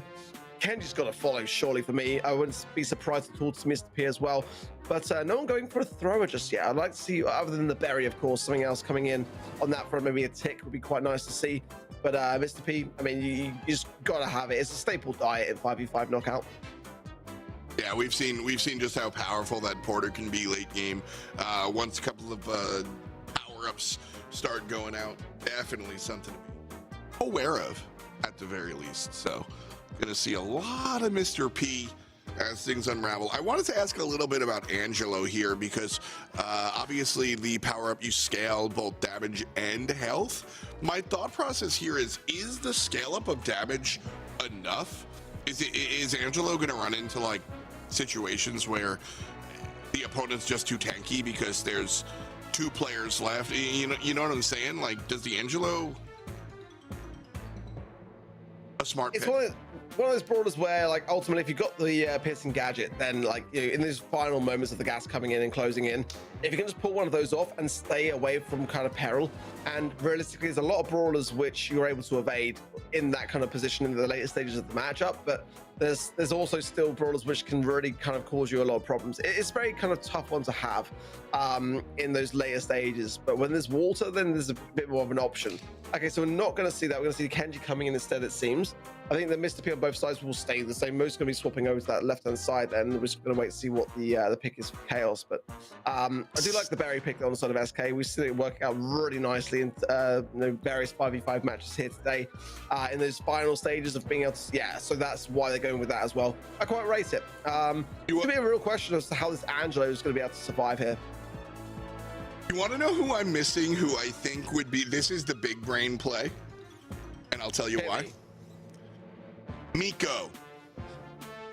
Yeah, actually, you know, it's a really, really valid point. When I was running the sort of challenge with the Mr. P 1 versus 5 idea concept in 5v5, Miko was the biggest problem, because when Miko lands with the hypercharge as well, you're able to cycle off the back of that impact. Yep. So in those later stages when the gas comes in, you're able to be safe and sound away from all the gas. So you got actually a really valid point there.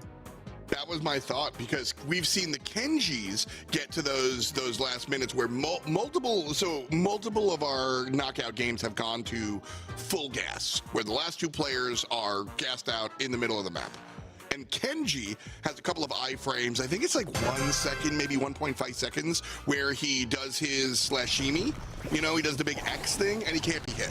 So he's not taking gas damage. Miko disappears for, I think it's 6 seconds in his super. So you just hold that super till the end and then peace out while the other guy dies to the gas? I'm just saying, you got to start thinking laterally with the 5v5. We're jumping on in here to knockout. No Miko, though. A little sad. Still, mice are showing up. The Mo has been really powerful in every single game mode. Interesting as well to have the Charlie come out for SK Gaming. Not one that we kind of saw coming, but nonetheless, it worked out okay for Humble earlier today on a different map in this setting, but it can help in those last final moments where you've got your opposition having a lot of those power-ups to their name. Just deflate things. As SK find their Gravefuls, that's OPE dropping them on the side of SK. Lorita now will follow 3 versus 5, and this is where things get very interesting, actually, because although it might look like SK are at a disadvantage, they actually have got an advantage to go super aggressive, and I mean, those are 3 players that can really do just that. 5 players pushed up here from Reply Totem. Lana able to bite back a little bit, but a large advantage for Reply. Still got to be careful, though. It's not unbridled aggression, so. Maru with his left side positioning. I like this flank position. As Joker just spins and falls on down. Yashi's gonna get one before he falls as well. The 1v2, it's all up to Lana. Reply Totem have answered back exactly the way they need to. Lana gets a little bit of a heal from the gadget, but falls on down. So the 1v2, unable to make it happen. SK Gaming, ouch. Yeah, tough one for them. Need to work a little bit more on those kind of early moments of survivability realistically there. I think for me, OPE and Marisa just went a little bit over on the aggressive, leaving the core SK Gaming roster to have to kind of pick things up. TP, of course, going to help out a lot in that final stage, as you saw with the Kenji of Linan trying to really kind of heal off the back a bit and stay in the mix with the shielding. Now, taking down the right-hand side of the heals from Joker. They need to kind of get to that portal spawner as well and get it taken care of, because that could prove a real issue later on down the line. I told them all grouped up here in the mid. Curious as to like what purpose that serves. It feels like a little stuck on 3v3, like they're just clogged. Find other places on the map is kind of what I want to say here, but they did win the first round, so maybe I don't have much to say. Well, these heals going a long way from the berry of Linan, just trying to really just herd Reply to him down to his left-hand side, cautiously so. And Larisa's getting great value from this Mr. P, by the way. This turret that's waiting to be had in her pocket here.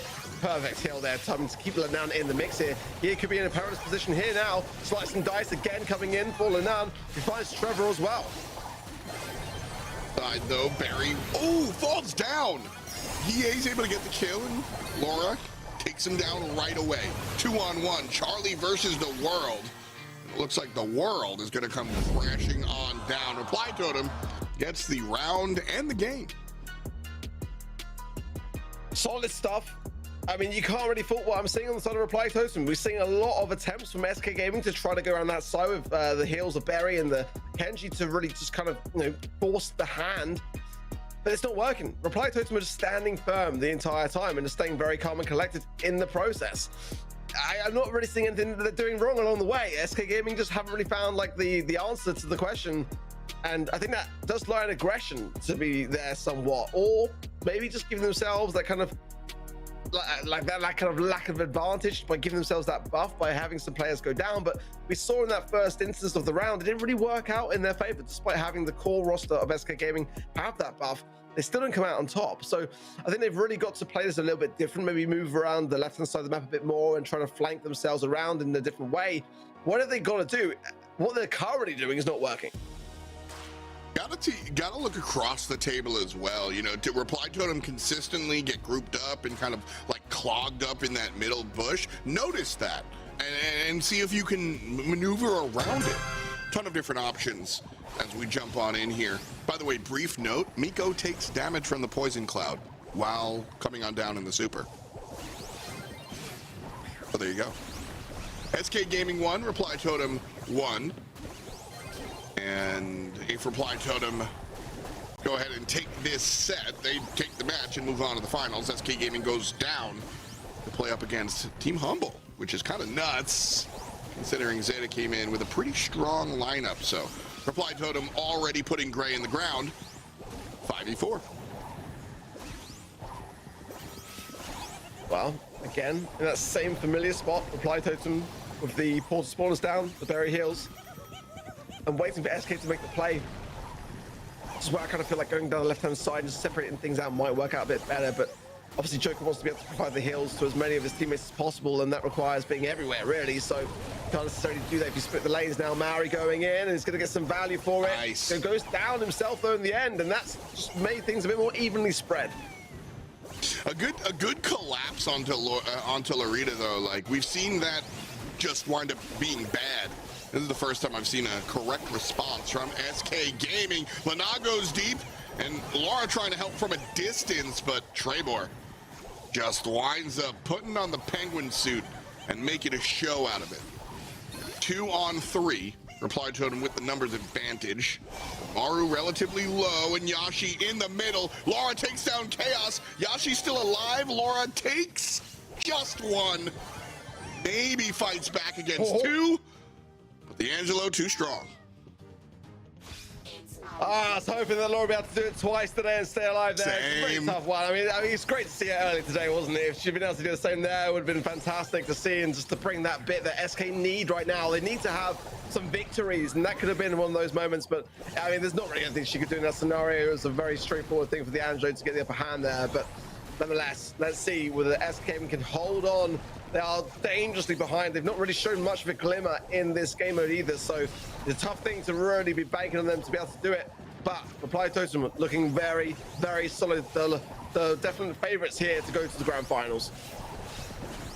You know, you said something earlier, Ark, that was really, really smart, and I have to agree. The spacing of the floor, like SK have been playing one-dimensional, spread out. Forced Reply Totem to spread out because Reply Totem are grouping up like a death ball and just Katamariing over you. Spread out, force them to take a little more 2v2 1v1s instead of 5v1s, and you might have some more success. It's a tough thing because you want the berry to get those heals in as much as you can, right? So it makes sense. I don't know why both sides are kind of going towards it, but I think that with Reply Totem right now, you've got to whittle them down a bit better, and that's where I think if they spread out a bit and try and like just maneuver and herd the sheep, so to speak, it might play a bit better into their favor. But we're seeing that in the right hand side still, and now Joker's still trying to get Guille, but Guille just comes out on top every single time. Right side, Guille, Mari winds up confirming the kill onto Laura. Yashi on the left side is trying to make things happen for SK, and his teammate comes through in the clutch. Mori falls down, Tremor falls down, Chaos falls down, and it's Joker. No, he fell at the last second. Maru on top. What's up, Jay?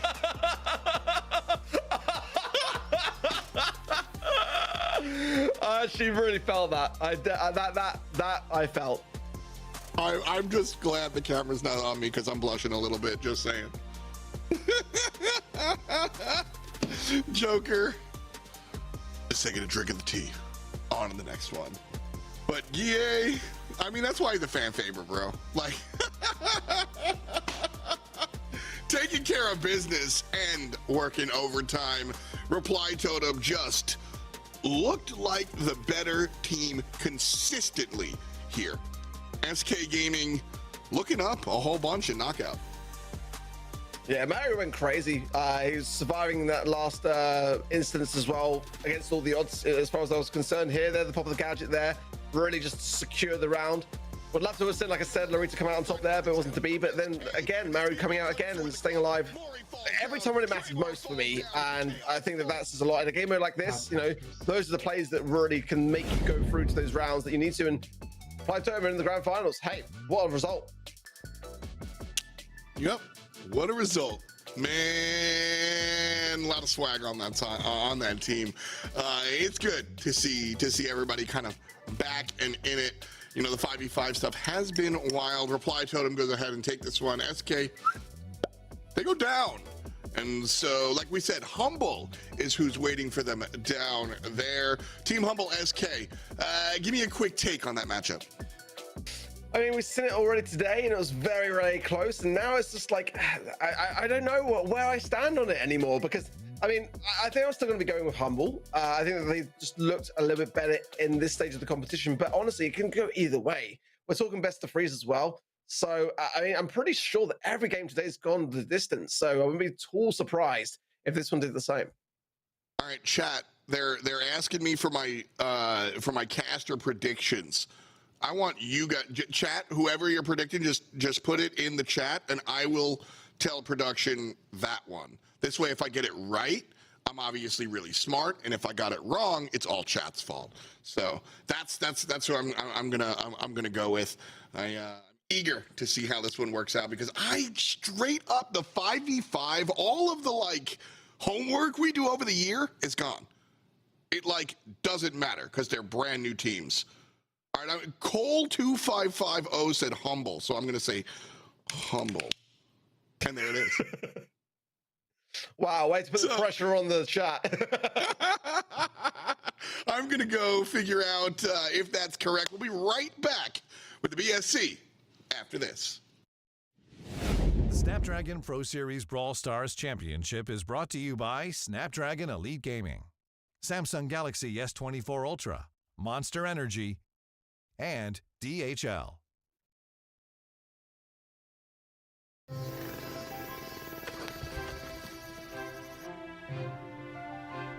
我が家世界の片隅にある安息の地何人たりとも触れることのできない全てが揃った楽園だった台所食材憩いの場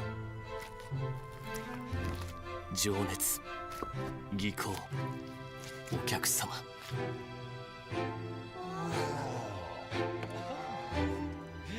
そして何よりも家族がいた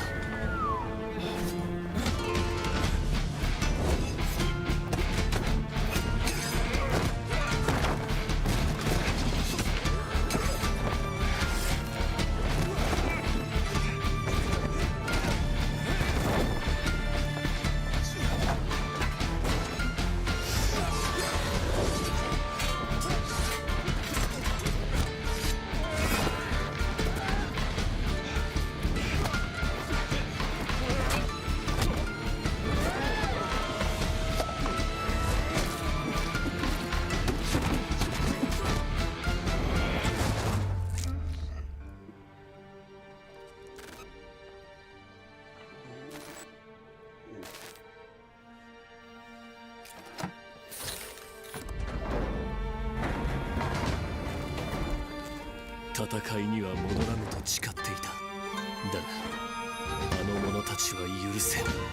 スターパークは今知ることになる寿司の真髄を。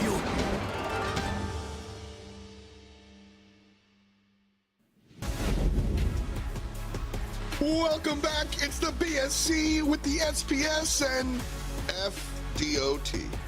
Also, my man Trav, I'm not spelling his name. Ark, I'm not spelling his name. But we're back. We got a whole bunch of letters and a whole bunch of numbers. In fact, $500 for each bounty that we're doing here. 5 players on the field per team. 2 elimination. It's a double elimination bracket. It's a number. Let's just keep going with it. And 1 grand final in front of us. However, we do have the losers, the lower final. We're polite, yo. The lower bracket final. SK Gaming versus Team Humble. Straight up, all 3 of us are surprised to see Humble here above Zeta Division. Full stop. Trav, that's crazy. That is crazy. Honestly, I'm surprised to see anybody here above Zeta Division, to be honest with you. But it looks like me and you brought it back even with that one, and we're looking to try and keep it the same. All 3 of us going with Humble. Honestly, I'm surprised at least one of us didn't veer off that. SK have been performing pretty well today. Obviously did kind of continue and already beat Humble today, right? So it's kind of a little bit odd to see us now kind of switching the vibe up. Bro, it hurts so much to not go SK. Like, we joke, we have fun. I am like spiritually biased towards SK Gaming. I got my first job in esports through SK Gaming like a gazillion years ago. But it's just tough when this Team Humble right here, Ark, because they just seem to have the juice. Hey, I mean, I already went for SK in the last game. I mean, Trav's talking like he didn't have the choice of going for SK. I've already done my round, guys. You know, come on. No. All right. You know what? When you're right, you're right. Except you were wrong. The reply totem I was wrong. correct. That's why I went with Humble. I expected you guys to maybe change your minds. I wanted to go reply totem, but SK Gaming and Humble are jumping on in here. So this one, we are all leading towards Humble, but realistically, Trav, I don't think that this is a 90-10 matchup. I don't quite think it's 50-50. There's a reason I went towards Humble. I would go 60-40. Agree? Disagree? Why? Disagree slightly. I feel like it is closer to that 50-50. Like, I feel like I'm saying this for every single match, but it is so true. Like, every match is just so 50-50. We'd have expected Zeta Division to come out and just wipe the floor with everyone. They did the complete opposite. They went out first, and are the only team actually still not competing at this point. So that was surprising to see. But I do feel like every game is 50-50. These 2 teams so close on paper. I gotta say Humble. And that's why I went for them, just because they seem a bit more like the skills a bit more diverse. You know, it's kind of like they've got 3 of the best players in Europe at the moment, the best or most consistent team in Europe, plus people they've already got synergy with. So why wouldn't they do well? think that Boss individually has been one of the more impressive players. Just individually, Boss has been one of the more impressive players on the field today. Less tangible.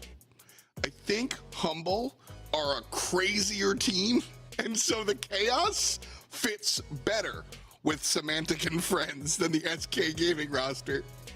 That's my official take, and I'm laughing, but I'm not kidding. I invite you guys to get involved here, event.brawlstars.com, and you can vote for which mode is played. I am forever going to push my propaganda of Knockout. Vote for Knockout. It's just the best.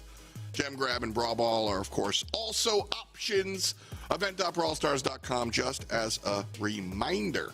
So go ahead and join us there, get involved, and find some fun stuff. So, Ark, we've heard you talk about Brawl Ball and how good it is. Pretend like Knockout's your favorite. Why? I just voted for Brawl Ball and Brawl Ball 1. Knockout is not as good as Brawl Ball. Trav, pretend like you voted for Knockout. No, because Brawl is and always will be superior. But I believe it's me. I believe it's me to pick a bounty. Yeah, now I have to. I wanted to take. Fine, Trav. You do get to pick the bounty, Trav. Are you complaining for having Trav pick over you when I've not had a single one all day? Brawl Ball is our game mode, Trav. So, pick a bounty. I don't want to do the same thing over and over, so I'm going to go team with the most goals.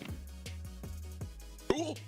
A little different. I consistently go for the first team to score a goal. Trav going for the team with the most goals. So you could wind up losing the set and winning this bounty, technically, if you wind up It is possible. It is possible. It is possible, right? 2 to 1. Yeah, it is possible. It's not probable, but it's possible. This is why I'm the play-by-play commentator and not the analyst, because I can't do math. So we will figure it out. But Brawl Ball, SK Gaming, and Humble, both of these teams, Humble has seemed a little bit more aggressive on the Brawl Ball field, I'd say, Ark. Yeah, they've had some really, really strong moments for me. Boss, especially on that, Kenji pick all day long has just been flying through things. I mean, he's so scary on it. And if you get some nice heals behind it too to allow him to do better with a Byron or a Berry or something along those lines, he's really just able to tear it up. And we saw in the previous series that Lenan really struggling against the Reply Totem on that Kenji pick, despite those heals in that kind of position. Maybe it's a mode thing, maybe Brawl Ball's better, going to be a better time for SK here, but certainly, I mean, that's the man right there that I'm most worried about. Yeah, I gotta say so for sure. Boss, definitely one of the stronger players on the field in total. And Ark, we'll see you when Grand Finals winds up coming around. For now, it's Trav and I driving the boat here. And Boss, one of the more individually strong players. And, like I said, this SK Gaming squad, 52% of you are going to ride along with them. Joker might be my top 3 players for me to watch in the league. This SK Gaming team, despite my personal biases, are just a strong and fun team to watch. However, man, I gotta say, especially in Brawl Ball, I think Humble have the upper hand here. I think so too. I think it's just like the community agreed with us. We were like, yeah, it's about 50-50, 60-40, whatever you think. It's kind of similar regardless. I just feel like they're so evenly matched. It's just a question of kind of what comps they decide to take, because we've seen Humble a few times, Boss hopping in on that Fang, changing things up a little on this map, whereas the rest of the team seems to be just going sharpshooters, and it's just a question of whether or not you can bring that aggression to the table at a high enough standard to be able to beat the sharpshooters on. Look at it, it's a sharpshooter map. If you can beat them with a Fang on a map like this, which he's doing again, then you're a really solid player. Oh, both doing it. Ooh, well, I like this idea because you have the Mo, and so they can sort of do it. The Fang comes up. I also would have brought up Buzz a little bit, because these are characters, these are brawlers, these are characters that will be able to jump on you. So as you push up towards the goal, you can Fang Super in, you can, Buzz Slash in, you can Mo Dash in, and then put yourself in a position to grab the pass and dunk in the net. I think that forward movement is a really big deal here, and so that's why I understand and I like the Fang selection. It did work out last time, but I think there's a method to the madness, and I like what they're doing. Tries to slide it in, but just not successful. Tom's going to throw out a gadget there and get some decent work done, some good damage. Boss going to push this up top, round the side. Try and work for his super, because that's pretty much the only way he can get anywhere near any of the opponents or near goal. Mo going to try and get a few shots out. Does get his super along the way, but Mo's going to go in. Surely be able to take down Fang here. Actually, it goes the other way, and this gives Humble an opportunity. That Fang super is available. The offensive one was a little silly, and there is the slide kick punished by Laura, and the ball just given to Yoshi. Humble had the opportunity there, but they didn't act fast enough, Trav. The respawns came through, and I think their plan just went awry because they waited. Where's the super? Oh, Lane just dashes out the way of it. Beautiful stuff from him. Now OP coming back around the side with super in hand. Kenji dash onto Kanan, brings him low, does get some good damage, and Kanan just going to retreat rather than go aggressive or just keep that super in hand. And another gadget use. OP going in, trying to clear up some space. Mandy super again, cleared off the line by Tilmsy this time and given to Luki to walk it to safety, but just as Kenji gets a little bit of a swipe on him along the way. Scoreless with a minute to go. Ball on Humble's half, but in control by Humble. Fang goes in and embarrasses himself. Rough stuff. The mouse-on-mouse trade works out in SK's favor. Lana winds up on top as well. And now with the numbers advantage, SK are going to look for a scoring opportunity. Ball passed up top and then down south by Humble on the defensive end. And unable to find a secondary kill means they're unable to find a primary scoring opportunity. Yeah, Humble just throwing it back and forward, down and up the map, trying to move it away from the opponents. Kanan going in up top, doesn't really find a lot for it. And this ball's still in Humble's possession. Going to benefit them heading to overtime here with 25 seconds on the clock, but here come the hypercharges all moving through. Joker looking for a speed now. Mandy super going to be missed. Boss still got his super in hand though, and hypercharge along with it through the wall, but Yoshi will go underground and evade it so well. The name picks up the kill, and it's in FK's hands.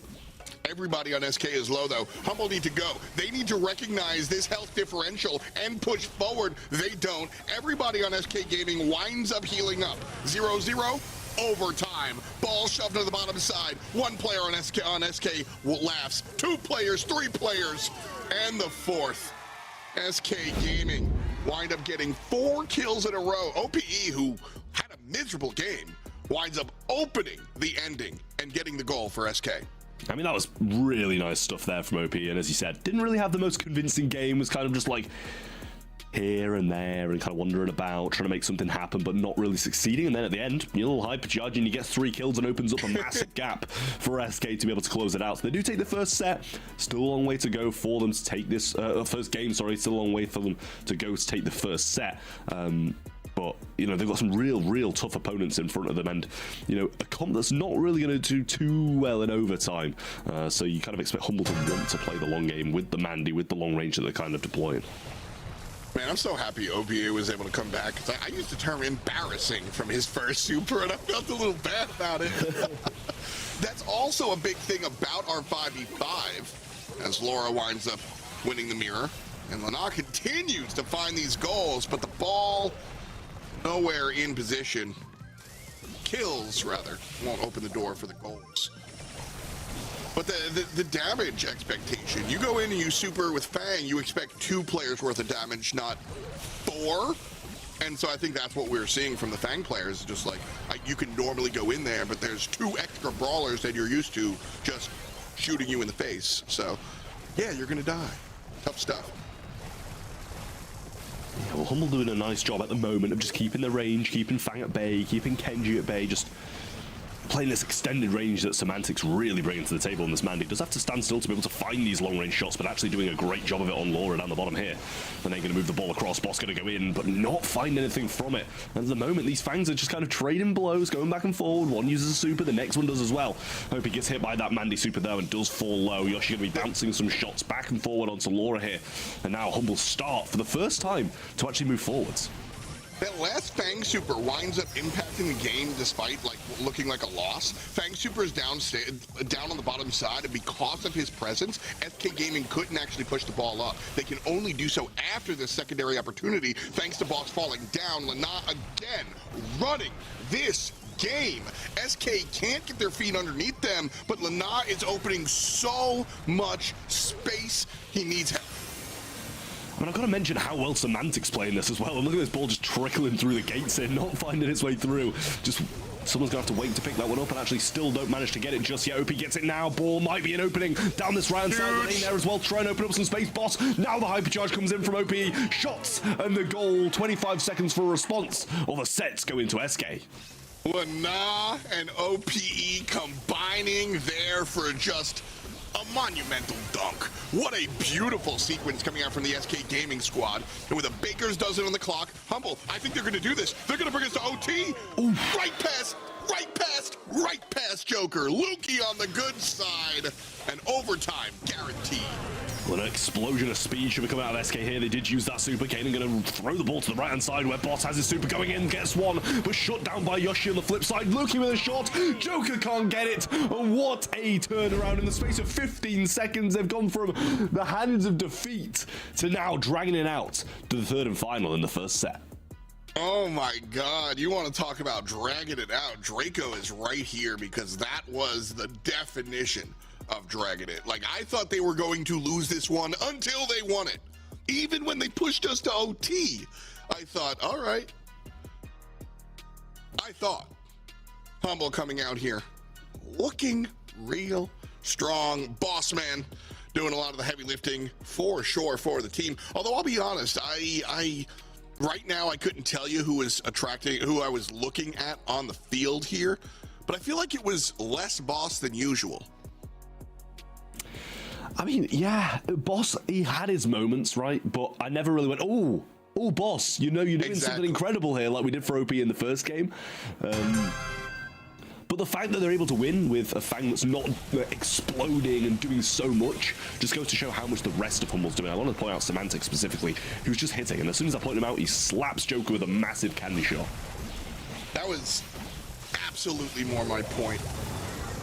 Glad to have you as my partner in crime here. We jump into our final round of Brawl Ball, assuming no draws, etc.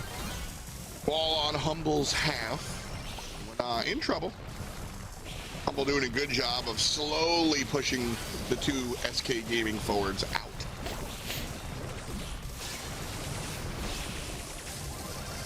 Kanan pushing up. And they have a moment to do so. Joker just gives himself up a little rough, as the Colonel would say. And now the ball on SK's side, momentum in Humble's favor. Does turn around quite quickly. There was a member of Humble falls down up top, and Laura's going to receive the speed. OP now trying to move this ball down the bottom side. A little rotation, but Kanan's there to say no to that. Does feed OP a super along the way, though, and we know what he can do with this in hand. Bottom side dribbling up. OPE does have that super, and he was definitely trying to bait Kanan into that situation. Push the ball up, Kanan grabs it, he gets supered on and taken down. He gets supered on, but he does not get taken down. The turnaround from Mo is fantastic. Mo to Semantic to Lukey, back up to midfield to Boss. Bender's respawn's gonna cut Humble's push at the ankles. Might have been a scoring opportunity there, but I don't disrespect the passive play. Yeah, they do seem to be making these big rotations to kind of like play it on from the top or the bottom instead of going straight through the mid, and it does seem to be working, but they ain't getting hit by that shot from Lukey. Now moving forwards, Kanan can't really do enough damage to get rid of him here. Dash comes in, doesn't find any connections, and Lukey will pop a hypercharge to try stay alive in this position and gets a nice mark there as well. Joker's low, and Humble needs to finish him off if they want to keep pushing. Kanan donates himself to the cause. Still scoreless. Lana has the ball, passes to Boss as he tries to take down the world. Semantic falls, and the ball just lollygagging in mid. Nobody with an advantage. Fresh start, overtime. Yeah, well, down goes the grass and all the walls as well. OP might be able to find a nice route through here if he gets the super in. They're all clumped up, so they're all waiting for him. They know he wants to make this lunging move, but Yoshi can do the exact same. Now Boss comes through, but he gets stunned by the roundhouse kick. And, I mean, OP gets absolutely obliterated. Yoshi's so low here. Should go down, pass up to Luki. Can he find the goal? Shot to the left, not far enough anyway. Won't reach the line, never mind go in. And Lenane cleaning up some of the stragglers from Humble. What a fantastic play by Humble. Just a foot too short. Just a little rough. Humble coming up short. Doesn't want that to be the headline. Bottom side is where they've seen success. Ball there, but bang goes in. Gets one. Falls down to the second, though. Scoring opportunity is here. They have the numbers. Tomsy passes back to Kanan on the bottom side. Mid to field. Up. Needs the kick. Scored right into the hands of Lana. And no score. We do it again. It's never ending. Draw throughout the September Spectacle. I'm telling you, and Brawl Ball can't find the wins when we head into these overtimes even. And that's surprising when you've got opposition with a Kenji and a Fang. Yeah, you might have a Fang yourself, but you should have the advantage with all these sharpshooters against two tanks in overtime. A little bit difficult there for Humble, not able to close that one out. Few of the passing plays gave me some hope, but just nobody with the super able to finish that off. I was really upset about that play from Humble was excellent. The ball was just short of actually making it to the net, but the way they were able to pass the ball around like a real football match or a real basketball game, even just like bottom side to mid, back to bottom, all the way up to the top, long range super kick, just a little short. I think the fundamentals were there. But this is a larger map than usual. Players are learning spacing. It's just different from 3v3. And that right there shows the growing pains. There's another one of those roundhouse kicks to stop the Fang in his tracks. Boss got a super of his own now, but can't do a lot when they're peeking around this wall. He's not got the best position there. And Yoshi's going to be able to pick him up on that little drill form. Transfer him back to the rat form now. Tom's going to have to retreat, stay away from that. And SK gaining some ground nicely. Scoring opportunity just yet. Tomsy's still alive. Boss and Semantic on the respawn. Boss falls, and with the dash on in, this is a moment. Sim needs to fall down. Joker just shoves it. No takedowns necessary. Joker with the goal. Well, still a lot of time for a Humble response, but OP with a super hit could be the one to end it all right now, but they're just going to get the ball. Probably place it back in this corner. Unless Yoshi can find a bit of an opening on this right-hand side, and it seems like they might find one here. Getting some kills. Gonna see Kanan going in. Now the bounces to the right-hand side, and this should be a goal, surely. But where's he going? He's just left him completely. He left his teammate to die. Missed the super, and that's a little bit unfortunate. They do still have the lead, but slight mishap there from OP. All re-centralized. Boss thinking about it, grabs it, and Lana grabs him. Humble can still push here. 4v5, not a huge death sentence. Shoves the ball as OPE comes through and takes down the player. No goal just yet. And now SK on the return. Well, Lane dashing forwards, wants an opportunity to try and score with this super, finds the dash off the wall as well. Now going in, trying to get some damage on the wall, clumped up. Joker helping him out as well, can't quite grab the ball, and their teammate will go down. Now a hypercharge as well, everybody's going to be getting some speed. OP going in, bounces off 1, 2, and 3, and SK will put the ball in the goal and take the first set. Even in a for fun exit, I mean, there's money on the line here, but this isn't the official BSC going on. It still comes down to a lot of Joker. Joker winds up this one is the one that mattered, Trav, and he puts the team on his back.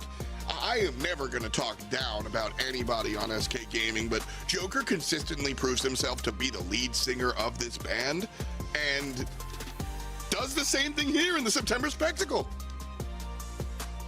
Yeah, I mean, Joker he's the man. He has been since he started playing, since he turned 16. He's been one of those players that just always shows up for the team and always plays that consistent quality Brawl Stars.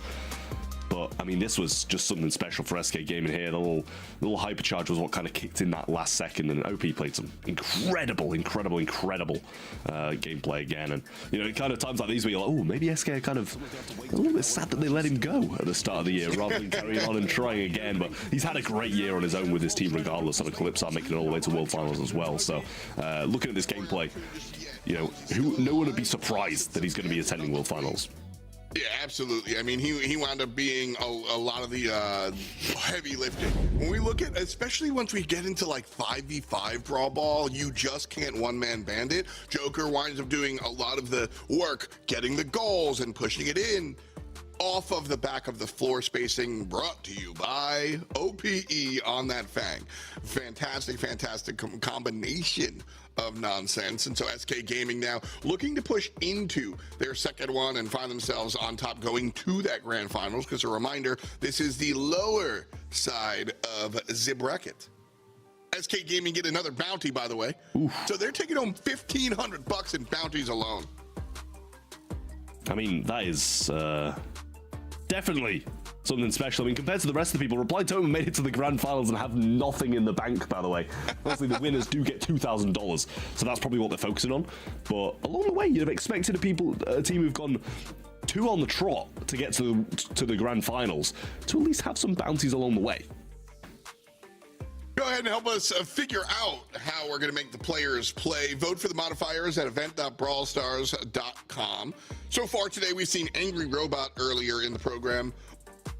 Seen a little bit of meteor shower, which I'll be honest, Trev, I didn't really notice it, so. We're voting on the top row exclusively. Angry Robo, Energy Drink, Fast Brawlers, or the Graveyard Shift. I think Energy Drink can be fun, but Graveyard Shift I think is the weirdest. But also none of them matter, because it's going to be Angry Robo. It always has been. I think every time we've done the top row, it's been Angry Robo, which it's Graveyard Shift. We're doing something different. I was expecting Angry Robo because it has been that every single time, but I'm so pleased. I'm so pleased that it's something different. You know, if every time Trav got cynical, if the universe proved him wrong, I would be a happy man. I would not, but in this situation, I'm very happy. I'm very happy that the universe has proved me wrong. Honestly, it's a fun one. Lose health, deal damage to heal. So this is a curious one. Also, if this is wrong, blame Ready Set. In 5v5, when you deal damage to heal, it heals the whole squad. Really? Okay. That's what he said on the APAC broadcast. Well. So I'm trusting my friend Ready Set. And if I'm right, it's because I'm right. And if I'm wrong, I'm throwing him under the bus. We wouldn't want it any other way. We would not want it any other way. Right? Look at those friends.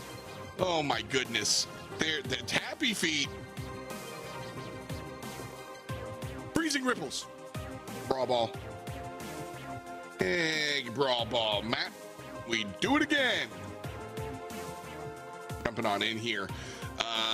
Probably just the same draft, right? If it ain't broke, don't fix it. If you're on the losing side, do you adjust anything? I don't know if it will be the same draft, because I feel like it's a little bit, it's different a little bit from the top sides. Differed a tiny bit. We got a Sandy thrown in there. Bottom side, a lot of it's different. We got a Chester, which I love. Crow gonna be able to scout out some of these bushes. Leon is not something I would have expected, though. Yeah, I mean, so here's one of the big things about, again, transitioning from 3v3 to 5v5. Stealth characters are much harder to keep track of in a 5v5 environment. In 3v3, my lane mate's gone. Watch out, right? But in 5v5, you're all crazy. The battlefield, where's Leon? So that when it comes to mental stack, that's a term I used earlier. Mental stack, just like how many things you have to worry about. Coming into 5v5, comparatively speaking to 3v3, the mental stack is much higher, and things like stealth brawlers are something that add to that burden of knowledge. So characters like Leon, I'm here for it. Bring out the stealth brawlers because they don't know where you are. Well, we'll see what is going to happen there. Everybody kind of deteriorated unless you're going to get hit, unless you're hitting or killing the opponents. Laura solo, Joker solo, need to go in. She's like backing off because she wants to heal, but it's not happening. And eventually she gets a little bit of a heal in there as well. OP's going to go in playing that same brawler again, and who can blame him after last time's performance? But this time, doesn't start so hot. Yeah, see, it looks like everybody's healing on the team. It is going to be team-wide.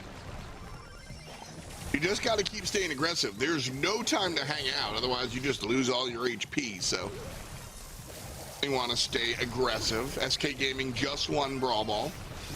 Now we're doing it again. OPE. Pass it upfield. Nobody's in that right corner to get aggressive, though, so I think it's just going to be, yeah, it's just Humble passing up mid. It makes our job a lot harder of actually knowing what the brawlers are when they're kind of like a bit transparent, but we'll see. We'll see if try not to make any mistakes, but Boss in this grass here, obviously not going to be flying under the radar, as he's going to be taking damage. The super's going to be missed. Lane finds an opening and shoots it left and scores. 1 minute 15, half the game still left for a little bit of a response from Humble, but so far SK looking good. Those are, it is so much fun to see the Brawl Ball goals from a distance, and you just don't see it that often in 3v3 because it's so easy to play D. Here, though, we get to see him from a distance, we get to see him up close, and SK Gaming, one step closer to it. Joker, not reveling in his win. Go time, man.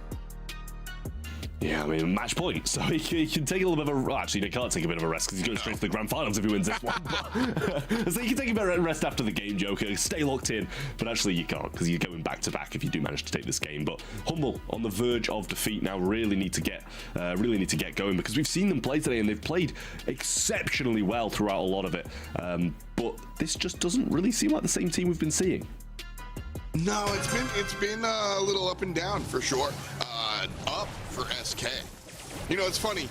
You said it doesn't seem like the team that we've been seeing, and I think you could say that to both sides. I think that Humble is fallen down a little bit, comparatively speaking to earlier today, and SK Gaming, I think, are having the best set they've had all day.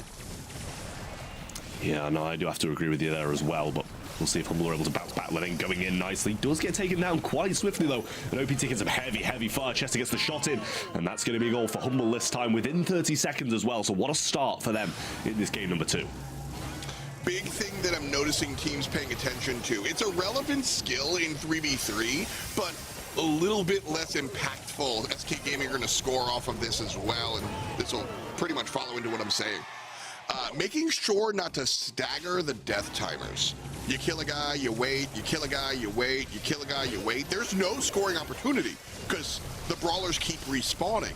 You have to get multiple takedowns in a short amount of time so that you actually have a window. It's relevant in 3v3, Trav, but much less so here in 5v5.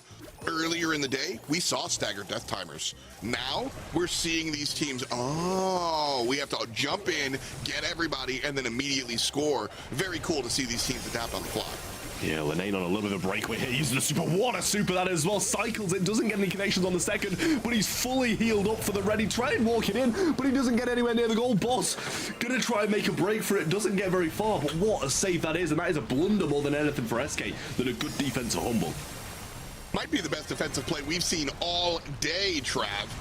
SK Gaming now on the swing back, up top. Semantic falls down to the hand of Joker, but 4 players standing in front of the goal, and the 5th on the bottom side. We're not going to try and come from that bottom side, but look at the positioning from Humble. All 4 of them just swap to the bottom. Slashimi's going to get one down, and here comes OPE, the tray kill. But they're so far away. Pass, top slot denied. Missed the dash. I mean, that is just disappointing there. Couldn't get the dribble on, I should say. Laura's going to need a super here for the overtime. Try and get some work done. We'll pass forwards now to Yoshi, who's trying to make a move. Doesn't really get too far, though. Laura trying to force it as well, but it is a tie, so there's no need to rush, really. Lenane's going to try and go in again. Uses the super. Gets some good damage in. Goes for the dash once more. Joker having to retreat. Is marked up, which means he's going to be taking even more damage. Owens Lukey has to pass to Sim. But it's OPE and Yoshi that start us off. Oh, okay.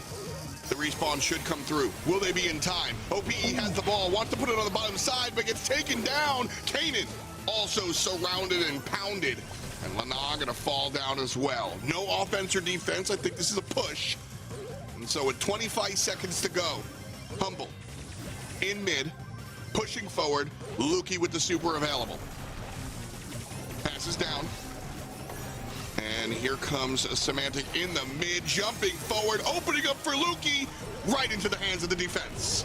I mean, it's a big goal. Surprised you can really miss that, to be honest with you. But going in once more, pass comes through, but it goes straight to hands of him. Oh, what a misplay. Tomsy takes advantage and evens the score in Brawl Ball. Still, one for SK, but one for Humble to even the score and take it all the way. Oh, man, those moments. I just like 5v5 Brawl Ball better than 3v3. I'm just saying that. It was fun to watch.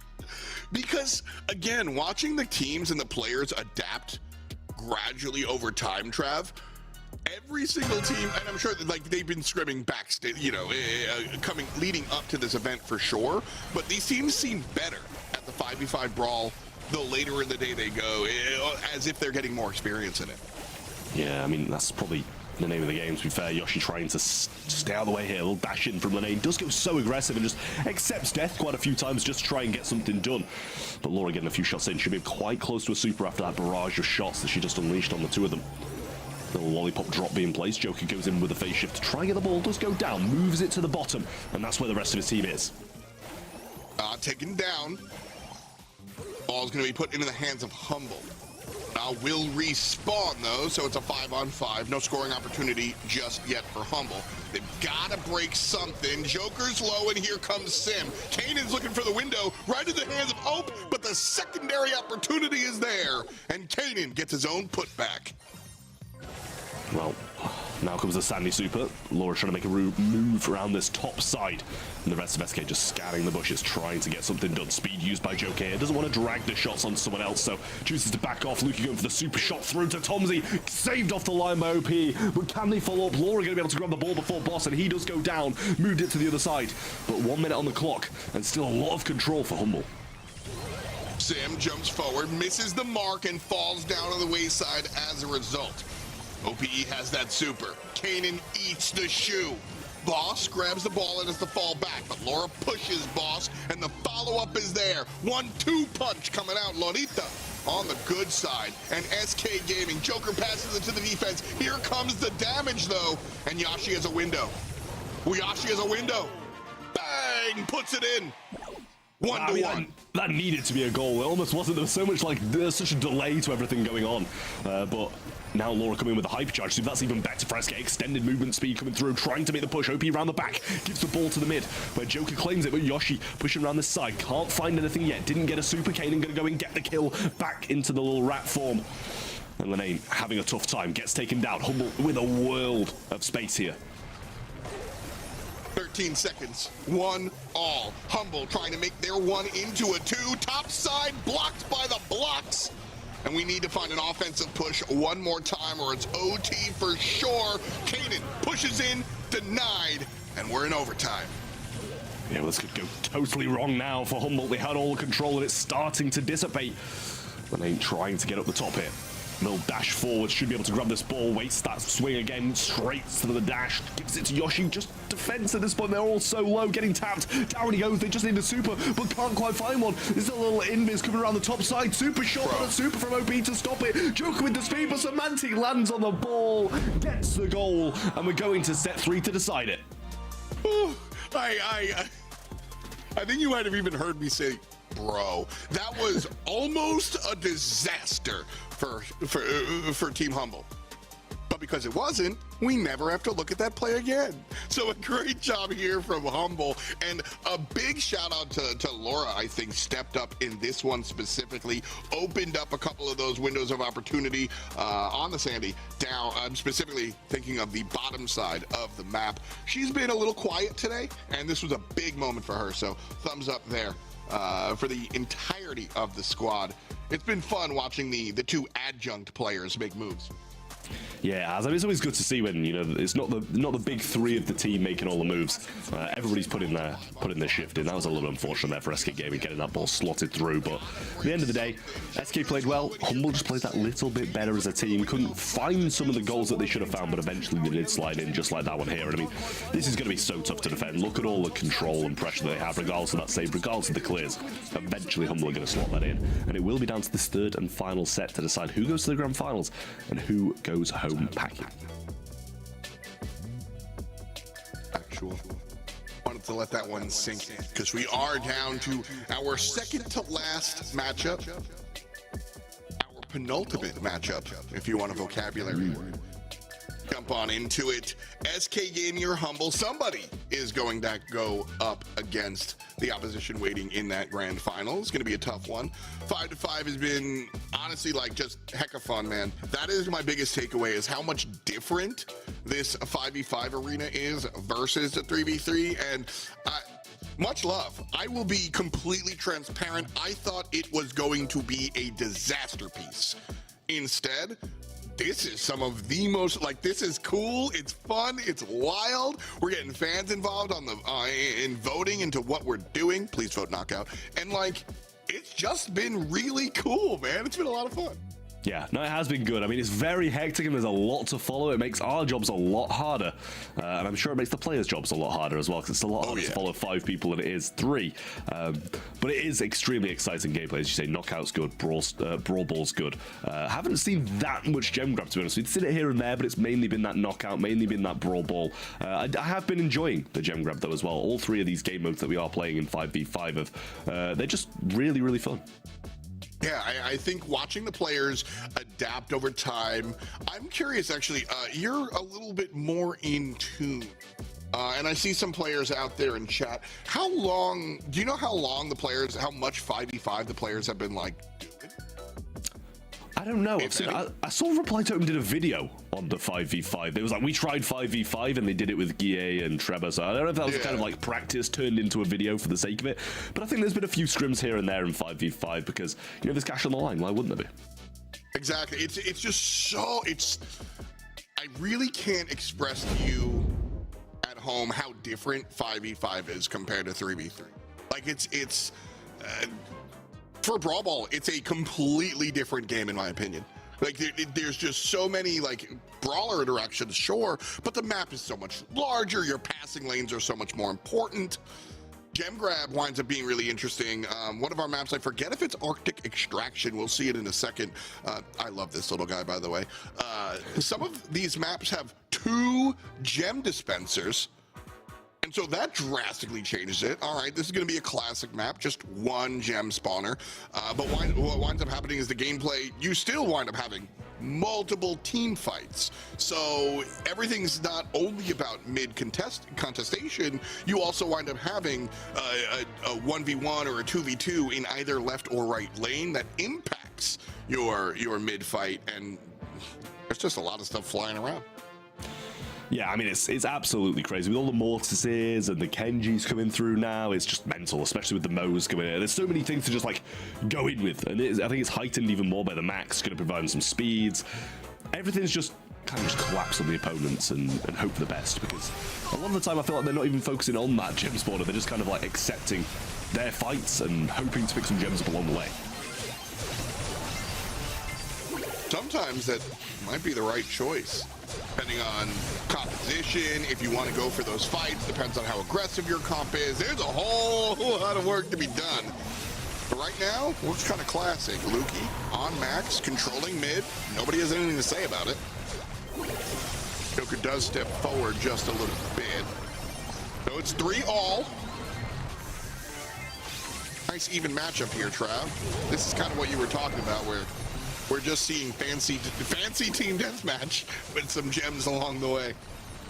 Yeah, just hoping. And I mean, Joker's stayed on this gem spawner very well. He's got 5 in the hand, and you know, regardless of all his teammates going down, then you know they're not just going down; they're sacrificing themselves for the greater good of Joker getting gems. So it seems to be working so far. They've got a 3-gem lead, and you know, a few supers probably along the way. Joker with one in their hands now, but Mortis can't get that off, and Joker's put at risk in, not going down though. Still dashing upon him though. Nice little twister before he goes down, and Laura forced to pick up these gems, which I'm sure they prefer to be in Joker's hands.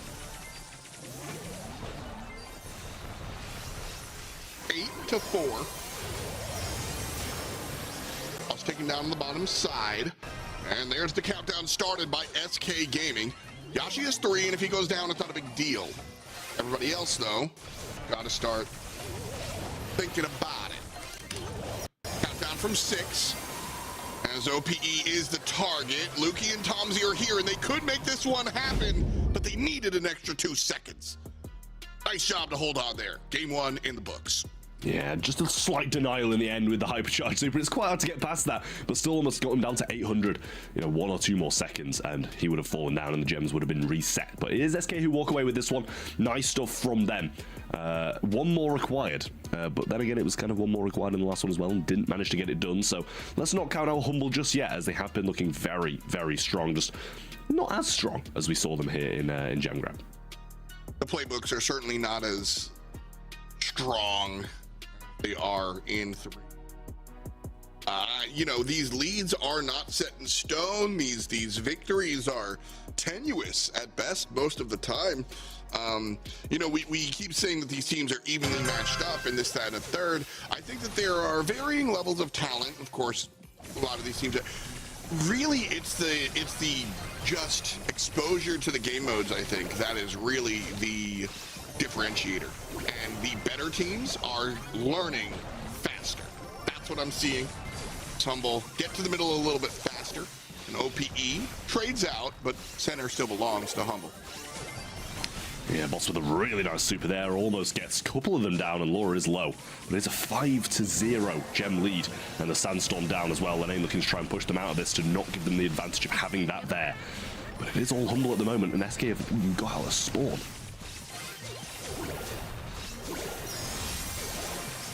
BE to the back line. Finds Tomsy. Pushed back. But still finds the kill on the backside. SK Gaming with the window open thanks to OPE have complete control of mid. They've got 9 gems in the pocket. Boss trying to hide, and it will not work. Number 10 for SK. Joker with 2, OPE with 8. And the countdown is running. I mean, what a turnaround this has been. Laura going to place the Sandstorm down as well, not allow anybody to reset that health.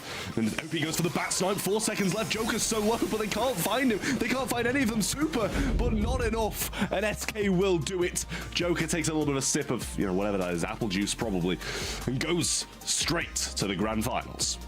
Fantastic stuff coming out from Joker and the squad. I really feel like SK Gaming started today off weak. I'm not just saying that because they lost their first matchup.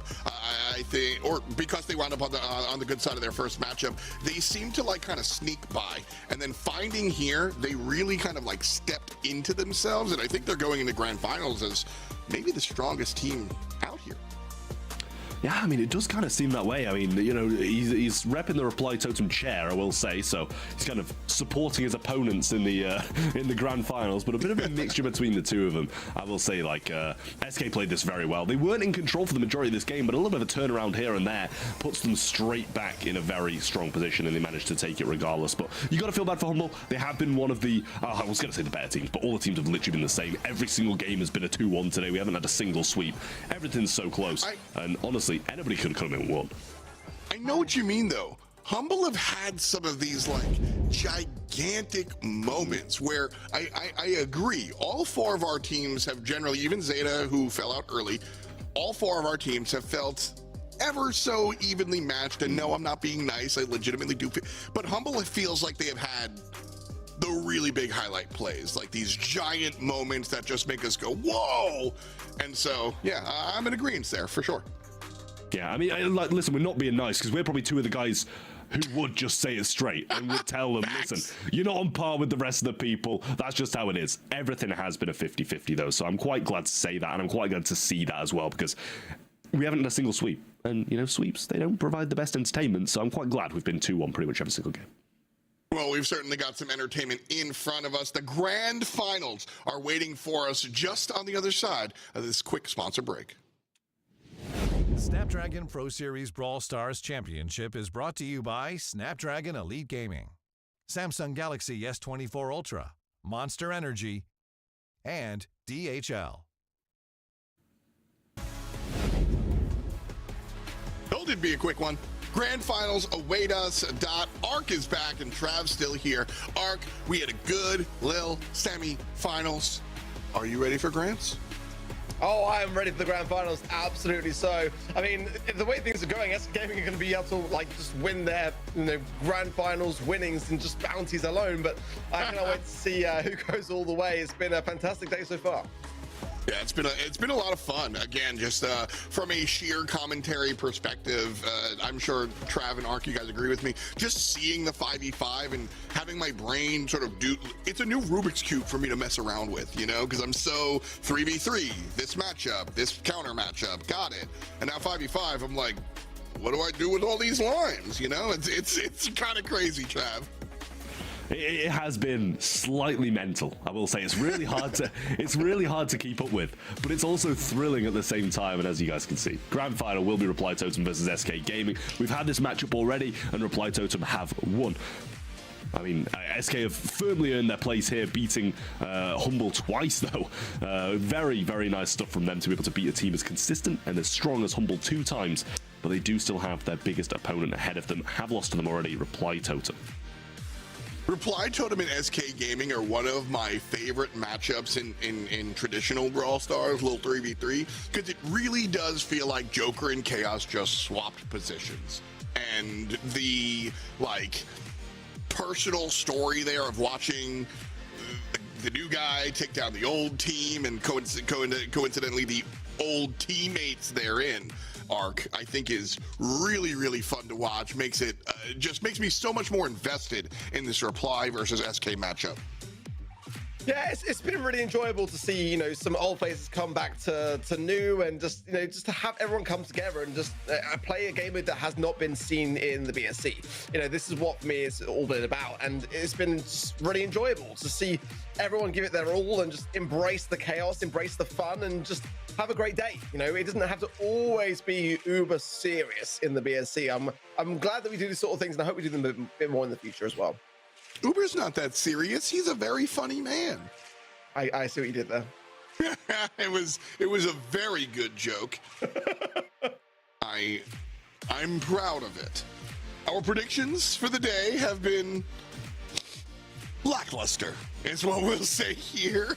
But that means that this has been absolutely what it needs to be. The September spectacle has been spectacularly confusing and just a surprise all across the board, I think, for the most part. And watching these teams acclimate themselves to the 5v5, it's probably about the 4th time I've mentioned it, Trav, but I think it's a lot of fun. Yeah, it is. And honestly, we are useless at predicting today. I actually don't know what's going on. Like, none of us are usually like this, and we're like, 4 out of 5 have been wrong, but it is Reply Totem versus SK Gaming rocking up. You've seen them already. Do we even need to show these? Mori, Maru, iChaos, and they're added too of Guille and Trevor, both ex-teammates of iChaos as well, so kind of bringing that middleman chemistry in there as well. So nice to see these guys come together.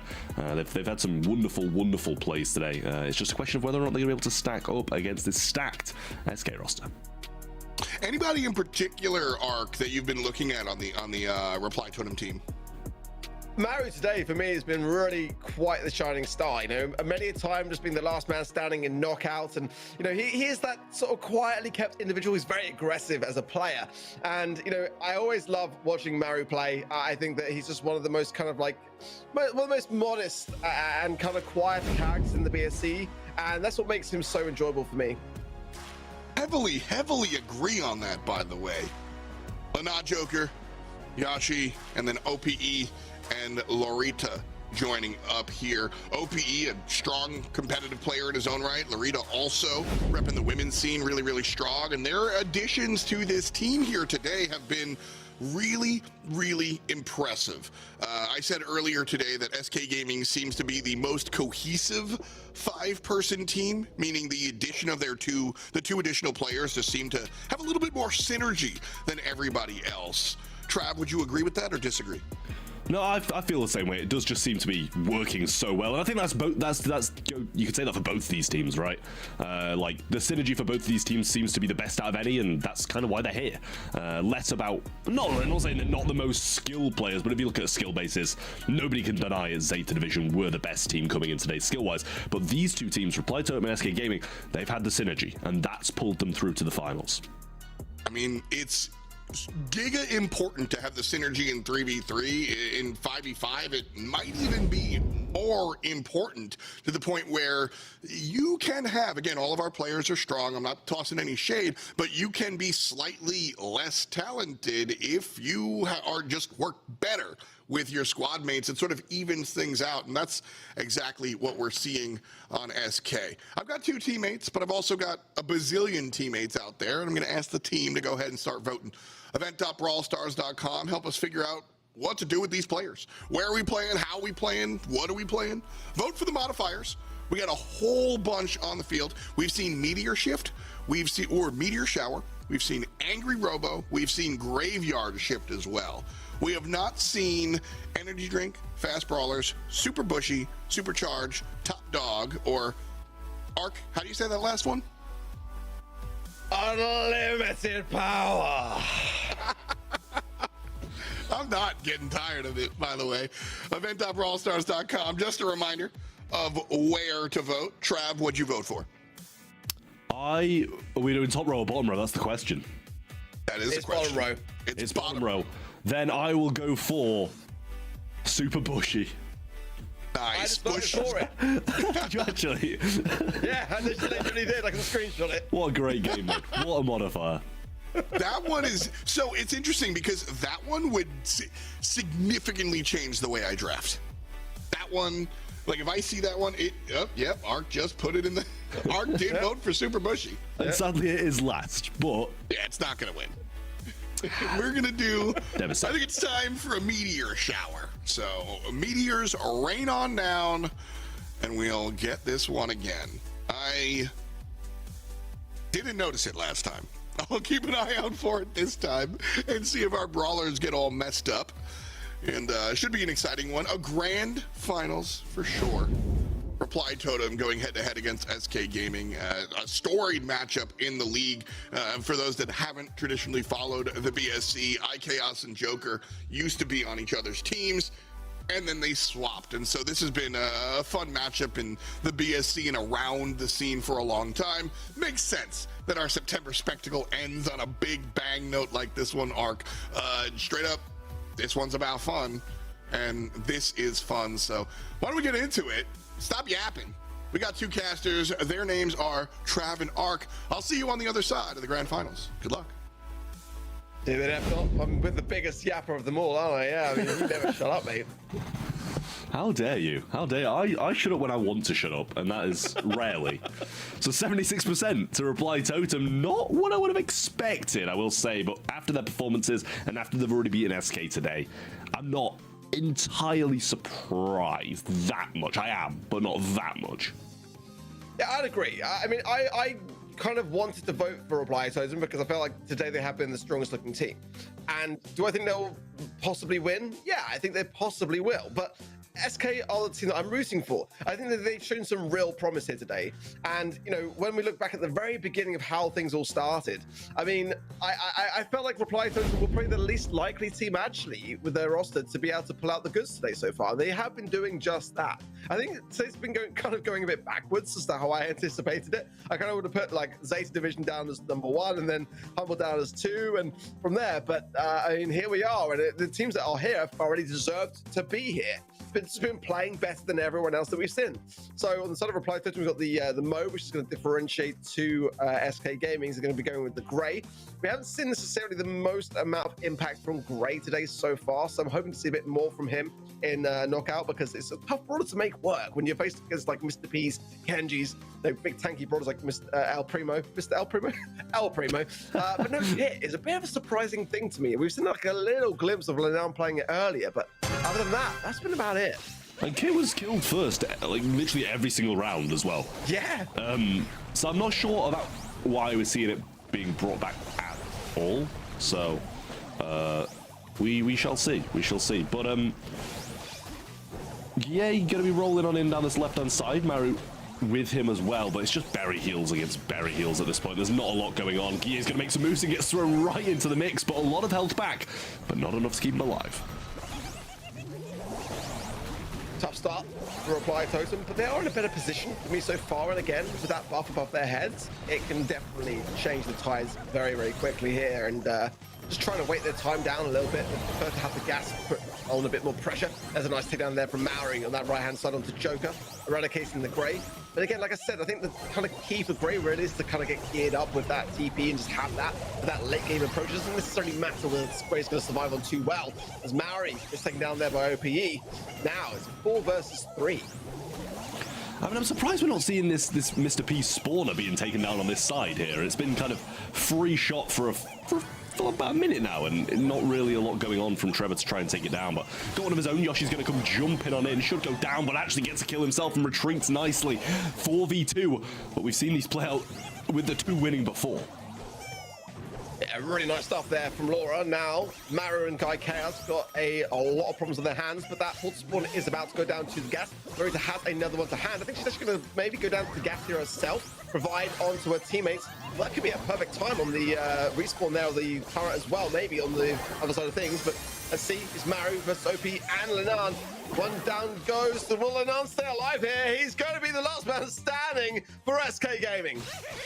I mean, that was well played. These kind of deciding to just let yourself go, accept defeat, empower up your teammates.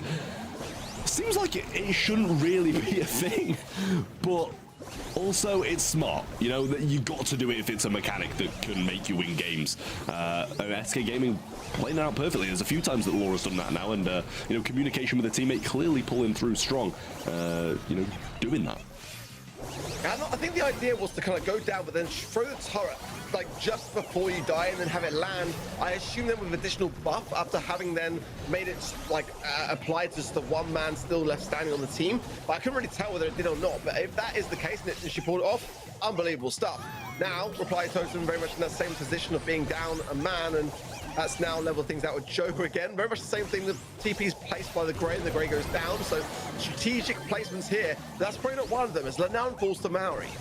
Yeah, a little bit of a trade there, and OP does have a super, but Maru's still working for his. We'll get it by just being hit, so I'm sure we'll see him with it at some point before this final battle goes down. And Porter's jumping on these launch pads. Trevor and Lorita both have their turrets, so they're just spawning constantly, and Barry going to go for the kill onto Trevor's now, and Laura's is a bit more out of reach, but Guille just dealing with them nicely. Gadget being used, and that's going to take some ammo, and it's going to take some killing as well. Maru has hypercharge and super, and he's so dangerous with it. He's a dangerous primo in itself.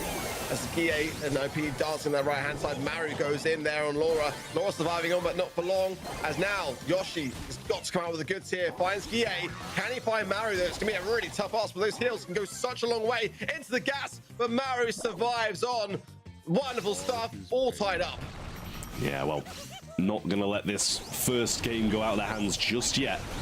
Trevor throwing down some shots on the right hand side, and it's just berry heals yet again, just trying to work out what the opposition's doing. Supercharge should be here, and it is for Laura as the porters start coming in once more, and Trevor gets one of his own right now.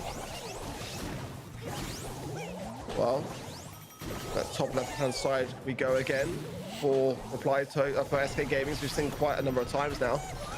Now Joker attempts to go on the aggressive edge, places though the TP in a good spot again for that late game approach. Going to keep hopefully some heals coming in for his team, who are the last people standings. It likely probably won't be as him, as he's been going down quite quickly in the grand scheme of things, and ideally wants to. He doesn't want to be in that position at the end. He wants to have his teammates with the healthier HPs be the ones to carry things. As Maru and Trevor really going in aggressive there onto Lenan. These porter spawners are proving problematic for them to deal with. Laura doing a great job on that left hand side there to keep everyone at bay. Yeah, I mean, OP had that super in hand for so long. Gonna use it again. Hypercharge once more. Super comes through from both Yoshi, Elma. Everything's going down. Maury's gonna use that super too, surely in just a second. Lenan, one of his own, sliding through and slicing as well. Still a 4v4 regardless of all of that. I was expecting more deaths. Yeah, no, I'd agree. The berry went down the other side of SK Gaming. That could prove really problematic towards the end. Those heals, as we know, can provide so much survivability. Maru gonna get taken care of there. Went a bit too overly aggressive into Lenan, and it made light work of everything. But 3 versus 3 now. Very, very tight to call. Laurita going into the gas there to be able to provide even more utility of the SK Gaming to be able to survive this one. OP struggling with the amount of heals there, but IKS will fall. Lanan's still alive, then that's the key, but Maru! Well, we're going to come out on top. No, it's still Lanan on top, and SK Gaming get the game. Honestly, I'm glad you were speaking then, because I could not have told you what just happened. Everything kind of, everybody just died at once, gas coming through. Like, who actually knows what just happened? 3v3 and like 2 people survived, and then one, I think, got killed by 12,000 damage of gas. Like, it's just crazy what happens in the late game of these knockouts when people have like 4 power-ups over their head and like 20k HP. It's just all a lot. And it is SK who come out on top, but we've got possibly another 2 games of that. I think a lot of it as well comes from having Sin Kenji for the first time in the BSC, because ultimately that super is just very kind of like disorientating as the caster when you're seeing it, like, you know, for like the first day, and like trying to like locate where you're gonna come back when you come out of that slice and dice as well. It's kind of like one of those things which ultimately is always happening with a new brawler, but we normally get about a nice month of period of time or a few weeks to kind of customize ourselves. Yeah, not a day. A lot of this stuff, throwing him straight into the deep end. I love it. But that is what the September Spectacle is all about, you know, and it has brought some more chaos and things, and I love it for that reason. Yeah, no, it's very enjoyable to watch. Joker gonna set up a teleport here into the mid. It's a lot more helpful than these launch pads, which just throw you to the other side of the wall and not really get you into the mid when the gas is there. They've been a cause of quite a few deaths along the way. Chaos does have a super here as well, so nice and easy for him to be able to heal up his teammates or go aggressive and try and get a kill if one presents itself. I find it quite funny, the portals is kind of just jumping each side of these jump pads as the match kind of continues all on, but OP there getting himself out of harm's way with a nice heal there off the back of Yoshi's splash. Mario, though, would like to have something to go on the aggressive, be able to like provide some support. Should Trevor be aggressed by Lanan there on that left hand side. Nice walking cane there, connection from Joker onto Kie, now taking care of the porter. Wants to probably place a TP in a way that he can go in the aggressive, but also provide something for the late game for his teammates. Yeah, I mean, the amount of heals you can get with this berry in a 5v5 is just ridiculous with the supers. Now the porter's coming through. That berry shot should bring them down just about, and it does. Gie pinned at the bottom by Joker, but he can eat a few of those shots and move on. Mori going to go down though, and now Gie jumping in from the launch pad, trying to make something happen, will bring Laura down. And Joker should be short following, but they're just accepting death to power up their teammates, and Laura now doing the same. OP going super on the aggressive, but he finds something of this absolute chaos ensues, but there is still Reply Totem looking relatively firm on the mid. Everyone on the side of SK Gaming looking pretty low, but Lanan still survives. How is he doing this? I don't know, I thought he was outside of the walls. I thought he was on top, but like all of a sudden he's in the middle dealing so much damage. It's crazy. And I mean, SK one round away now from taking this first set, and it seems like they're very much in control. They know when to let themselves die, they know when to power up their teammates, and they know when they can win. I think it's the additional heals to the back of the slice and dice, just keeping him in the mix there, because he was so low and then went outside the map, came back in, and then had like 17,000 HP above his head or something stupid. But nonetheless, in that respect, I think Reply System have to focus a bit more heavily onto Lanan and getting him taken down in this early moment of the game, and that's where SK are playing it so well. They're really prioritizing his life above all else and keeping him alive as the last man standing, knowing that he is the best person to be left standing. Yeah, it does make sense. And Joker already has that teleport set up and has another one in hand as well, so can definitely help out his teammates if need be. These porters giving him a bit of trouble though. It does take 2 shots to deal with them, and that's with only 1 power up, never mind more than that. Chaos going to rotate over, heal people up, and going to move his focus onto Joker. Well, Trevor aggressing there, Lyrics on the left hand side. I think she's 1 shot away and does go down to Treble. I'm surprised Trevor hasn't got another porter spawn to hand off the back of that alone, but it's probably 1 shot away from it now just for safety. Meanwhile, SK Gaming looking a little bit weak and weary, push the right hand side, but they are still staying firm. These berry heals really are a must, as both sides just looking for their moment to strike. OP goes in first, finds Chaos. Chaos gets the swipe back, and the heals come in the back of that as well. Chaos though will fall to Yoshi. And now Maru trying his best. OP versus Maru. It's El Primo versus El Primo. Who is going to come out on top? It's going to be OP throwing Maru off the wall. Jumps back into the map. Maru just about 3,000 HP. Was in the middle of burning down there as well.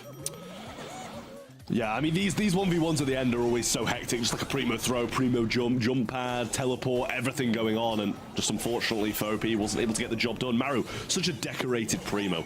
You can't really expect to be coming out on top of that matchup against a man like him. Honestly, I think I pushed my rank 35 rank pre-buff with Maru on primo during the Godzilla event, and he was unreal. Like, absolutely carry me. He's one of the best primos in the EU. There's no doubt about that in this region. But let's see, will he be able to come out on top yet again in this round? That is the question. The now falls actually to Kai Chaos. That's quite a big, important takedown to have at this stage of the game.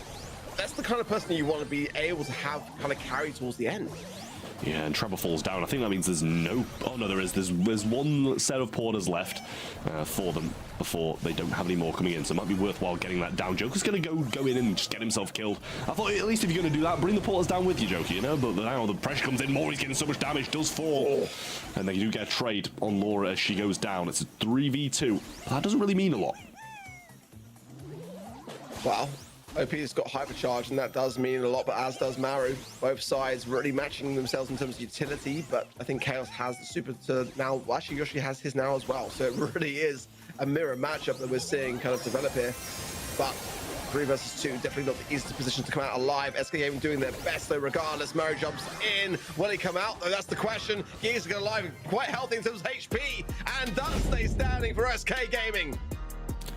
Yeah, again, there was not. I wanted nothing more than to be his camera when he leaned in for that kiss, but sadly we're not getting it this time. Maybe if he wins the entire thing, we'll get another reaction from Guille that we'll enjoy once more. But I mean, Reply Tome, they were trailing. They look good.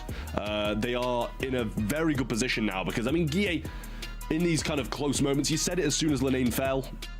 It's not looking good. When the Kenji goes down, you know you're in a tough position, and that's exactly what they were. Crazy stuff. It's just so chaotic, isn't it? I even called KAB on SK Gaming there. Unreal. Like, it's really hard to really keep up with just the absolute chaos that we see in 5v5, but we love it for that very reason as well. And let's see now, as we're all tied up, who gets that early advantage. I want to see a bit more from the move from Maori. He's got some really nice opening hands, but then suddenly will go down as a result of being kind of double teamed. But the times are right for Maori to strike. It just hasn't got the survivability now, as Bo's still definitely a threat, but it's about timing that aggression as well. Oh, the laying down again. Maru's going to be able to pick that up as he just over-aggresses him. You know, the Kenji seem to be the guys who are winning the late game fights, and they're the ones who are carrying the games. And if you're going down so early on, you're kind of setting yourself up for failure. Definitely a tough spot without that Kenji. EA still standing on the side of the Reply Totem, so let's see what value that he can bring to the table. Chaos going aggressive onto Laura. Should be able to survive there. Nice TP away as well, because that would have been a perilous position to find themselves in. But Reply Totem are down to 3 players.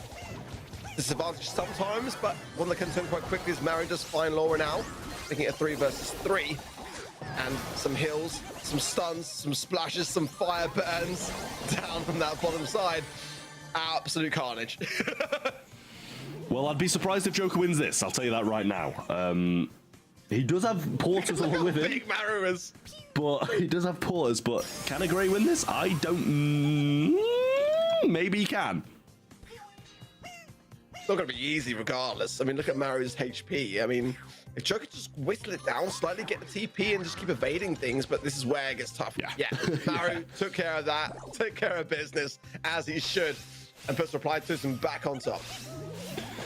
I mean, that is, you know he's losing that. I mean, he had a chance, he kind of TP'd a little bit too early there, preemptively, thinking he was probably going to use that Primo Super and he could get away from it, heal. But a little bit too early. Mori going very aggressive off the start as well. Wants to try and get some damage in, get the super, and hopefully take someone down along with him. Maru going in, does find the pickup, but then again gets taken down as well. I'm saying it's very tough to make Mo work actually in this circumstance with so many of your opposition able to just cluster together and just ensure the trades. It's very hard for Mo to kind of get back out of that situation as Joker goes in, finds Trevor as well on the left-hand side. Great stuff from him. And now 4 versus 3. Reply Totem still down to 3 players, but that's never really seemed to be a problem for them. They've always come out on top in this scenario. Yeah, well, We'll see if this time Maru will be able to make the difference. Hope he's going to go and use his hypercharge and does get some damage in, but should fall down. But now the name slides in and it flips the other way. They get the 4v2 opportunity. They do only have one power up though, and Maru looking very healthy with 30k HP.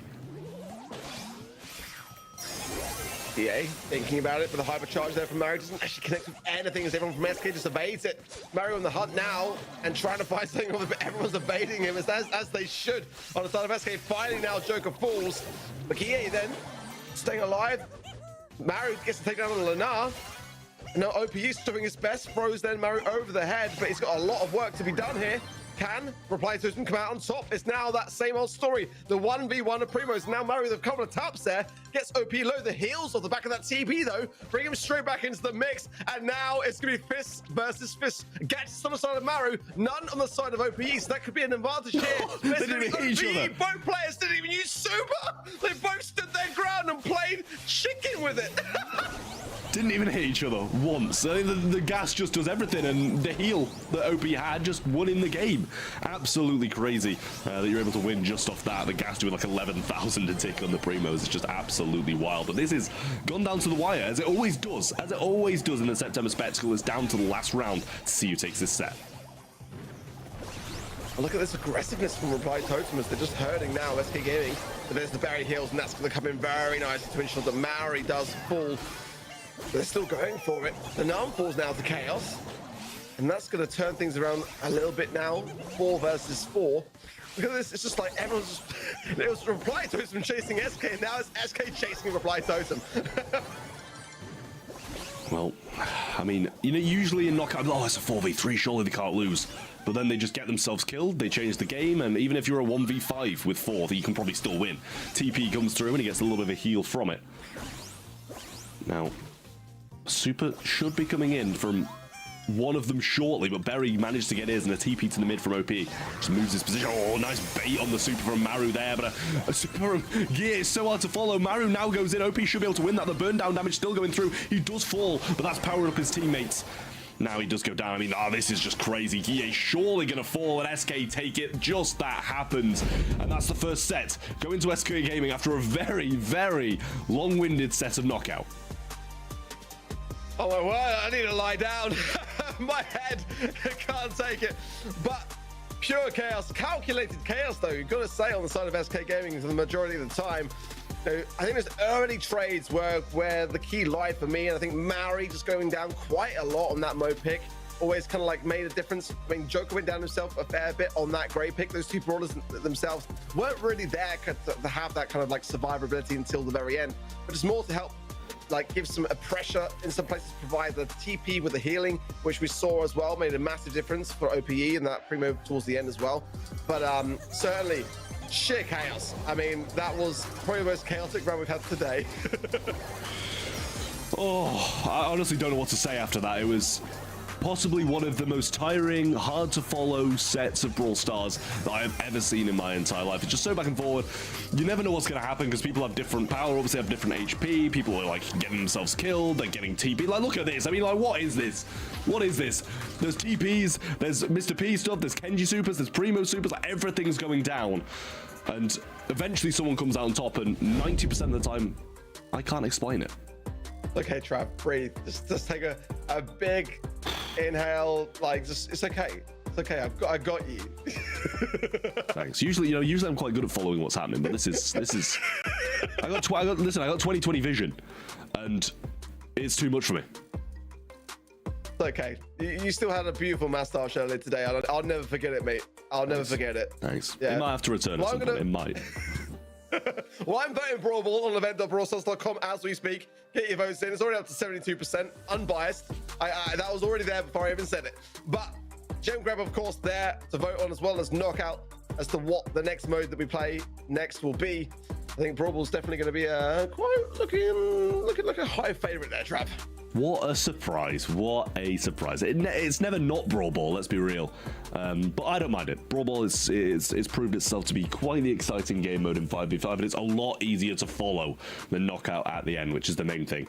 I do like Brawl Ball has been incredible all day long. Like, I've been enjoying watching it a lot. The 5v5 kind of adds some extra depth, some extra room, and we've been seeing a lot of people attacking from up, attacking down, and Ark, your time has come.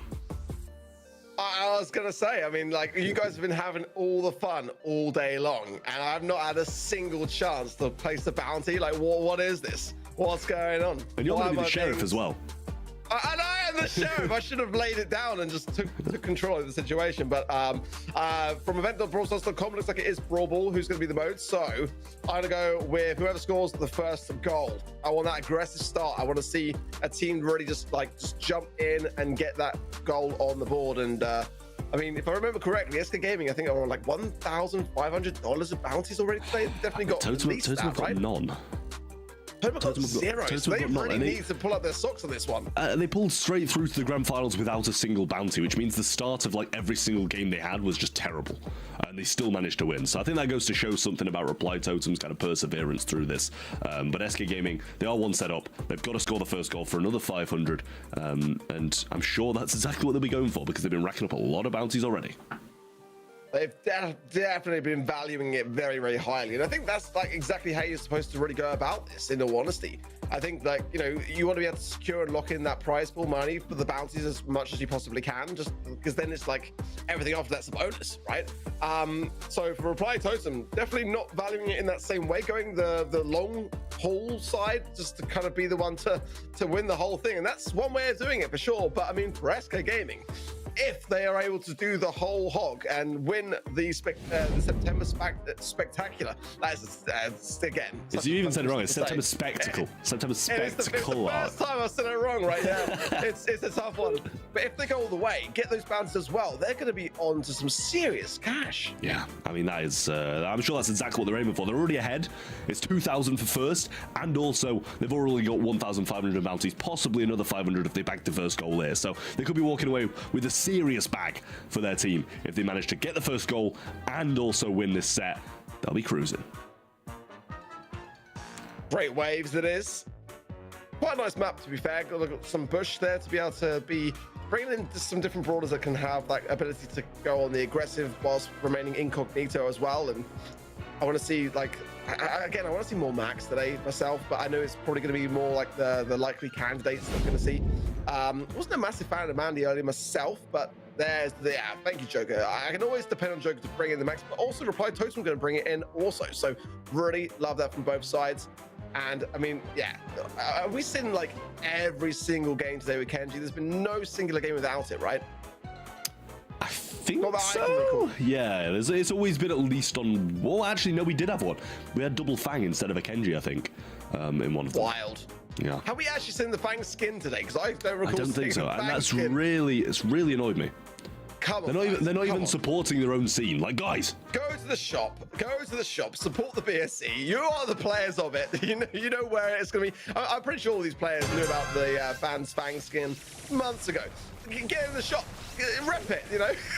Give yourself some support. It goes towards your prize pool. $1 million being added off the back of the funds. The first 1 million that are created off the back of the fans Fang skin going into the BSC prize pool for the World Finals. Oh, what a save. I should love to see that save of the line from Joker. My word, that was close. You're too busy plugging the skin. What a save. What a save that was. I mean, honestly, incredible from Joker there, especially. Shot comes through again, and Yoshi's going to grab that one off the line. Give SK another chance to start from the back. Laura having to back it all the way up back to spawn to heal up a little bit as Gear putting some serious pressure on. Now the speed comes through, only affecting Gear there. Surprised to see Chaos use it so early. Well, some taps there from Chaos do show up there. OP lurking in the bush, so everyone's aware to it. But nonetheless, he's almost able to find a shot on goal there. Goes down eventually to Mario, but that was very, very close. I'm sure that if he had just a couple of seconds here and there, that would have been no doubt a goal. Trevor now with the Sandstorm going down. That's a perfect placement as well. Going to be very difficult for SK to really push much into it. Now get the ball ahead and move it to the side, up the top, and just buy some time because that was getting a little bit scary. Yeah, Joker with speed. He's going to grab the ball and try and move forward, but a hypercharged Gale will say no to that move. Now Laura's got one of her own, and she can do the exact same thing to them. Brilliant stun. Oh, not stun there. Great super coming in. Now the opportunity to try and score this around the side. Mario does break that little wall there as well, but super comes the other way. Trevor might fall down and does as he comes back out of that drill form instantly. Hypercharge coming through, but there's OP bouncing around all of them. Now trying to make the move round. He goes straight in, but gets nothing for it other than a kill. Obviously, you can't complain about the kill, but OP has this Hypercharge has this super up top, and it's back to pretty much an even 3v3. The speed didn't quite find their OPE, but now a difficult spot if they lose control. Laura goes down. Yoshi just bring the ball to the side. There's one thing you got to say about SK game. They're very good. Oh, the blunder! As I'm saying it, our blunder. Literally, I was going to say that SK are great at bringing the ball around the map and just deflating the pressure, but that was not it there, and it proved costly. And Totem's first bounty as well. Chance of winning this game too. Yoshi going to try and go for this goal. Does get the knockback off it, but Mori grabs the ball along the way. Reply Totem say no to that goal. Lane trying to make a little break for it here. Does get found out though by that Sandstorm, and the Twister will deny that opportunity. Totem should be winning this one 1-0 up with 8 seconds on the clock. And SK with no chance now as all of these supers come down directly from the Gale. And that is going to be the first game that Reply Totem take in Brawl Ball. That escalated quickly, and as quickly as that one mistake happened, gotta give the shout out to Reply Totem to be able to secure the goal off the back of it, because like sometimes that happens and you're not even really aware that you've even got the ball because your brain's telling you, well, that was obviously not supposed to happen. So but like you said, they get the bounty. Like we've seen it all today so far. I was worried for Reply Totem we were going to end the day without a single bounty on their heads, and they get it in the unlikeliest of circumstances. I mean, that was very odd, but it kind of worked along the way as well. You know, you got to take the opportunity. After you saying September Spectacle, it's like my voice has just gone now. I can't speak. Oh, what a super! I mean, every time I'm speaking about something different, or you are, something massive happens, and SK just wipe Reply Totem. I was saying earlier that I wanted to see more on the Fang pick, and that was exactly what I ordered. Great stuff from OPE. I've been waiting a while to see it, and that really did cut the mustard. Absolutely so. Phenomenal performance to get that goal earlier for SK. He's not done yet even. He's got another super, goes in, finds one. Can't quite find Trevor, but down to 166 HP. And now should finish it off as quickly as that. Goal for SK and the game. Match point. Like, yeah. What? Like, that was so fast. Like, as soon as you or me, we speak about something different, you're either plugging the skin or I'm talking about the last game. An explosive start happens, something incredible happens, OP's gonna team wipe them. I just need to completely focus on the gameplay at hand, not speak about absolutely anything else here, especially now, because it's match point to SK as well. This could all be done right here. Reply Totem could be cut short. $2,000 for first place, and again, this is the grand finals. This is where it matters. Whoever takes it all at this stage of the competition. We've seen huge titans already fall today. Zeta Division were the first, and following that as well, Humble. These are the two final remaining teams. And SK Gaming with a flying start in that previous game may have just opened up the doors wide to that prize pool, plus the bounties they've established along the course of today, which is already, you know, many more on top of that. But for Reply Totem, they've got to try to survive this one, and it's not going to be easy. Yeah, Joker with the speed early on as well. OP just needs a super, and we know what can happen, but yet to get one so far. Eventually gets one, but does get knocked back and stunned out thanks to that Gale Force, knocking him all the way back. You know, ain't going to go very aggressive. It seems like that's just something Kenji does. You know, accept death, maybe sometimes take a lot of damage, use that gadget, get 75% of the damage you've just taken back, and it does go quite a long way. OP going in again, just go and get the trade, but almost got the double there as well, as Maru's incredibly low by the end. Now, Reply Totem looking scary, all supers here. Oh, but look at that! Maru finds the corner, and SK were blind to it. Unbelievable shot on goal from the other side of the field. Well, back to SK now, who seem to be in control of this bit with, I believe it was Lenane up top. What a stun there from OP. Watch out for this super now, because he might be able to make a move thanks to it. Round the back line, super shot to there. But what an inception from Chaos. That is huge stop to stop the goal that was surely coming without it.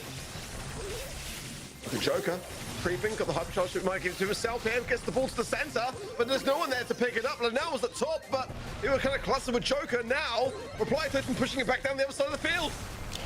Super Veil from Laura, though, should be able to fend off pretty much anything at the moment, but now the hypercharge comes through from both sides. Instant spring into action. OP going forward. Sandy super shot, saved off the line by Joker, and it's a huge chance for Totem. Going to be completely missed. Lenane swings the wrong way, though. Surely should be able to get this kill on Trevor now, and does go down upon return.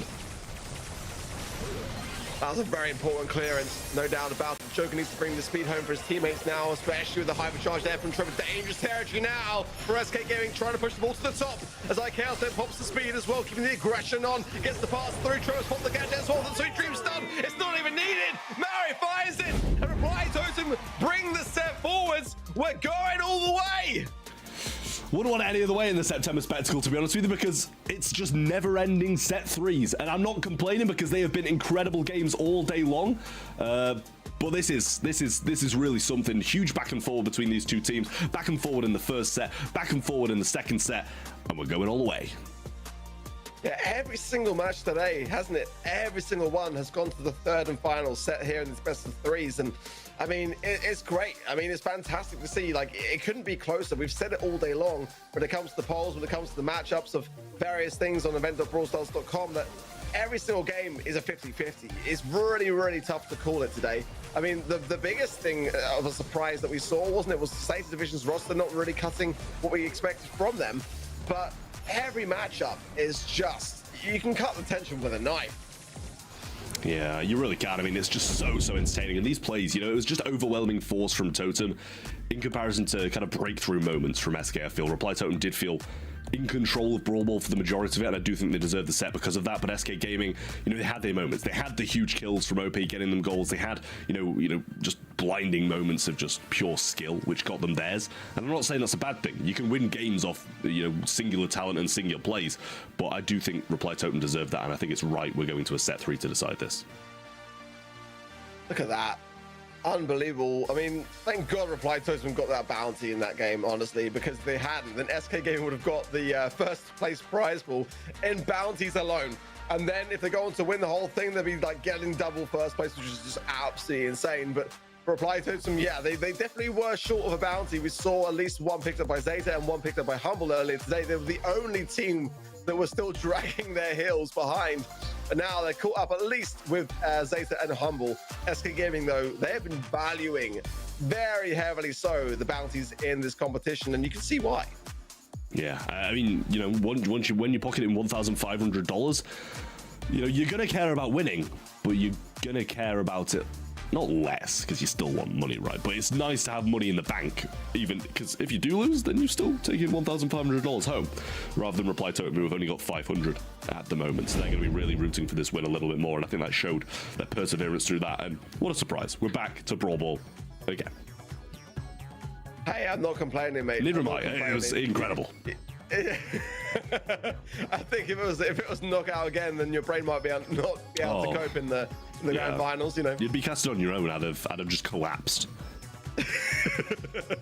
Well, at least your mustache has fallen off, so you can have to not worry about that anymore. And earlier it was quite hard to smile and laugh. So I guess with all my jokes and just, you know, my being here, it's very tough to keep a straight face, right? Yeah, it is. Yeah, let's go with that. Let's go with that. Let's go with that, mate. Well, cool shapes. Any brawls that you're looking to see here? I think it's going to be pretty much the same, right? I feel like it's a pretty similar map. A lot of Kenji, a lot of Max, maybe some Sandy in there as well. It's not the most open. It's not like the honestly, I don't know what the Brawl Ball map's called. I'm not like I'm pretending I know 5v5 maps, but the one that's a bit more open. They only kind of have the fences rather than walls. But it's going to be the Gale. What a surprise! Kenji, Max, Mo. You know, more of the same. No Sandy, surprisingly. We're going to see the Bell slotting as well as those Mo's coming back, and the Fang only on one side this time, and it's going to be the SK side. Yeah, I'm really pleased to see the Bell. I think Bell's really quite underrated in 5v5 and can get some fantastic value. So the Max, though, juicy for Reply Totem. Would like to have seen at least that on the side of SK Gaming as well, but certainly not in any way disappointed with the comp. I want to see OP, though, with that Fang pick really bring some fantastic moments back and Bell to some very close matches. And again, you know, bring it to a match point. What better way to end out the September Spectacle? Yeah, I mean, I'm honestly, after today, I'm looking forward to tomorrow for the two shows that are going to be there. Obviously, South America and North America still to come tomorrow.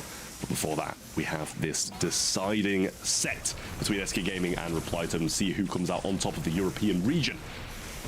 Starting strong for SK as they have the ball. OP going to go for the super. Doesn't find any bounces round, which I'm sure he's going to be pretty disappointed about. But Maru pulling through strong. Nice little slow in there as well to keep himself alive for Joker. And he got the kill. Laura gets one as well. And Totem's still going to hold on though. Speed over to Guille there. And the ball's still up top. Chaos doing his best to defend it. And now support comes in from Guille and Maru. And now goes for the dash, gets the ball to Yoshi, pass back around to OPE, and now Larissa might be able to get a pass towards herself or even a shot on goal, but now I think Reply Totem are a bit more savvy to it. And a wasted opportunity now as the ball should be defended pretty easily now from, I say that, Joker coming in, though, gets the knockback. Cycle. I say cycle that as well. If he moved a little bit further up and used that, it'd have had pretty much a triple kill with the amount of damage that it would have put in. But Chaos going to dash forwards to that ball. Lene moving forwards for the dash forward. Tries to get the kill, but doesn't manage it. So low and does fall down. Don't think he really had the time to use a gadget there. OP going to go in. And actually, the super goes towards Joker there as he bounced himself up on that twister and moved out the way of it. Oh, that was almost a chance for Guille, but the walls are still up there. They've got to break those if they can on the side there of Reply Totem, but SK now have the ball, making the run for it. Mari, though, is not the person that Linan wants to see for sure. With the help of Yoshi, does get the takedown on this treble, then marks up Yoshi, pops the hypercharge as well. Chaos does that himself as well. Speaks to himself, though, no one else behind that, so he's going to go on the aggressive, but to what avail?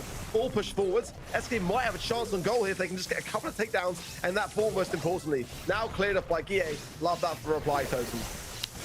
Yeah, he's going to go for slice and dice once more, but doesn't find anything. Oh, he gets a double on return, though. Actually, Yoshi did manage to get one of them, but a bit of help from Lene along the way.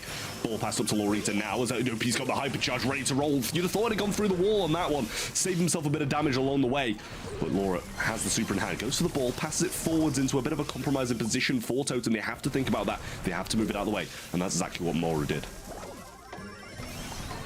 Well, no goals on either side just yet as we approach an overtime scenario. I think for me, SK are looking better, but marked up as Yoshi now, Joker low as well as Maru just going absolutely crazy. This could be disastrous for it to be here. Reply Totem can just get the ball.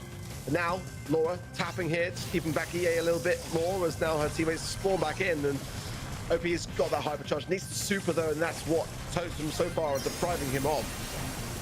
OP goes for it. Yeah, not going to use the super to try and get away there. Joker goes forward, misses his entire hypercharge nightmare, but Line's through. Might be able to do a little dash and play. Not sure what he's kind of got in the bag. Think he had the swipe. Yoshi moving forwards now, goes for the shots on Mori, doesn't get the kill. Now dashing from Gear, opening on the right, but they go left, and it finds its way through somehow. And it's a goal and the game for SK. But it was close at the end. It got tense, and I thought maybe they were going to fluff the chance. I thought maybe the same would have been the face there, because normally you'd secure it a little bit faster. I think that maybe Lionel was expecting a super pass as well, so then when he received the ball was kind of debating as to what to do with it, whether he was going to try and run it through or pass it back. And then, like, yeah, I mean, that shot on goal even looked like a little bit precarious at times as well, but nonetheless, a goal is a goal, right? A goal's a goal, but it does something to my heart that I can't take much more of. I can't take much more of this today. I can't take any more of this today. It's gonna have to be straightforward games. You know, give me some exciting moments in the middle, but when you've got a goal scoring opportunity, put the ball in the goal. Don't try anything too special. A great quote there, Trav Talks. Beautiful stuff. I'll mark that down for later in my little book of Trav quotes. Book of Trav. Well, Trav quotes. Well, that's the ball straight away. Definitely some chaos going back and forth here, but Joker on that Gale pick, just trying to find the matchup against Chaos. Just going on the aggressive. It's actually quite an interesting matchup. They both go down at the exact same time. I mean, that kind of suits the playstyle that we were seeing there leading up to it, in all fairness. Yeah, both so aggressive, and OP got a super as well, looking to try and get someone down on lane. Lane leaves that ball in a very open position, has to kind of dash for it, make up for his mistake of where he put it. Yoshi gets the kill, straight back into this wrap form now, and OP super still there. Bouncing bell shots around them, though, is going to keep them quite low. Lane healing up, has to dash to try and rotate over to Guille to cover the goal. There's too many opportunities with 5 people on the pitch to just be kind of thinking about yourself and trying to get kills rather than covering the goal just like that from Joker.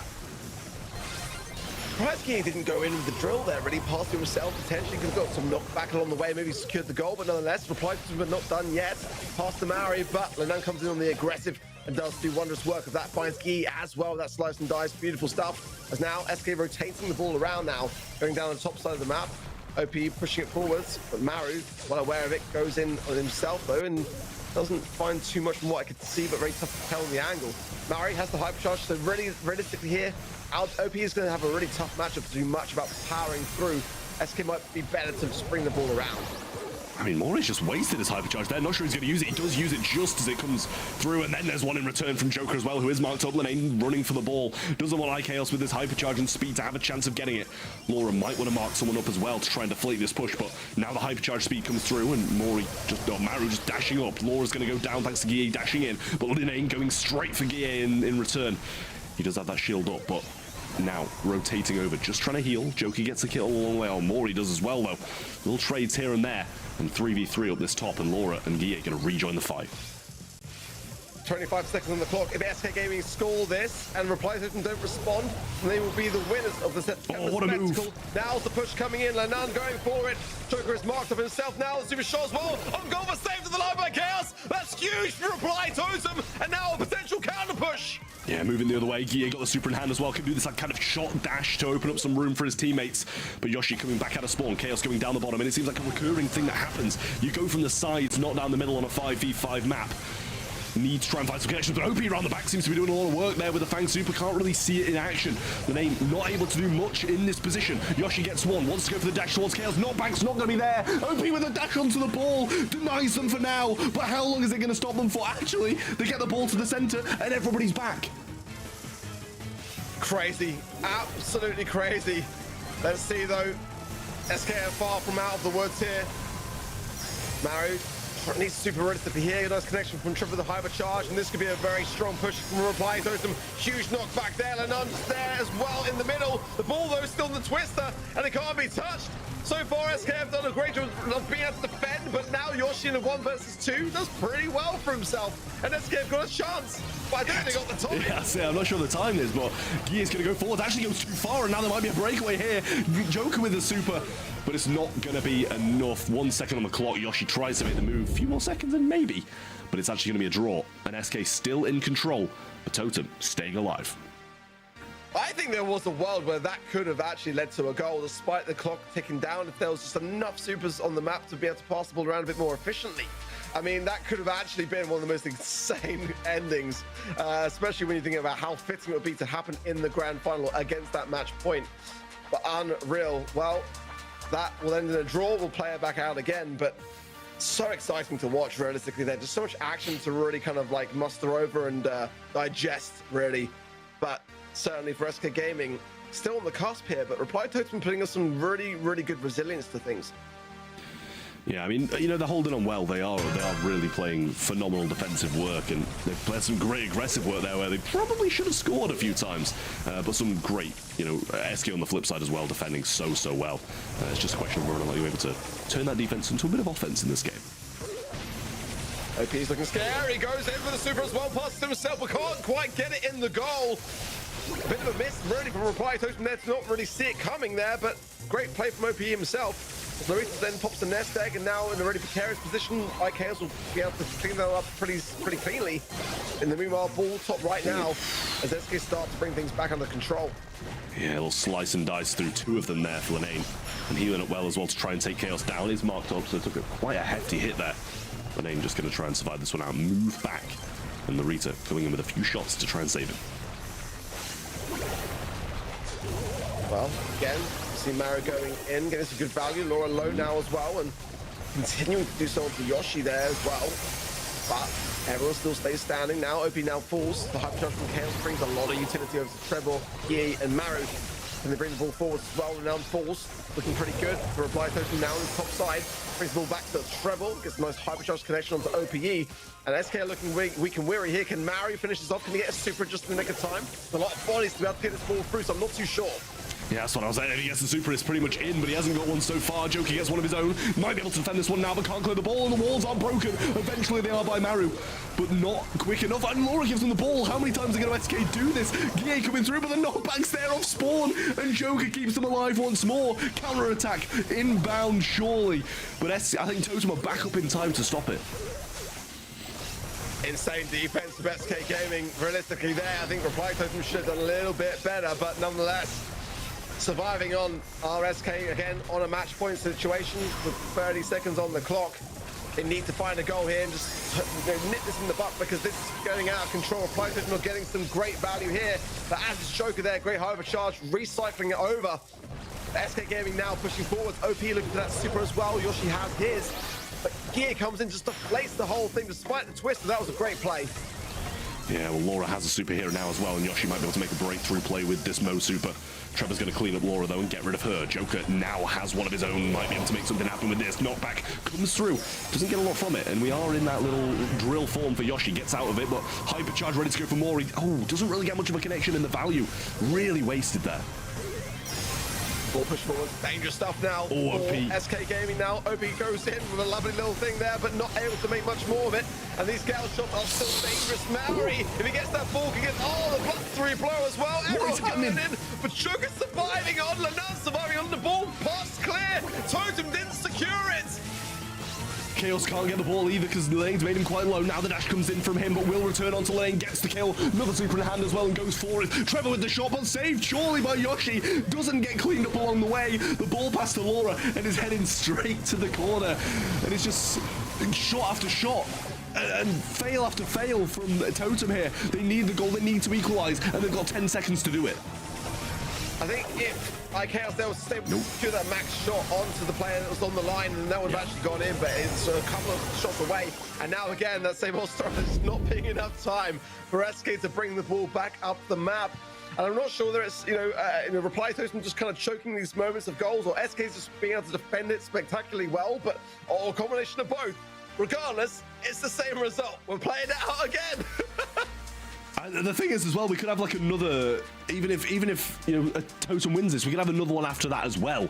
It's just absolutely crazy how many Brawl Ball games we're going to be seeing here unless SK manage to take this one down. And honestly, with the way they're playing, I wouldn't be surprised if we have another 3 draws in a row after this. There's just not really many chances being taken advantage of, not many risks being taken, and it's making for a very entertaining match, but also a very frustrating one too.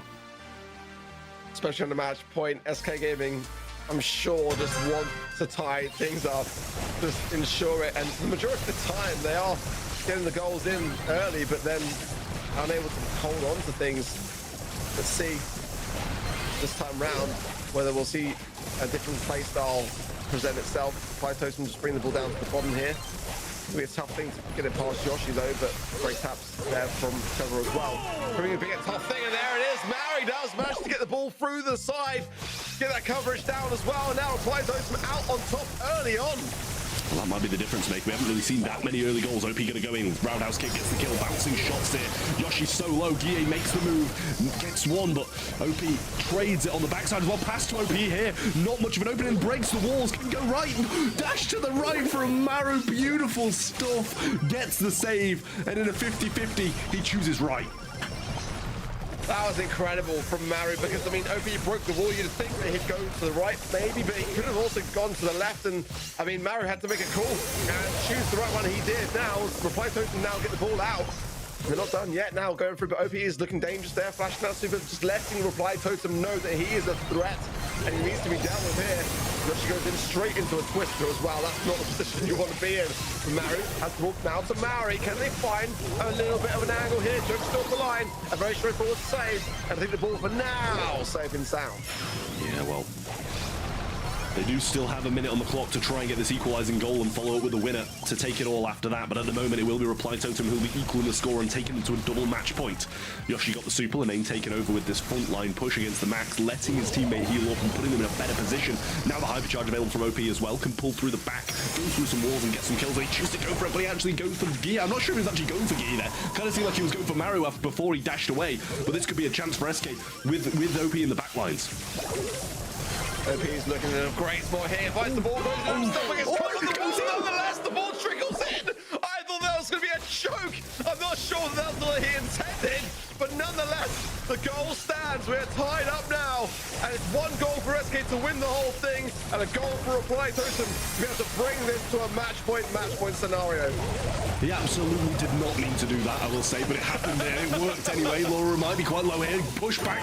The shot goes through. And Mori scores. Reply Totem pull it to a match point.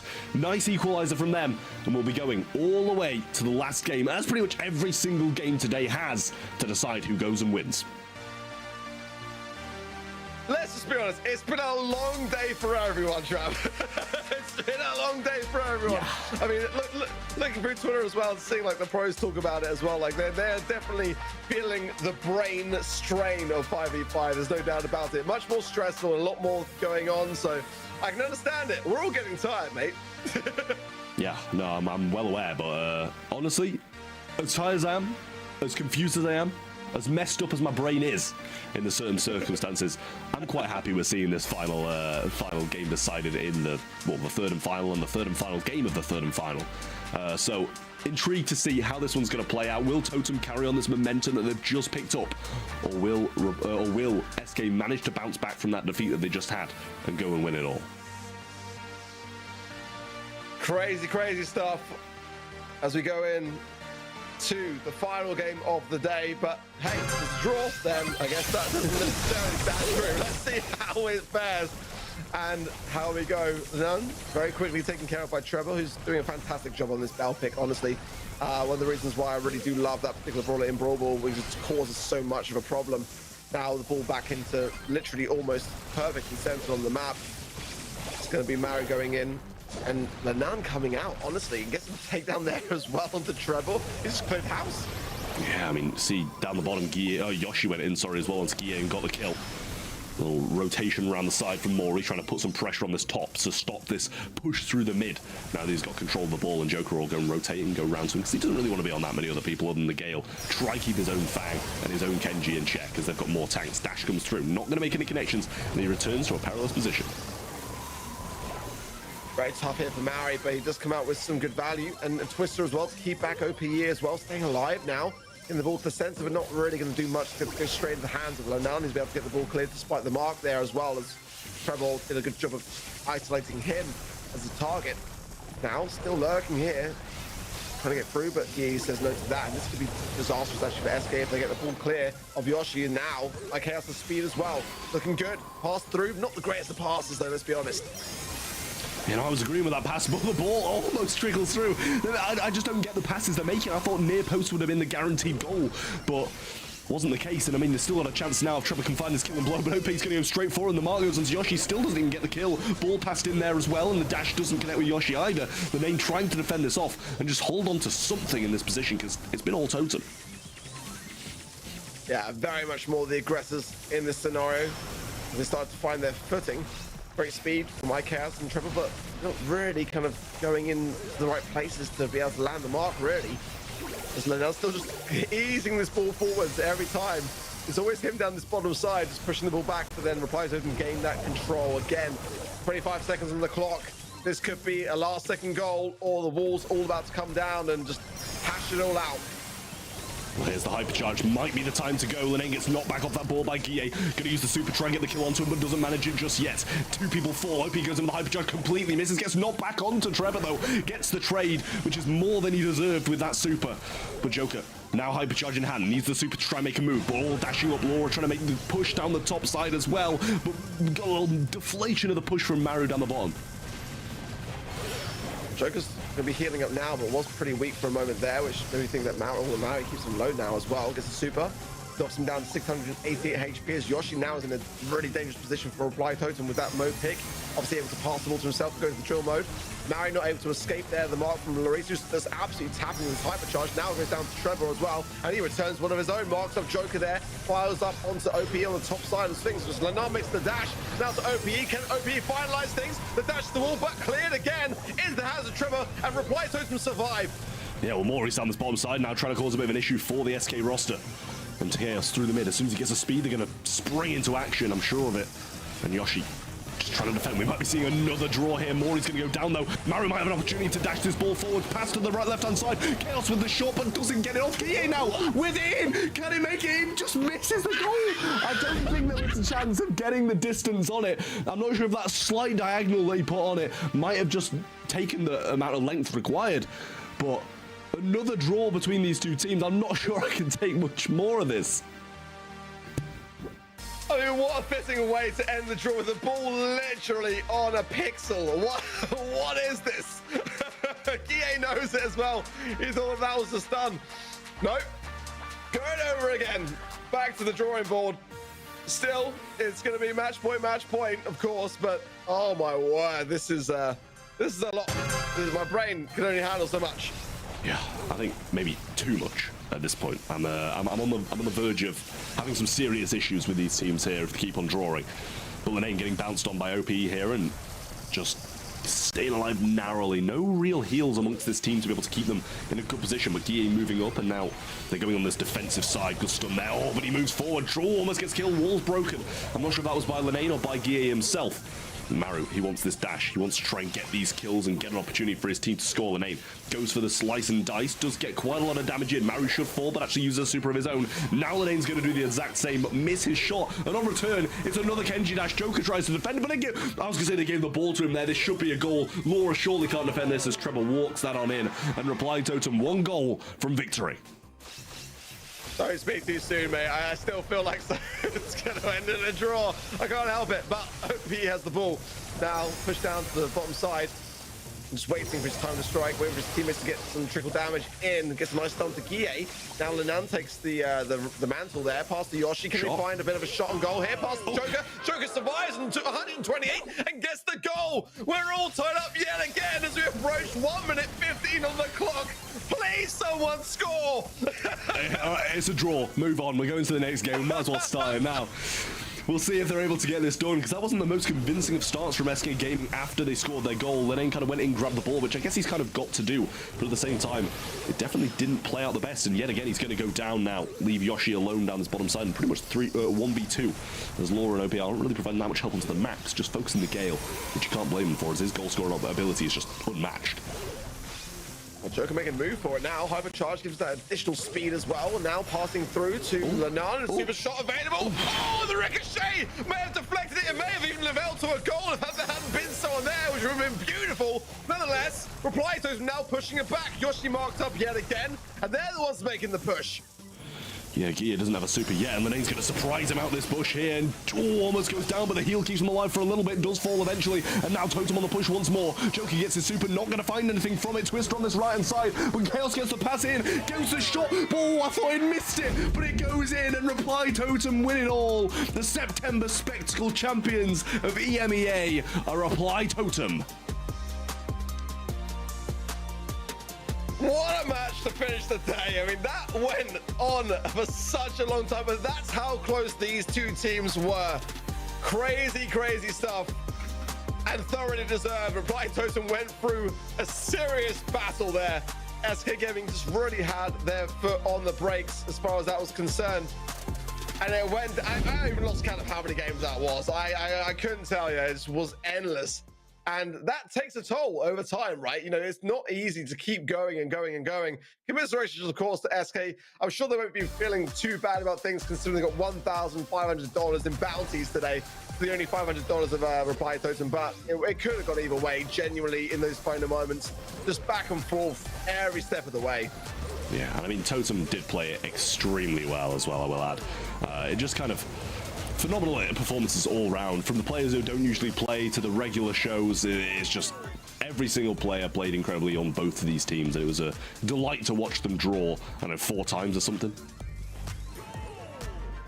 You're asking me? I think three or four, I think. But no, it was thrilling regardless.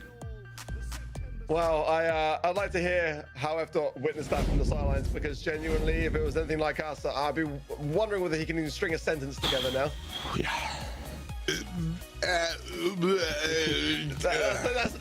You speak for all of us, honestly. Insane play. Welcome to our art show, because all we do is draw. What an incredible grand finals, watching these teams just honestly slam their head against the wall. Reply Totem winds up getting the W. SK Gaming on a fun run on the bottom side of the bracket. And honestly, like, coming into this one, SK Gaming were the stronger team in my opinion. But when the going gets long, I mean, that's just what happens, man. Reply Totem on top here, Trav. Was there a favorite of yours for the spectacle? Yeah, the team who went out first. Zeta Division, I think, were a lot of people's favorites upon seeing the rosters heading into it.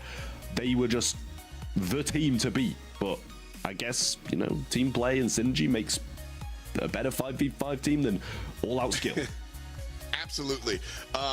Not what I asked. Ark, what I meant was there a favorite matchup? Trav, you already lost your chance. Was there a favorite matchup here, Ark, that you enjoyed watching today? Genuinely, I mean, every single match has been phenomenal. Like, it's been really, really enjoyable. Like, no one came into this thinking like that we were going to watch like your kind of like typical standard BSC monthly final. That was never what this event was about. It was about pushing the boundaries, doing something different, having fun, most importantly, along the way, and just not taking everything like just super, super serious. And I think that for me was what today was all about. I think that it's fair to say that many of us, if not all of us, came in saying that we don't necessarily even mind who wins. Sometimes we're rooting for teams a little bit behind the scenes, just a touch, especially when it comes to our predictions, which I'm just going to gloss over. Trav, getting the two. You can't even be proud of two. You can't even be proud of two. Don't be proud about two. There's only one more than each of us. We all did terrible, mate. I'm not proud of it. I'm not proud of it. I'm not proud of it. It's, I consider that a losing performance. So do we all. We all had a rough day, it's fair to say. But again, we all had fun, and that's what today was about.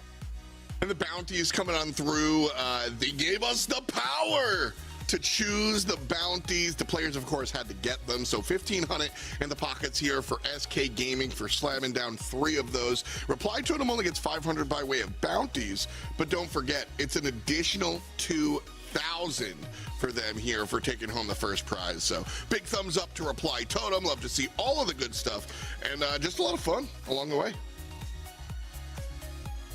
I will say it was a thrilling time throughout all of this. It was very stressful. It was very hard to follow, but it was thrilling nonetheless. Like, I genuinely enjoyed every minute of this 5v5. It's a good experience to be able to cast this and see it being competitively played for the first time. And see Trav in a mustache. I mean, like, it's the only time that it's ever going to happen, because I'm incapable of growing one. We get it. Like, it's the only time we're ever going to see me with a mustache, because I've got a baby face and I don't have facial hair. And yeah, I get it, guys. I get it. Listen, I wasn't going to say all that, but he said it for me. Yeah, I wasn't going to say any of that. Nope. What do you mean? Seems a little bit, I don't know, you don't feel like confident in yourself? Do you want to talk about it? I was going to say, no. You're very handsome, you're well-spoken, you know a lot about Brawl Stars. That's what I was going to say, Trav. And that makes up for the mustache. I get it. Yeah.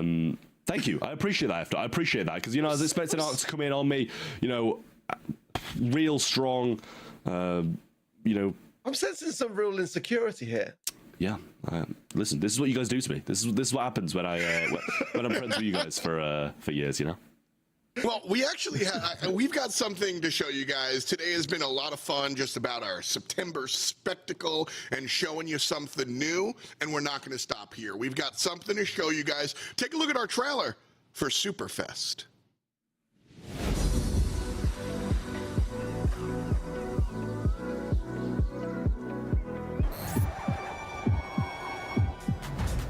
For the first time ever, we are bringing our 3 world finals together for one big event to crown the next world champions.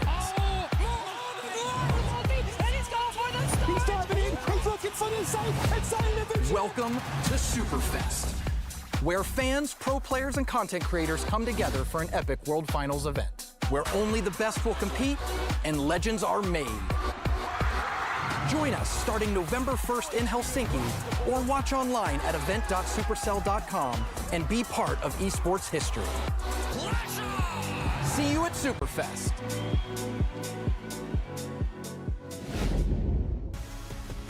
Superfest going through the 1st through the 3rd. Going to be a lot of fun. Brawl Stars, obviously, we all know and love it. I've checked out some of the esports as far as Clash is concerned as well. Cool stuff all across the board, and of course, stuff beyond just the competition. But if you are laser focused on that Brawl competition, well, this is where you got to focus your laser. We are selling the Fans Fang skin, limited time only, by the way. And the first $1 million raised via the skin's purchase goes directly into the World Finals Finals prize pool. Straight up and down, you buy this skin, the people that go to Worlds get more money. And that's what we call a community contribution. You love to see it. You get the skin, emoji, and the player icon, by the way, by going with the fans Fang skin. So you definitely love to see it. Crowdfunding is always the cool thing to see. Everybody coming on together, just like we did here for the September Spectacle. We're going to be here tomorrow. So, like, no big final farewells, Trav and Ark. But, Ark, reflections on today's games. Super fun, very chaotic. You know, I think chaotic is the key word here. But again, it wouldn't be the same without the fun. But going into tomorrow, I want to see some fans Fang skins. Come on, guys. What are we doing here? The players have got to be able to rep that skin. It's super good. It was the first thing I did this morning when I bought it. And, you know, again, it supports this massive amount of the scene. $1 million into that prize pool for the World Finals. Come on, that's massive. More players got to pick that up.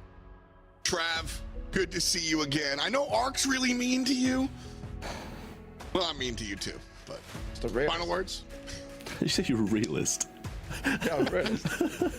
That hurt a lot. But my final words would be, Ark sucks, Brawl Stars is awesome, the September Spectacle was a lot of fun. You heard it here first. We've got 2 more regions coming at you tomorrow. We've got South America and North America on the docket. You don't want to miss it. Buy the fans Fang skin, and we'll see you on the day after today. Peace. And much love to you. Yoshi's in a bit of a tough spot here. Nanan going in as well in a 1v2 situation now. People will fall now. Semantic's still alive. How is he going to be able to come out of this situation here? He's got the poison. Yoshi. Oh my word. But it's going to take a lot. Luke is making a play for it. Moscow never goes immediately down. Tomsy evades the ball. And he gets the goal for Humble.